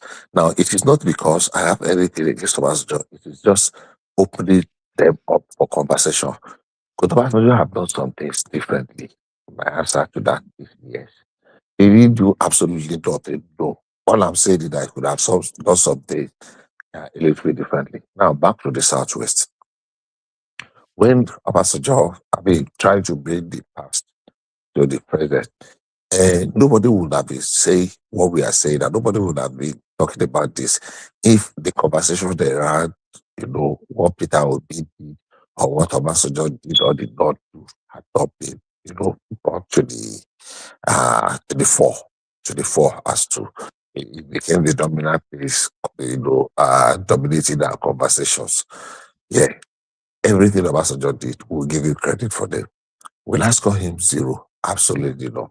I will probably score him 55% or 51, 50 plus 1% and above, like in so many other persons.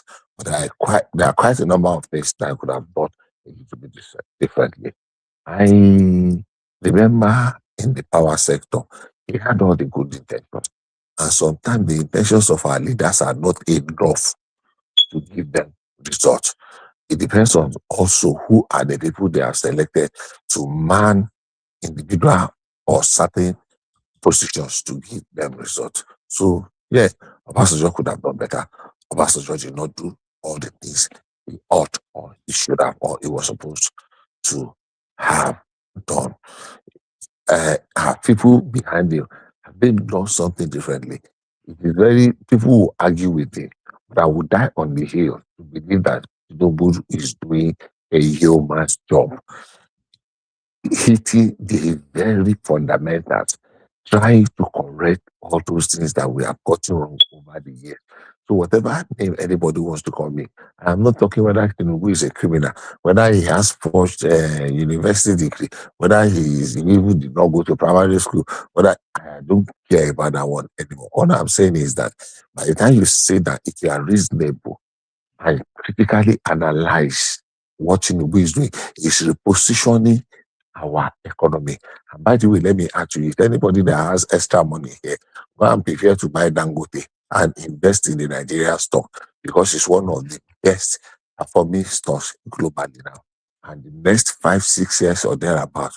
So if you are planning for some retirement, something, put some money into Nigerian stock.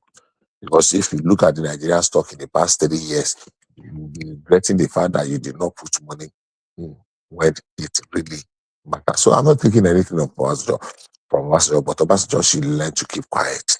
It's not the be or know all about Nigeria. The idea of wanting to castigate, criticize, lump, and demonize every other government after you. I don't think a good leader should be behaving that way. That is my thinking. And it's okay for anybody to want to disagree with me. For me, I think that is a fair assessment. That's my own assessment of who Obasanjo is. So, yeah, you should have done better. But the man that is there now, is he doing good? Absolutely. I really believe that he will do far, far better when he's given another chance to run the second term. I think that's my submission on this matters. Okay, Remy is back. Remy, do you want to say anything? Yeah, before I'd like to hear Remy's submission actually, but before Remy comes in, so like I say, is a narcissist. Okay, fine, but I've heard that most leaders, if you're not a narcissist to a certain degree, then you may not be the right leader because you have to be confident. Sometimes maybe overly confident in yourself to do something, and that's kind of a quality of most leaders. So I guess the question to you would be: to what degree do you think Obasanjo's narcissism goes? Like, You is say it what? overly bearing or just well, normal? His level of narcissism. Yeah. Well, to me, to be honest with you, I think to some extent we still need the like of Obasanjo too, because you asked for me for the weakness. You understand? I'm not necessarily saying those weaknesses that Obasanjo is Obasanjo and I cannot hold him, but then because you asked me for his weaknesses, you understand? So that's why I just give all those things. So the thing is this. Leaders, sometimes you should be able to come out and own up that what you did too, you understand, was not okay. You understand? So, like the time they were bringing things out when he was saying political Sharia, for example, he should have stopped something like that. So, you should have just accepted that what you gave us created a room, you understand, for what for part of what led to insecurity in the country today. You understand? Okay. So the second thing you said it was is overly critical of other people's mistakes or whatever he doesn't like. It's overly critical. I think you said that. You talk No, about that's Bishop. That's Bishop. No, well, that's the way I understood what you said. The second, what is the third thing you said again? What is the third thing you said about Obasanjo? Is it me? I said no. I said his ability not to accept his own mistakes. So I now gave two examples of those two. You understand? So I actually said two things, and the second one is what I divided. That okay, when you put something in place, and that thing is not working, if you see someone moving away from what you are doing, you should be able to appreciate what that person is doing. Don't say because you want to preserve your own legacy, even that legacy has failed, and you now use that one as a yardstick now to measure a new person. So that was why I went to all those Lagos, Benin, Lagos, Calabar, Coastal Road. And that's when I gave an example of that Badagry Sokoto superhighway that it was even the vision of Obasanjo himself. And maybe probably his former boss or Motala Mohammed, you understand? So that thing is what Tinubu is doing today. But when you are announcing Nigeria is getting debt is what you are talking about, right?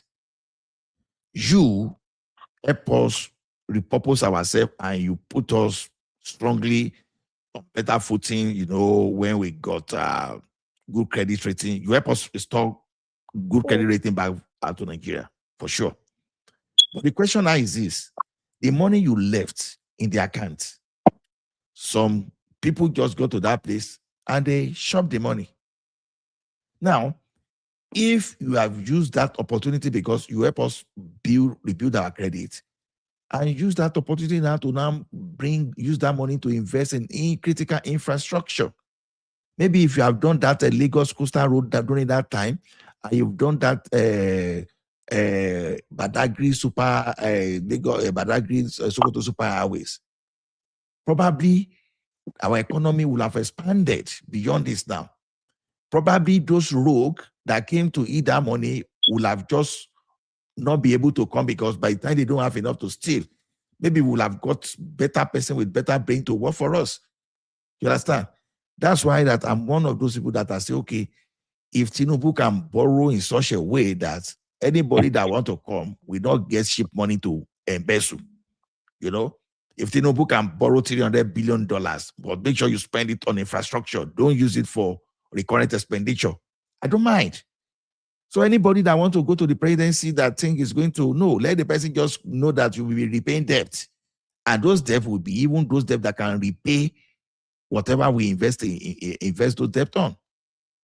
That's what I'm saying. So Obasanjo was doing something. You understand? That thing didn't work. Someone move away from that your approach. Don't now go and keep telling the person that your approach that failed should be what to do. That's exactly what I said.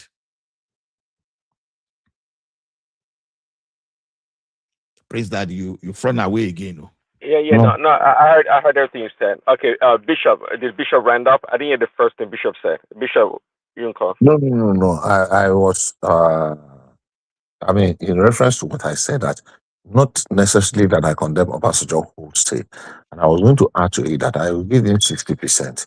But there are quite a number of things. If we argue that government is a continue, so I'm not going to judge to judge Obasanjo based on the things he did not do. I would rather want to concentrate on those things he did and how the next government can improve or build on those things.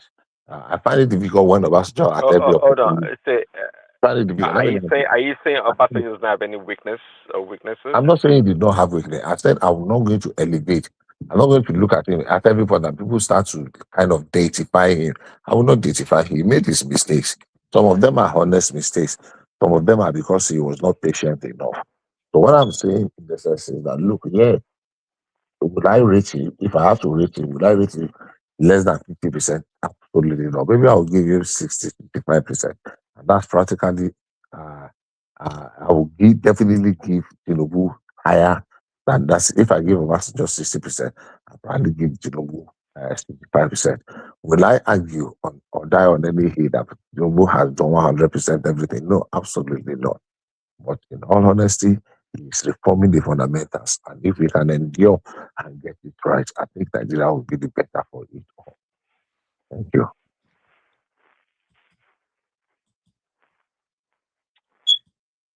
All right. Remy there? Remy is there. Although I You know know, that show me the law. Show me Yeah, the law I'm is here. that's What Nigeria. happened? Show me the law. Oh yeah, I want to hear what you have to say. But I was asking Ola and Bishop the question. If you were to say Obasanjo's weakness or weaknesses, can you name one or two about Obasanjo? I think one of his weaknesses is that Obasanjo is not really a team player. He believes his idea supersede other people, no matter what.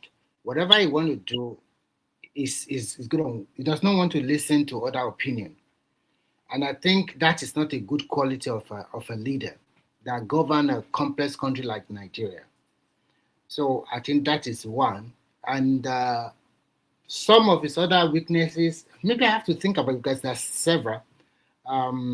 He's not a team player, and secondly, I think some of his decision in terms of national polity is the subject. Like for example, that kind of Sharia that he allowed the northern part of the country to just go ahead with it because of political patronage. If he has not allowed that one, we wouldn't have been talking about Sharia today. And maybe that ideology in that northern part of the country would not have been deeply rooted as we have now. So I can say he's the one that brought that problem to Nigeria also. Because when you now look at it after about some few years, we are talking about Boko Haram and the rest. So sometimes, and I think the worst part of it is this. He unpicked his successor, and those two people he gave us, they are the one that just spoil his hard work. Because when he is about to leave, I also give him credit for that. He left about close to about 40-something billion in our external reserve, an additional 20 billion in SS CUDA account. And those two people just fritter everything away. So if he had a good judgment of picking a good person as his successor, whatever you can say about Tinubu, he was able to unpick good successors. And this is Lagos today. Check Lagos from 1999 to 2026, for God's sake. See the development. No, even in Africa, no, I don't see any state that can rival Lagos State.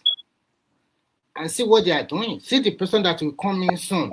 That person has been commissioner since 1999, and a well-read somebody, highly cerebral, and he has learned his role very well. They know how to pick them. So when you look at Obasanjo, what does it give us? Problem, crisis, so many things. I don't want to really talk about that. And then another problem I have with him is this. After you left your office, you should have been a good statesman. You are not the only president Nigeria have had. We still have Gowon is still living to today. You can never hear ping from him. If you want to give them advice or suggestion, you just pick your call and go meet the president. They will call you back immediately. You just want to give everybody direction, what to do. They are not doing the right thing. You just continue to criticize upon nothing. And when you criticize, do you give them solution in your public letter? No, zero. And to me, I don't know.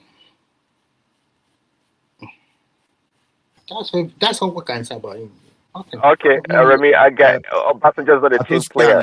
Okay, Patuski and Naija man are here, so you may ask them to. It's Obasanjo not a team player. Decision making is kind of poor, I guess. Poor talent acquisition or identification, and a bad role model. Because after presidency, he didn't show himself as being a statesperson. Okay, exactly. I think Remy finished him. No, Remy has never like. No. It's not. It's really Ola. It's not about like or no. There's nothing wrong if you don't like it. You don't like it. Let me tell you something, Ola, that will shock you. You know that when Obasanjo was president from 2003 to 2007, the state governor, Otumba Gbenga Daniel, was also from PDP. Do you know that this man is so wicked to the extent that he cannot even instruct the governor to tar the road that leads to his hometown? Come on, man. Who does that? And you are okay. You see the contradiction now. You understand? No, it's no contradiction. I'm just giving you a very good example. I'm okay. Hold on. I want to tell you the contradiction. Of somebody. Patoski and Naija man, please speak up. So Ola, you are from Ekiti, and I know how you handle Ekiti. You know where? Good morning. You know where Remy is talking, They will carry all the whole, I don't want to use that word. Because Tinubu is doing Yoruba Locum. Anything Tinubu do now, that is the worst. Tinubu now. We are just talking about that is why everything of Obasanjo, if not for Obasanjo, Tinubu will not have a country that if we ever dream we want to become a president.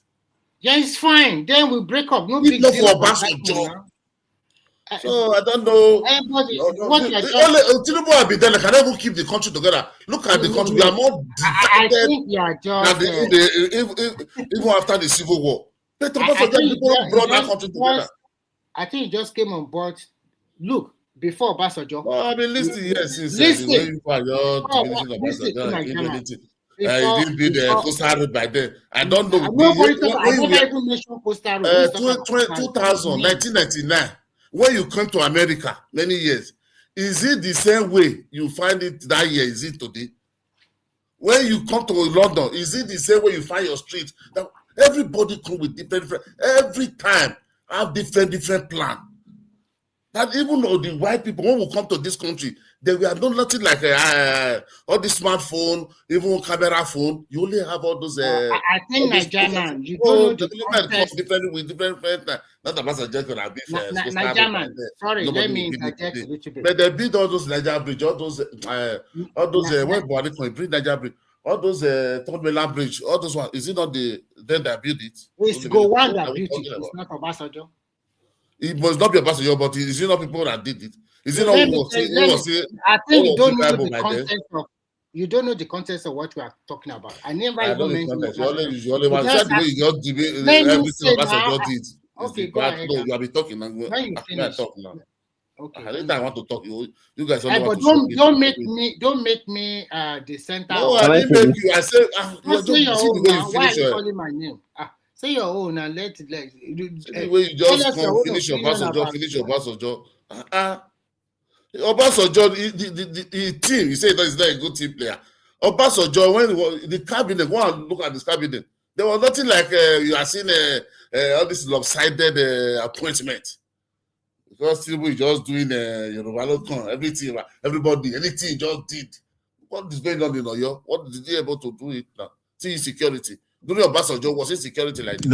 No, but Nigeria man, I support the way Oba Tinubu constitute his own cabinet because it was foolishness of Jonathan that pushed him out of that office. So, what are the wrong? So What the are the best Yoruba in local? a country that is so diverse with 250 ethnic group.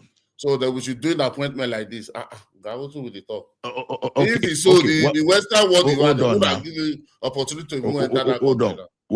What are the wrong appointments he made? I want to know. What are the wrong No, appointments? you say you like it that because everybody they are doing is doing Yoruba local. Anything Yoruba. No, I want you to be specific in that appointment. That you can call me because we are.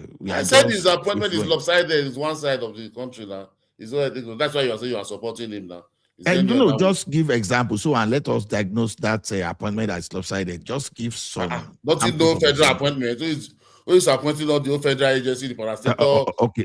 So what are you talking? You say this appointment. Okay. Let's look at this way.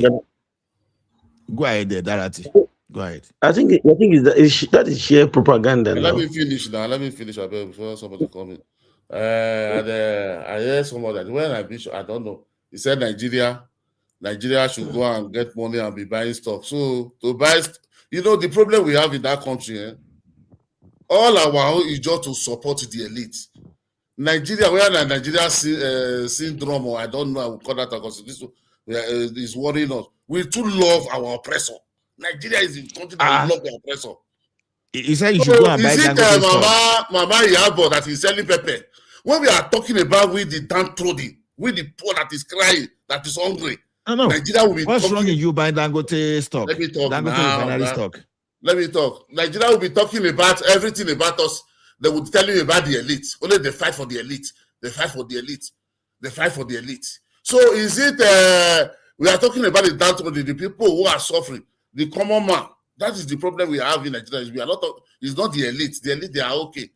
But we will be talking about. Is it Mama Yabo that is selling Tarodo 10 naira or Abese that is we hawk pure water or Bello that we go and hawk we walk like a Christmas out to Nigeria before you can polish you 10 naira, 20 naira. Is it the one that we have that will not have money to go and invest? Is it the one we don't want to talk about those people? Only the elite. Is it not something that is okay? That Who are you talking about, Mr. Niger?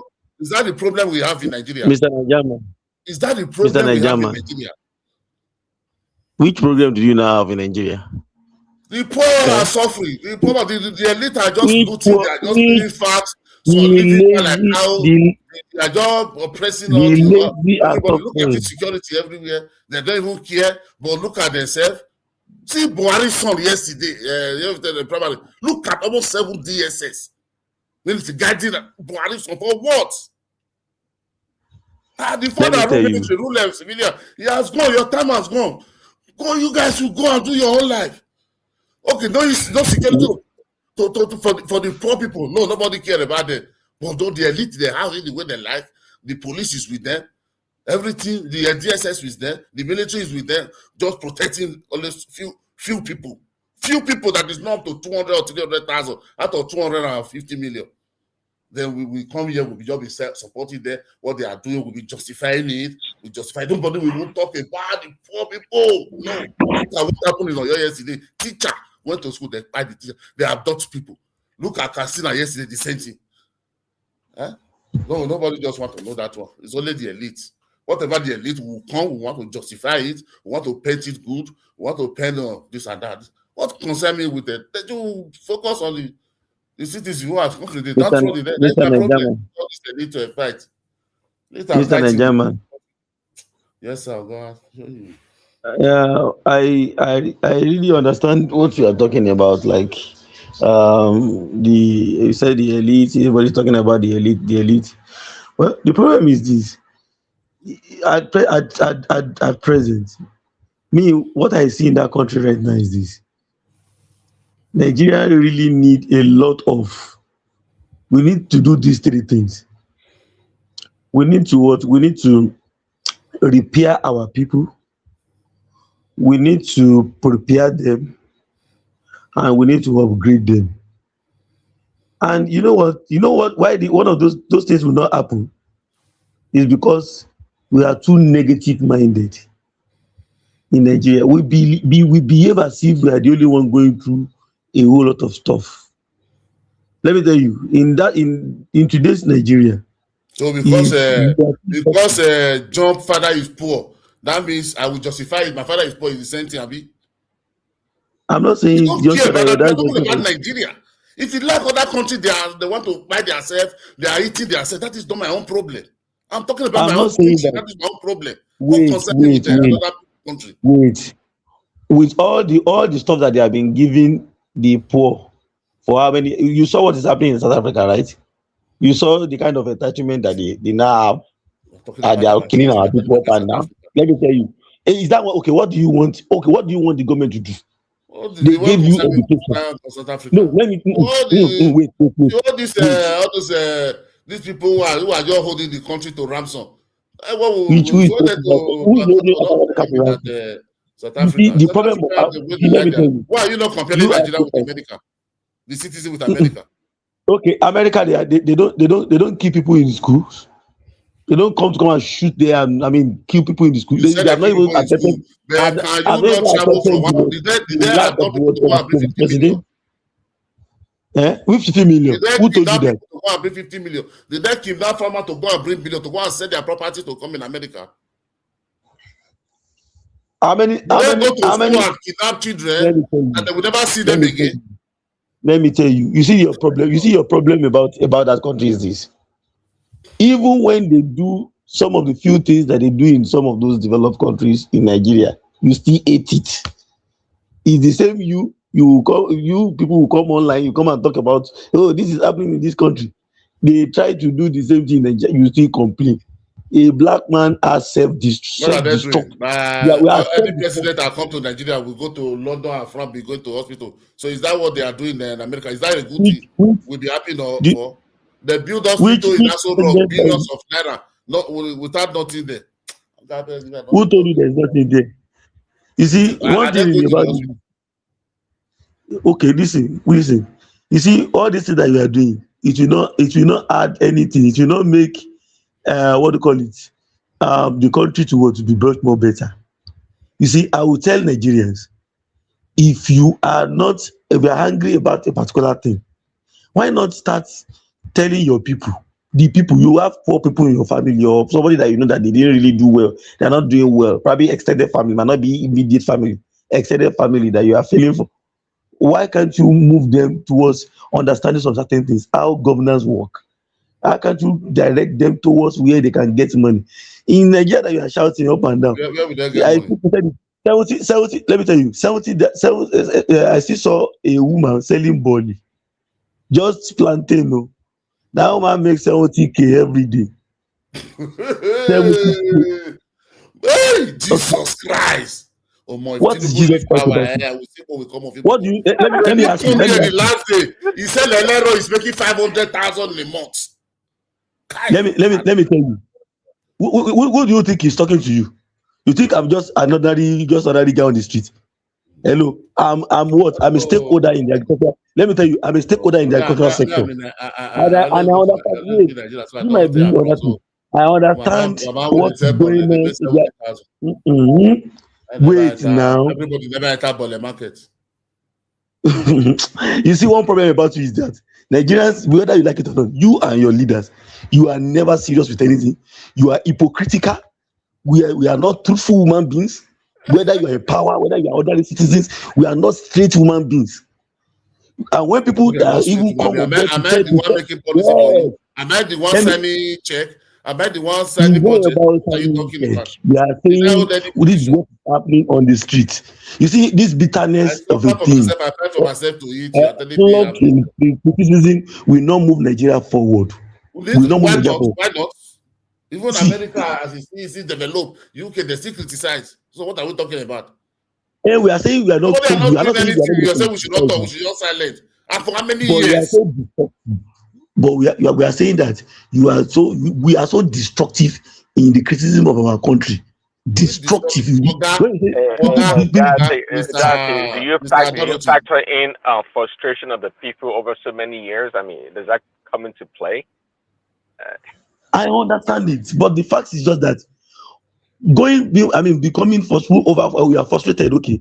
But even when they show you solutions, okay, these are the things that you need to do. I'm talking from experience. And when you see talk to some people, even back home, there, you still see the way they will even handle some of the information that you give them. I mean, these are informations that has liberated some people. People acted, even when you are even ready to help them, hold them by the hand and put them through without anything. So give me solution. When I said, look at it now. Any small thing like this, you hear na lie. No, it's okay now, sir. Give me solution. I should go and sell bole. I'm not saying you should sell bole. No, if you want me to go sell bole, it's better. I will go. So give me capital to start now. No, you might. You may. But you can wash. Anybody can. We can wash toilet in America. We can do rubbish things. Did they have it in Nigeria? 140 million abject poverty. Did they have work? Yeah, tell me. Yeah, I can just in my phone now. I will solicit my day and work now. They will call me. Wait. Do you have skill that can command the money that you are looking at? We live in a fantasy world. You see what I'm saying? Now I said just that somebody can make some good cash, even selling some stuff by the roadside. You said na lie. Why would you not say that? I'm telling you now. I'm not telling you now. You say it's like money. It's like when you come this country, when you come abroad, Abi, you don't see they don't tell you say when you are looking for work, they didn't tell you say go and sell bole, go and sell groundnut in the streets. No, you have a place. Wait. You see that's what I'm talking about. Wait now. You see that's what we're talking about. Nobody does it. But then you start saving for your life. Is he every Nigerian that is living in the US or in any Western world, even in Africa or another place? Is he all of them that are doing 9 to 5? You see, that's what we are talking about. Our education sometimes could be faulty. So let me tell you. You say everybody that living abroad is you didn't mean that I must go on the street to sell bole? Can't I be? See, let me tell you. I know people that do not need to be on the street to sell those things, but by the reason of education that they have and the little exposure that they have, they can package it and make more money than you that you are even working abroad or anywhere. And I stand to be corrected. It's not that I know people that makes good cash from all these things that you are looking at. Wait, now you are not telling us what they are making from what are they making the good cash? How many? I tell 140 million. I just poverty. I have nothing. Give that 1 million solution now to make money. Who told you they have nothing to do? Because you don't want to. Wait, where do you think the money will come from? Is it not when you have cassava farm, you have so farm, you are able to turn it into processing? Will you not produce job from there? Yeah, you see one problem you guys have. Cassava farm, you see and I believe you have the soccer and the cassava steam. Is it free? Are you not going to buy them? Is it free? How much are they selling it? Person way that when they sell your water, people get 100 and take job. Then one get money to go carry farm where never get land.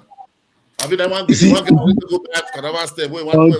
Continue to complain. Continue to water poverty. Continue to water poverty all in the name of you are criticizing the government. Continue to water poverty. You see, continue to complain. Nobody went to lead down and beg them to come and protect. They say they have the solution before they continue. So don't tell us that you are complaining. So this Me, all I'm, this me, I'm not saying all anything. this I'm just saying, gaslighting us, trying to push us down. if you like your people so much and you want them to do well, give them direction. If you know the direction, you know the way. Give them direction on what to do. They can make it even without the government. To some extent, they can make and do things on their own without even the help of the government. In Nigeria today, what are you talking about? If you are So saying you what don't is have the money, essence of government coming there? Why do we why do we give them submit our sovereignty to them? why do they have a responsibility? I'm not saying they don't have a responsibility. I'm not absolving them. No, But I'm saying that why do we submit our sovereignty to them as government? Why? you also have a role to play. You cannot be lazy and be what and be Lazy telling me as that how? What do you mean by? Can you tell us what is the meaning of lazy? It could have different definition. That's just it. Somebody But what I'm graduated saying in Nigeria. The father will sell land, the mother will sell wrapper, sell everything to make sure this person go to school and graduate. He come 6 years, 7 years, doesn't. You telling me he's lazy, guy? Do you because we don't love one person? you can only be, let me tell you, you can only be see anybody that has graduated for 7 years in Nigeria can only be stupid and lazy, and I don't understand the kind of education that he got while he was in school. You are. If you graduate, there is I do not have anybody within my circle get a loan and start your life. Do we have that way in Nigeria? You see, if you have those money fall from Nigeria, the people don't want and lazy if to go you that have place such and carry the clowns, money. let me tell you, Mr. Najama, if you have such clowns within your circle, I don't have such clowns within my circle. As far as I'm concerned, every person What do you mean by such clan in this your circle? What do you mean by now, how can you be a clown? How can you go to university for 5 years, for 4 years, for 6 years, and you tell me you do not have a job? When we come to all this social media, we come to social media, we come to social media, we want to just say something, maybe let me talk for talking sake. You are such clan. And I'm talking to you, I was asking a question, he said, did I know you? So do you know me? You are the one. You are taking what the reality. You are telling me you are such clan in your this thing. So I don't know you are the richest man on this earth. It's not. I'm not the richest person. Yes, it's not about. I'm not talking about riches. It's not. I'm just talking about little basic things that can give you food, that can put food on your table, that can pay your rent. Those are the things that we are talking about. We know the government has a lot of work to do. No doubt about that. Nobody is defending them but we are just saying that let us also direct this negative energy also. Put it more, turn into positive, and help to direct your people towards what? Towards what do you want the people wait. People build their house in Nigeria. People build their own security. People do their own. They prepare water for themselves. People prepare road for themselves. People prepare also for food for them. You see, say they are not doing enough. Everybody hold on.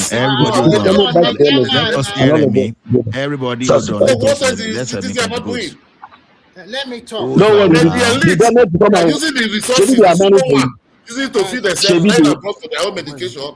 But the citizens they are helping you to get married.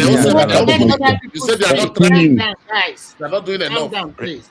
Remy and Darati, okay, please hold on. Let Remy come in. Let me say something. Actually, every country of the world, they also have people that are in poverty level. If not because of the small stipend they are giving people here or any developed country, do you think they will be able to survive? And we know that Nigeria is a developing country, and not government will not create job for everybody. In fact, government is not, is their responsibility just to make regulation or create avenue so that private entrepreneur or private people can thrive. When you talk about people who are in poverty, let us check ourselves. You that always say 150, 200 million people are in poverty. How many people are you empowered by yourself? At least, if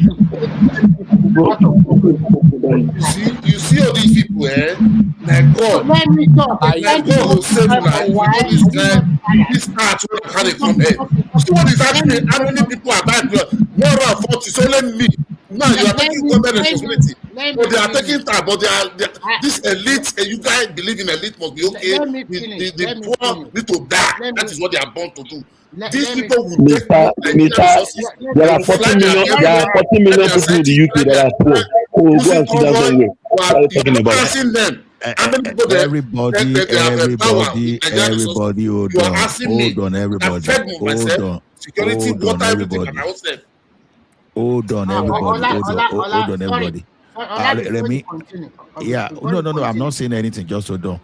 You give your contribution. Then I want if Agbado is there, if you want to say anything, then after Agbado, then we have Awu. Then after Awu, then Oroyo. So Yeah, let's before just. Ola, before I continue, I just checked the comment section here, and I don't know this. Sorry, I'm driving. Ola I'm driving. sorry, Agbado. Ola at OC, I don't know, blah blah blah. He said Remy. Leave comment section the one No. first. Leave all those people there. Everybody can write. Nonsense write up. This is If you are there, you are not writing more than that. If you are there writing worse than that, I never abuse people. I never abuse people. That doesn't mean it's a comment. You don't know if it's AI that is talking to you. Nigerian, please, I beg you, can't you be civil for a while? Let's focus on what you are saying and don't distract us with that one. Please, Ola, you should warn them, because there is nothing. What do you mean by nonsense? So what I'm just trying to say is that whether Nigeria have 200 million people on poverty or whatever, Rome was not built in a day. Today, that they are constructing roads all over Nigeria, some people are finding job there. Whether artisan will get job, the people that supply sand will get job, the people that supply gravel will get job. But if you sit down in your home, anywhere in the world, you sit down in your home, job is not going to come to you. You just have to get up. And if job is not coming to your home, you have to find a way to make a living for yourself and your family. You know they are giving 140 million jobs. And be a farmer or whatever. No, just tell us now. You know they are building giving 140 million Nigerian Okay, jobs. tell me it's everybody that has a job in the UK. So everybody in Finland, they are all weather or they are all this. The way you are thinking, the way you are looking where did you get this myself? The way you are looking at it is not the right way. At least you are in the UK. You cannot tell me everybody in the UK. Where 40 million people are in poverty in the UK. 40 million people are in poverty in the UK. You are talking rubbish here. Dorothy, most of 14 million people in poverty in UK. Do you see them begging from hand to mouth? They are begging. 140 million. You are saying 14 million. But you are talking about 140 million in Nigeria. You are not worried about that. It's the country who have built their country, who have system. Is that what you are talking about? Nigerian and Dorothy. You don't even know that statistic. So I just told you that. Listen to this. Now we're in the diaspora. Each time you go home, try and find out those Nigerians, they never step abroad and they are richer than you. They are building house, they are buying cars, their life continue.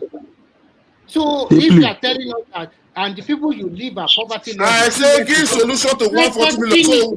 So one person building a house out of 1,000 is a personal. It's not one person. It's not one person. Show me your street. How many people build a house out of 100 million? Everybody, Remy, since they don't want you to speak, let us hear from Awo then Oroyo, because we are going to take this thing to the background in the next 15 minutes.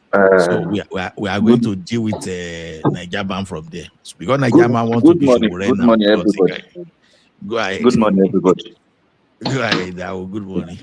Mr. Najama, you say this frustration and bitterness is okay. You know, I really get you.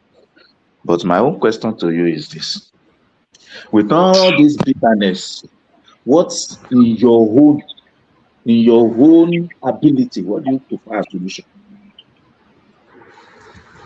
If you share money, because you can bitter as much as you want, but with your level of understanding, the way things should be, just prefer solution.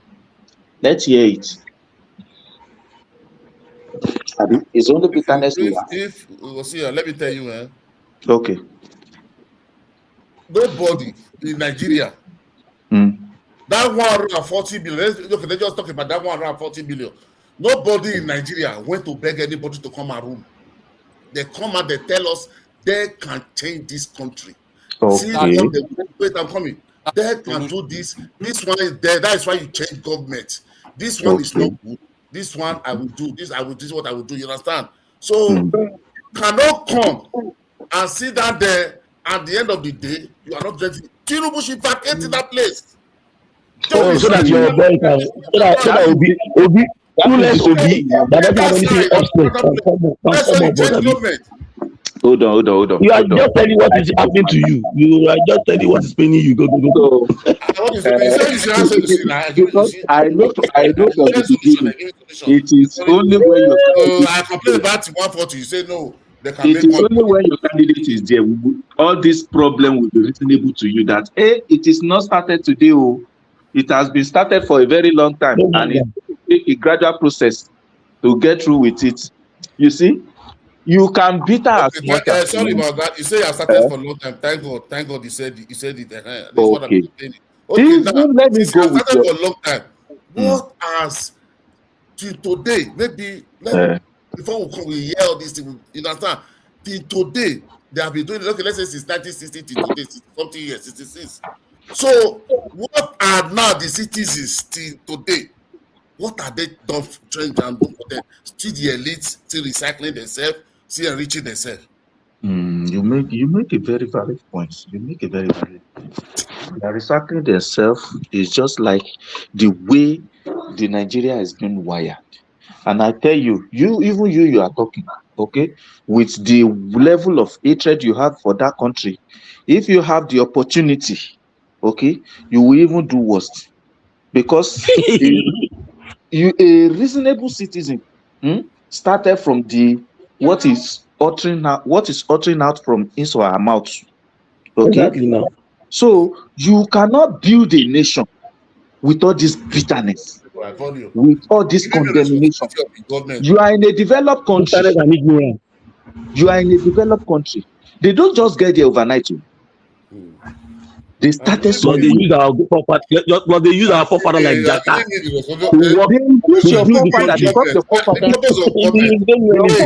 Your forefather take our sovereignty. I don't know why you pay tax. Take care of our management for us. They are not doing it. Look at what is happening to Starmer here now. Okay, I will give his own submission. See, I will give his own submission. As far as I am concerned, okay, Nigeria problem, there's no miracle anybody can do. It's not going to go away in 2, 3, 4 political cycles. It is because it is not something that was just destroyed one time. And when you try to compare America with Nigeria, okay, I don't know where that comparison is coming from. First of all, America is a colonial master. Their democracy is over 250 years. Okay, so the way and manner they build America is not the way and manner they build Nigeria. America is built by all nations in the world. Nigeria is being built by only us. Okay. Yeah, it's only us. We use our money to train doctors. They come and carry our doctors. You are talking rubbish. That is what I'm saying. Exactly now. The lot of people. What are you talking about? You want to compare us with them? No. It took time for us. It took China 40 years. Hello. Okay. Let me how many years have you spent in democracy? Let me talk.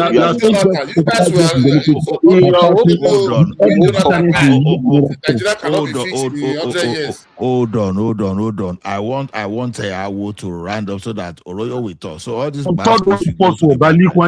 you understand what it means to be the country from Lee Kuan Yew.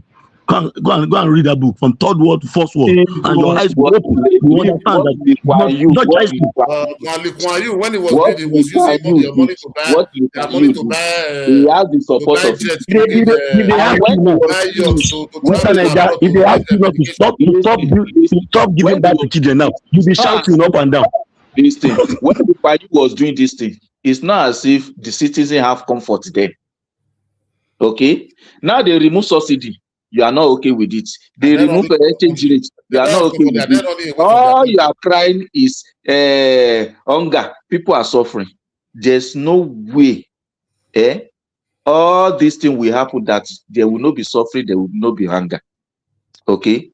So the major point is, let us see the good ones and embrace it, not to condemn everything.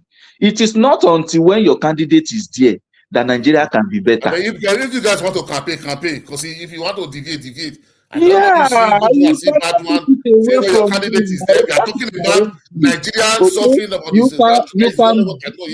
You guys, every time you call, you want to. If you don't have anything to say, you want to come inside and start campaigning. Your citizens. You cannot bully everybody here. You can't bully us here. You can't bully everybody here. With your ignorance. Don't bully. Are you talking this thing? Don't be saying Major. Who is that? Who is that dog? Say Major no there. Okay. That's okay. Let us hear from Oroyo. Let us hear from Oroyo. Next election. Hold on, everyone. Oroyo, are you there? Oroyo, are you there? If you are there, let us hear from you. I'm here. Okay, please, so what do you want to speak? You have 5 minutes before we move to the background. I will even get up. I will even get up to 5 minutes.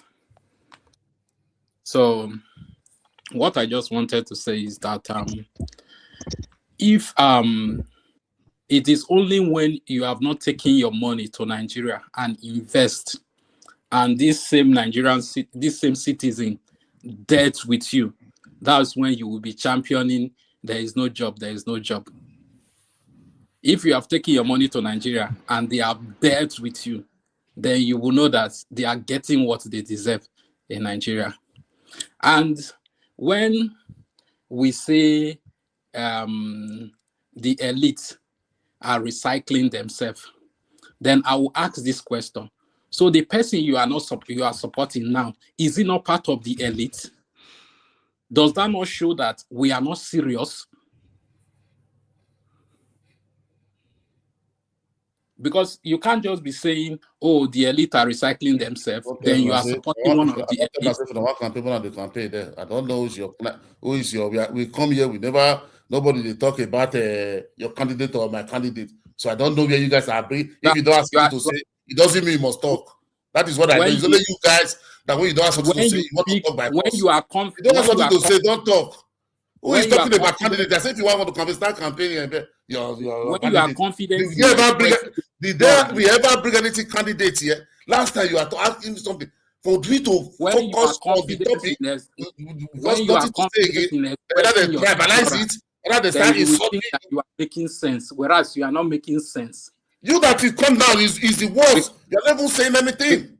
Because you are confident. If I'm not making sense and you come in to reply to me, that means I'm more better and superior than you then. Because if I'm not making sense, you are just staying in your background. Because you are confident in expressing your ego. I'm not making sense, but you run up to reply me. You say I'm not making sense, you see? When you don't know sometimes it's not by force. What have you been saying? Okay. Are you done? I'm done. Okay, Midwest. Please, okay. I just want to say something. That you see, I was talking to someone on Sunday, and the person did you know? The person did not even know much about Singapore. I read about Singapore about 13 years ago, and that was the only book, let's say a contemporary book that I've read that made me to shed tears. What made me to shed tears was number one. We will be going to background. Anybody that want to join can just come up and join. What made me to shed tears was because in that book I learned that Lee Kuan Yew came to Nigeria with his people to come and seek for investment from Nigeria. Then Nigeria was just coming up. Why? As at the time we got independence, we were just 48 million, 45 or 48 million people. The UK that gave us independence was more than us, about 55 million people. Today, the UK is barely 70 million people plus. We have tripled. Every one of us, we went to go and give back anyhow, and we're here shouting up and down, blah blah blah blah blah blah blah. So it shows irresponsibility on the part of our government and also us. And probably religion also played a small role in that. But the kind of sacrifice that the people of Singapore put in, Nigerians cannot put enough of that into the government, into their country. In fact, if you know that it's just and I want everybody to fact check me. It is just now, probably under this Buhari self that we are even abusing self, that I begin to see Nigerians start to go into real productive means. Like when I say real productive meaning, we start to turn some of our resources by ourselves at the local level, by people that